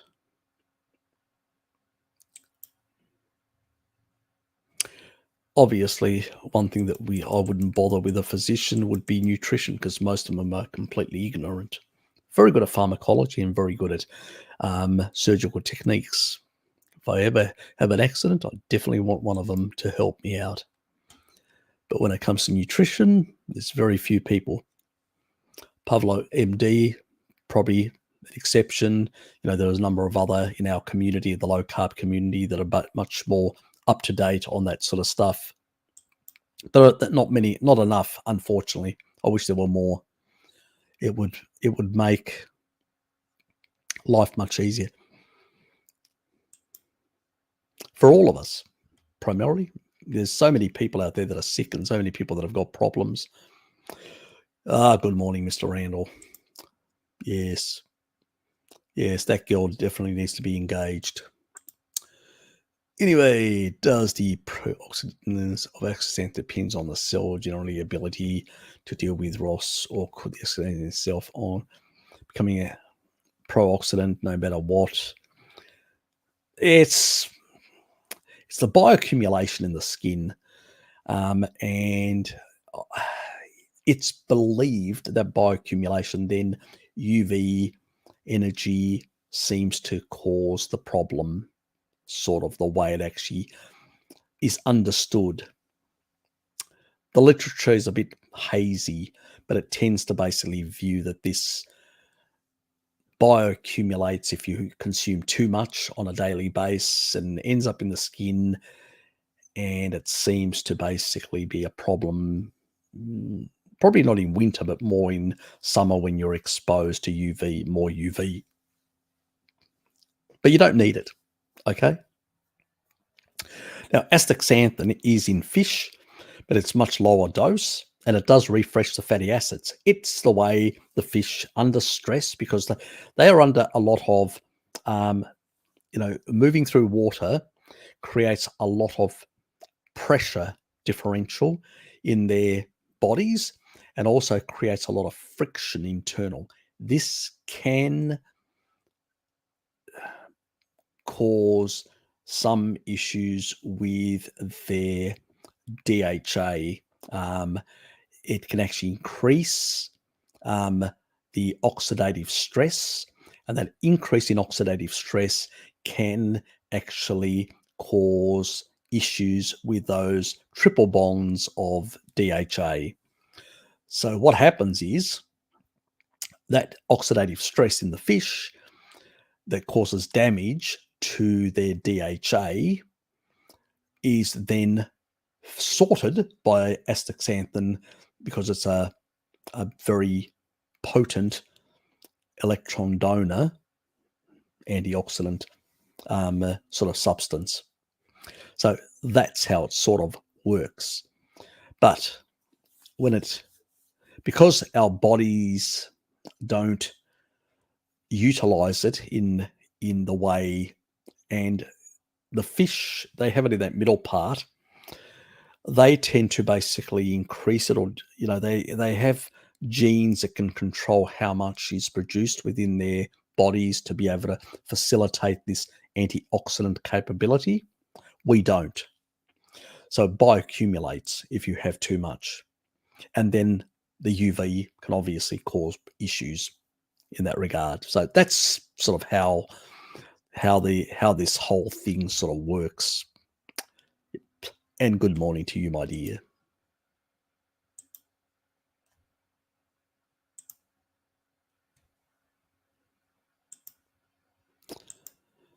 Bloody hell. It's 4.5 hours. Okay.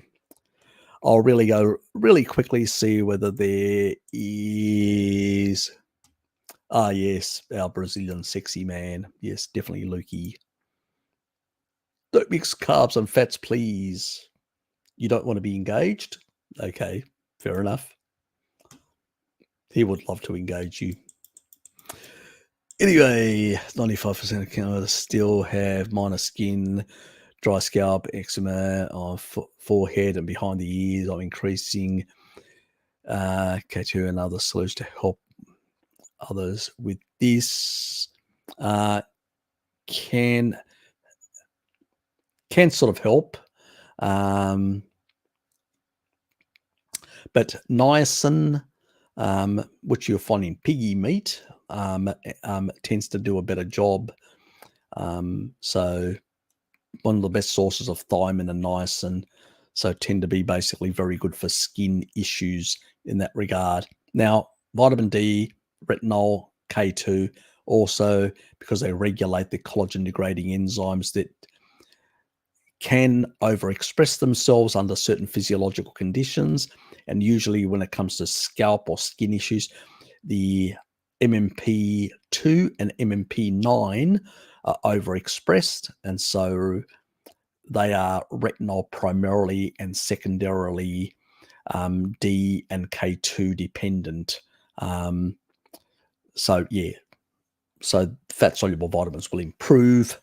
And so but you'll get enough on a carnivore diet. You don't really need to supplement bar vitamin D if you're not in the sun and you're,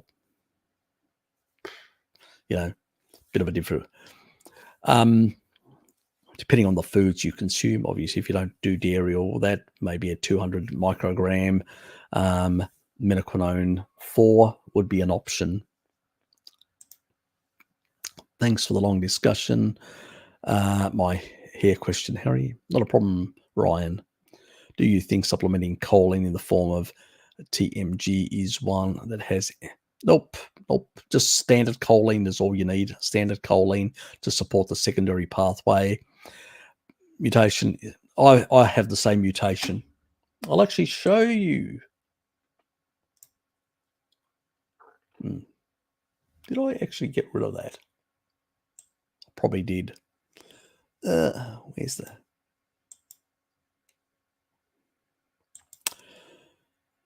Where's my 23 meals at? Did I kill it off? I probably killed it off.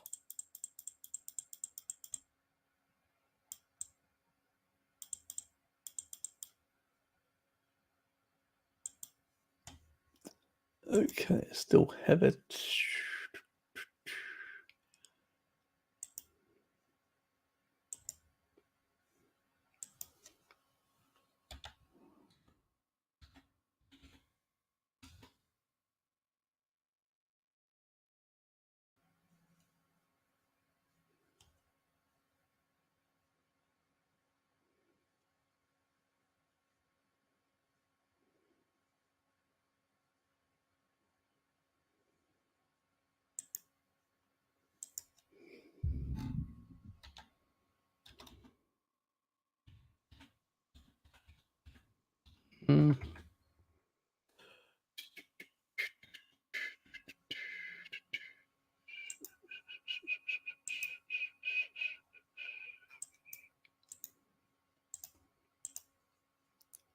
Come on.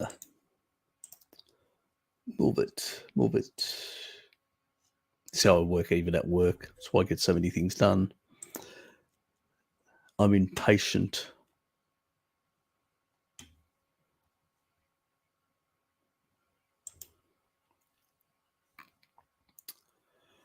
Oops.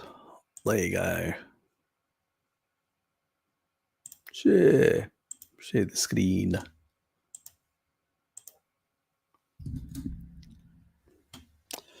There you go.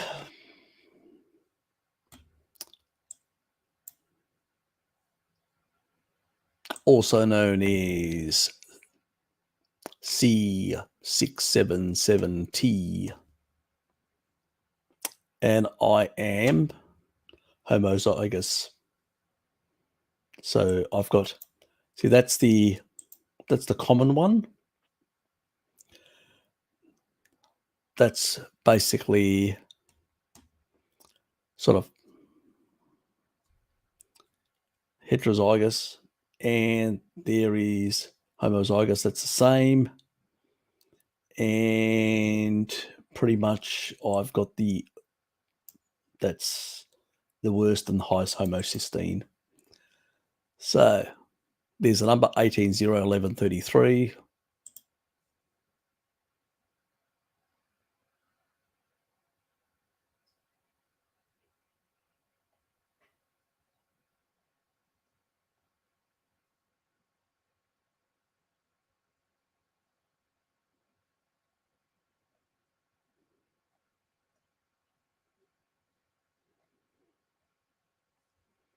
And there you go. 18,011,33. AA. AATT is the same thing as the reverse. Yep. See, I got the worst one. Got it? I don't have the problem anymore. I don't have the high homocysteine issue. I've done a video. If you look at the video, let me find it.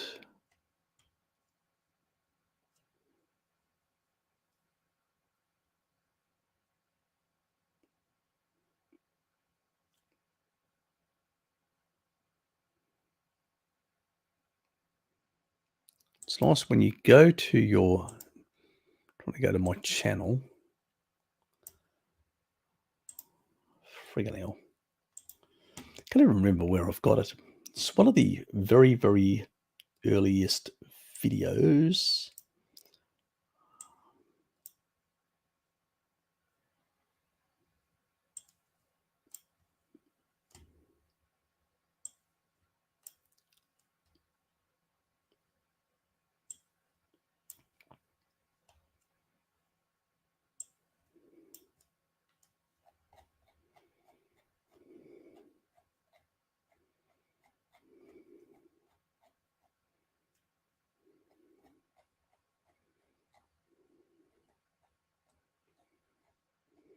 I did update the name slightly because I just called it methylation part 1 or something like that.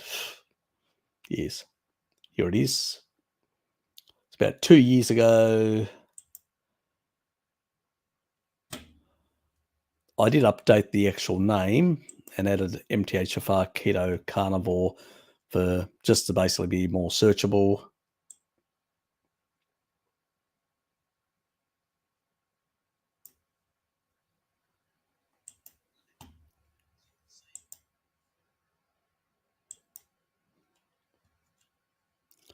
There's your TT, placebo, and there's riboflavin. There's your homocysteine levels. Right down. Got it? Riboflavin will correct this enzymatic pathway if you've got that MTHFR issue. You don't need folate. You don't need B12 supplements. All you need is riboflavin to correct the pathway, to make it work properly again. And guess which is the highest source of riboflavin? Animal-based flesh meat. Got it? Simple as that. You know, that basically tells you that the naturopaths who are giving people high doses of folate and causing them B12 deficiencies and pernicious anemia have no idea what they're doing. They're harming people. And basically, you don't have to worry if you've got basically these alleles, the homozygous alleles. They're irrelevant as long as you get enough meat and riboflavin. You know, even a vegetarian, if they drink 2 glasses of milk, they will get enough riboflavin more than 100%. But we get the pretty much nearly the entire RDI just from consuming 100 grams, which is equivalent to 3.5 ounces. Nobody consumes on a carnivore diet that little meat. We get massive amounts. We completely correct this issue. Completely. So you do not need to supplement. You do not need to worry. You just basically need to Get enough meat into you, you will correct the MTHFR mutation issue. I have the same thing like you, Ryan. Not an issue. Just get more riboflavin. It corrects it. Dose dependent. Immediately lowers homocysteine levels, which means that that enzyme is improved. It no longer is at the 10 to 20% efficiency. It gets back to the normal levels of efficiency to lower the homocysteine levels and properly, get the methylation, being able to take homocysteine all the way back to basically, well, mostly methionine, but it can go through glycine down into taurine, but that's another discussion altogether. But yeah, riboflavin in animal foods, which is the highest source, is the corrective mechanism for the MTHFR issue. Not supplementing the other stuff. You don't need it. Absolutely don't need it whatsoever. We get enough. Now, choline can help because it can support the choline betaine pathway, methylation pathway, which can also help reduce homocysteine levels. And what are the best sources of choline? Animal foods again. So we get more than enough to support both pathways on a carnivore diet. End of discussion. Nothing to worry. And I'll actually put that in there. So there's a timestamp of that.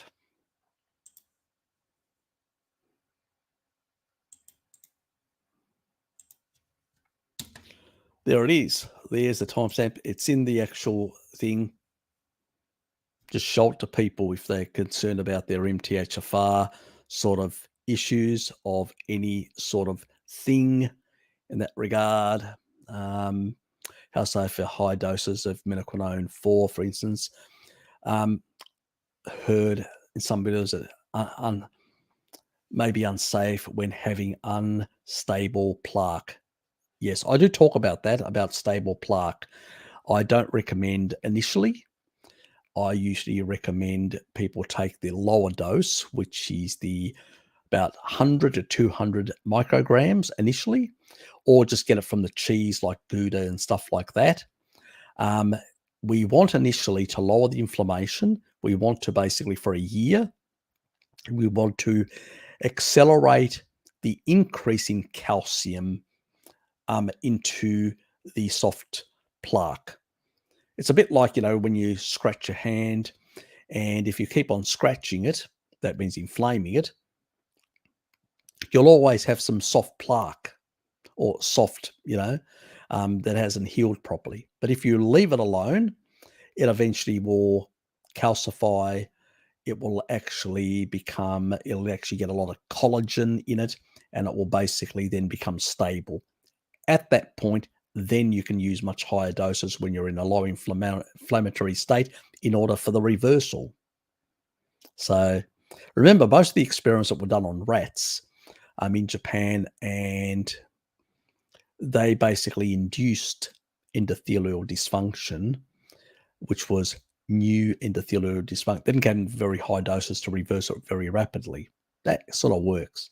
Now, they did do some research with minoquinone 4, only minoquinone 4, not minoquinone 7, in Japan and the Netherlands in terms of higher doses like the 5 milligrams.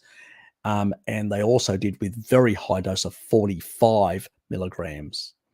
But these were people that were basically also taking statins, and statins tend to basically stabilize plaque. They do have a lot of side effects. They're a mitochondrial poison, have a lot of side effects in that regard in terms of coenzyme Q10 and many other things. You could supplement. Japanese do supplement ubiquinol specifically for that, but they do have a stabilizing effect on the to stabilize and increase calcification. It's one way that actually they stabilize plaque and reduce secondary incidence. It's not because lowering cholesterol, and it's not because as an anti-inflammatory, the piss poor. It's really the stabilization of plaque by increasing calcification is the way. So if somebody's just come out of an operating theatre and they're not willing to change their diet or everything, actually being on a statin with a coenzyme Q10 for a year, because after that it's useless, to stabilize that plaque may be of some value, some utility. Now, long term, it's going to cause deficiency. Long term, also if you look at the LA veteran study, it did show an increase in cancer. So it is a mitochondrial poison. It's not a good thing, but at the same time, short-term use may have some value in plaque stabilization in that regard. That's why I did that video of mine about recently. It was probably quite a few months ago now, about the CAC score, not to worry too much. It's more about this sort of stable and unstable plaque. Now, if you've got stable plaque, then going high doses is fine. So once you've got, you go in, you check, you've got really good stabilized calcification in your arteries, then you can go high doses in a low inflammatory state to clear it all out, which is what I did. So that's the way of doing it. Make sure it's stable before you start clearing it out in that regard. Actually, even if you use high doses, from what the research has shown that they did I think the one specifically in Japan, it actually showed that even if you used high doses, it didn't seem to have a very good effect. It seemed like the body was counteracting the minoquinone 4 and basically just continued to calcify and stabilize the plaque because it was a healing process. So giving it more minoquinone, the body's going to say, well, I'm doing something else. I'm trying to stabilize, and then I'll use at a later stage. At a later stage, once it's stabilized, the healing of the endothelium happens, then it can come in, pull away all the actual, because most of it will be,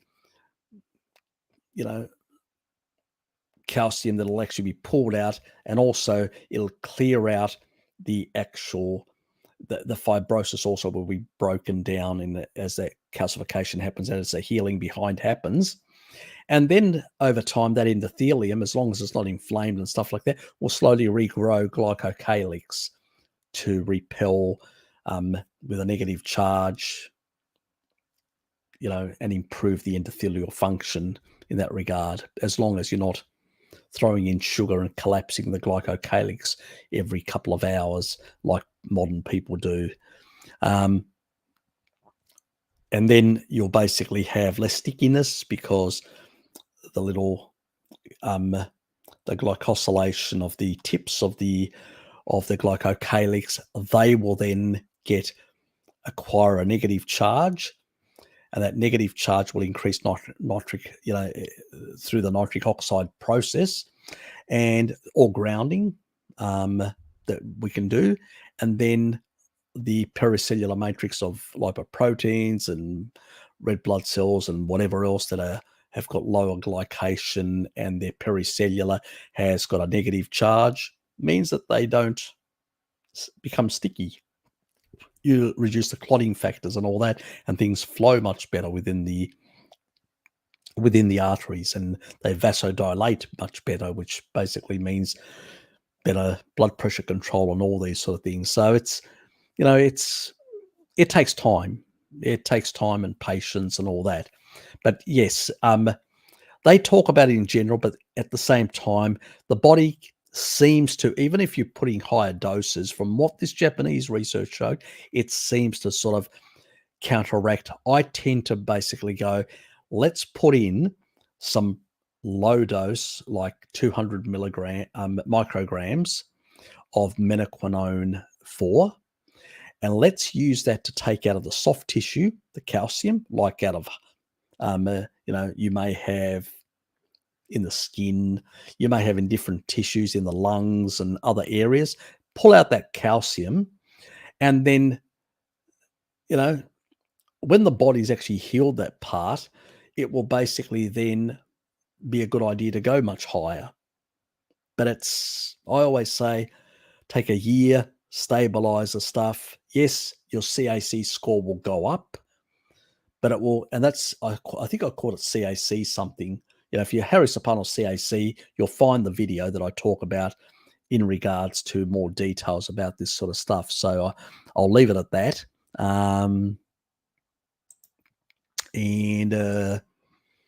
Yeah, probably about 1 or 2 grams. We don't, at the same time, we don't want massive nitric oxide release. That's not a good thing either. 1 or 2 grams is fine. It's a good idea before exercise. Actually, it improves the pump, and it actually improves the muscle performance.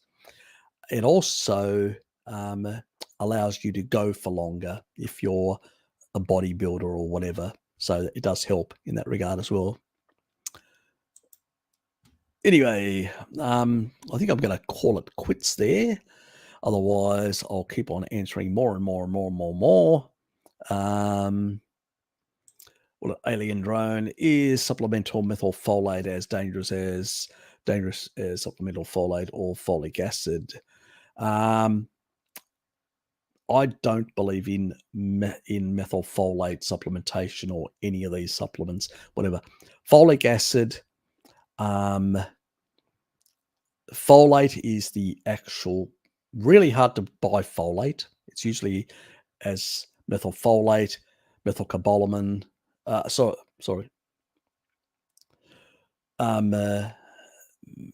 methylfolate or folic acid.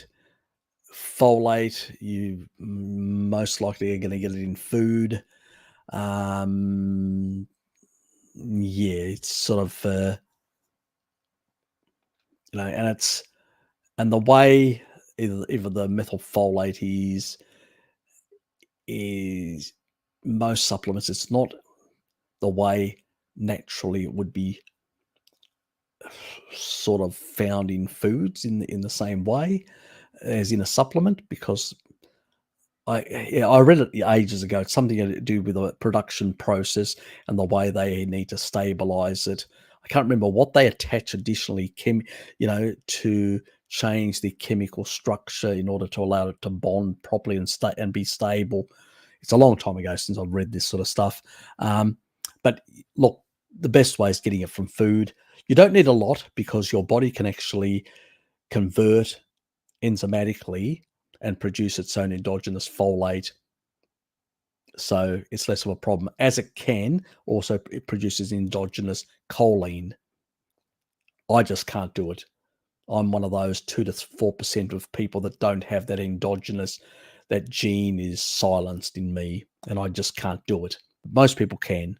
So you don't have to worry about that. As I said, as long as you support that enzymatic pathway with enough meat and get enough basically riboflavin in, which is the highest source is meat, even 100 grams, which is 3.5 ounces, you get shitloads. You'll get more, I believe, more than 100%. So you tend to, let's say a pound of meat, you're getting 500-600%. You're getting shitloads. You will support that pathway. It's the majority of people that have this problem, which you find that naturopaths are dealing with, are people who are on a plant-based diet. They have very low riboflavin, and that is why you notice it in these people. It's a plant-based diet disease. Even the sad dieters don't have this problem because some of them get enough meat every day. It's really, this MTHFR is an issue of the veganerized plant-based community. And, and basically they're naturopaths, they're vegan naturopaths have basically made a business out of it. So no, you don't need it. And if you take too much folate, you will induce B12 deficiency and also create pernicious anemia. Not a good idea. I think even Chris Master John actually did a video on this, actually talking about you can actually give massive amounts, doesn't make no difference, to improving that status, because it doesn't, because you got to get the enzyme to work properly, and only riboflavin as I showed in that, does it, you know? So I can't remember. I think it was who? No, it wasn't Lukey. Somebody, one of my subscribers sent me the video of Chris talking to some lady who she was a proponent, a naturopath he was talking to, and she sort of believed in folic acid and all that, and so she was big on that. He was sort of lukewarm about it, but she was sort of because he actually said to her, "Look, even if it doesn't really seem to sort anything out. He hasn't seen anything in the literature. Neither have I. But I have come across that, and that was a couple of years back. That video that he did with this lady was, I think, about I can't remember now. About a year ago, I think it was. So, yeah. But yeah, look, yeah, it's crazy the sort of stuff out there. Technically, I say to people, no, you do not want that stuff in your system. You just you want to just get things to work properly. It's the critical thing, and a species appropriate diet seems to sort things out without creating. And that's why people who get on a species appropriate diet, their homocysteine levels go down, collapse. You know, even I mean, Sean Baker did his tests, and they were way down, and many others. So some people have sent me to, I don't know why they send me the stuff. They go, "Oh, look, Harry, I checked and I find my homocysteine levels are down." I go, "You didn't need to tell me that. If you're doing a species appropriate diet, I know that will happen automatically." It's, if you take a look at the studies, I did a homocysteine one. I did actually a video on that specific issue some time ago. That was basically with Gregor. Actually, that was a very funny one. I actually enjoyed that. That was one of my funniest videos, actually. I really enjoyed that. Had good humor. But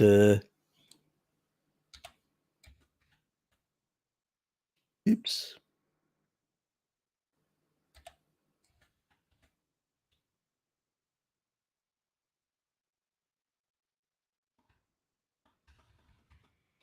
Let me find that. People haven't seen this.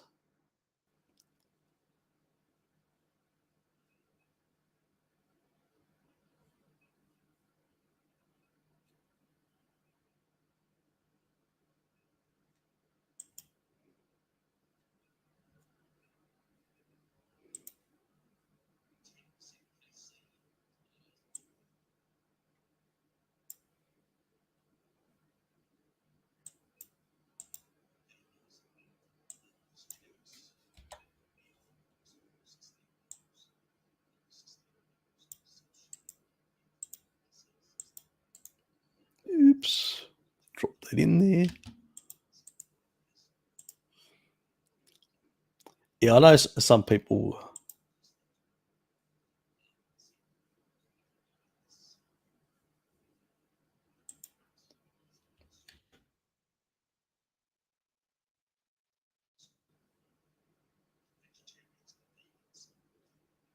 It's about an hour and a half, but it does have some humor in it as well, and people will enjoy it.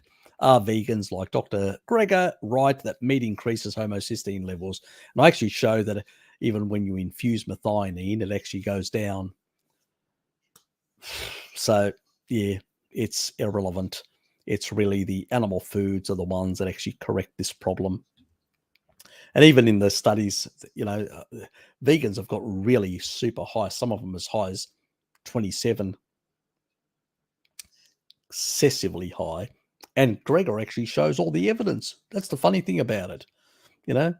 It's Sir Vagoon himself that actually basically shows all the evidence for all this nonsense that they peddle.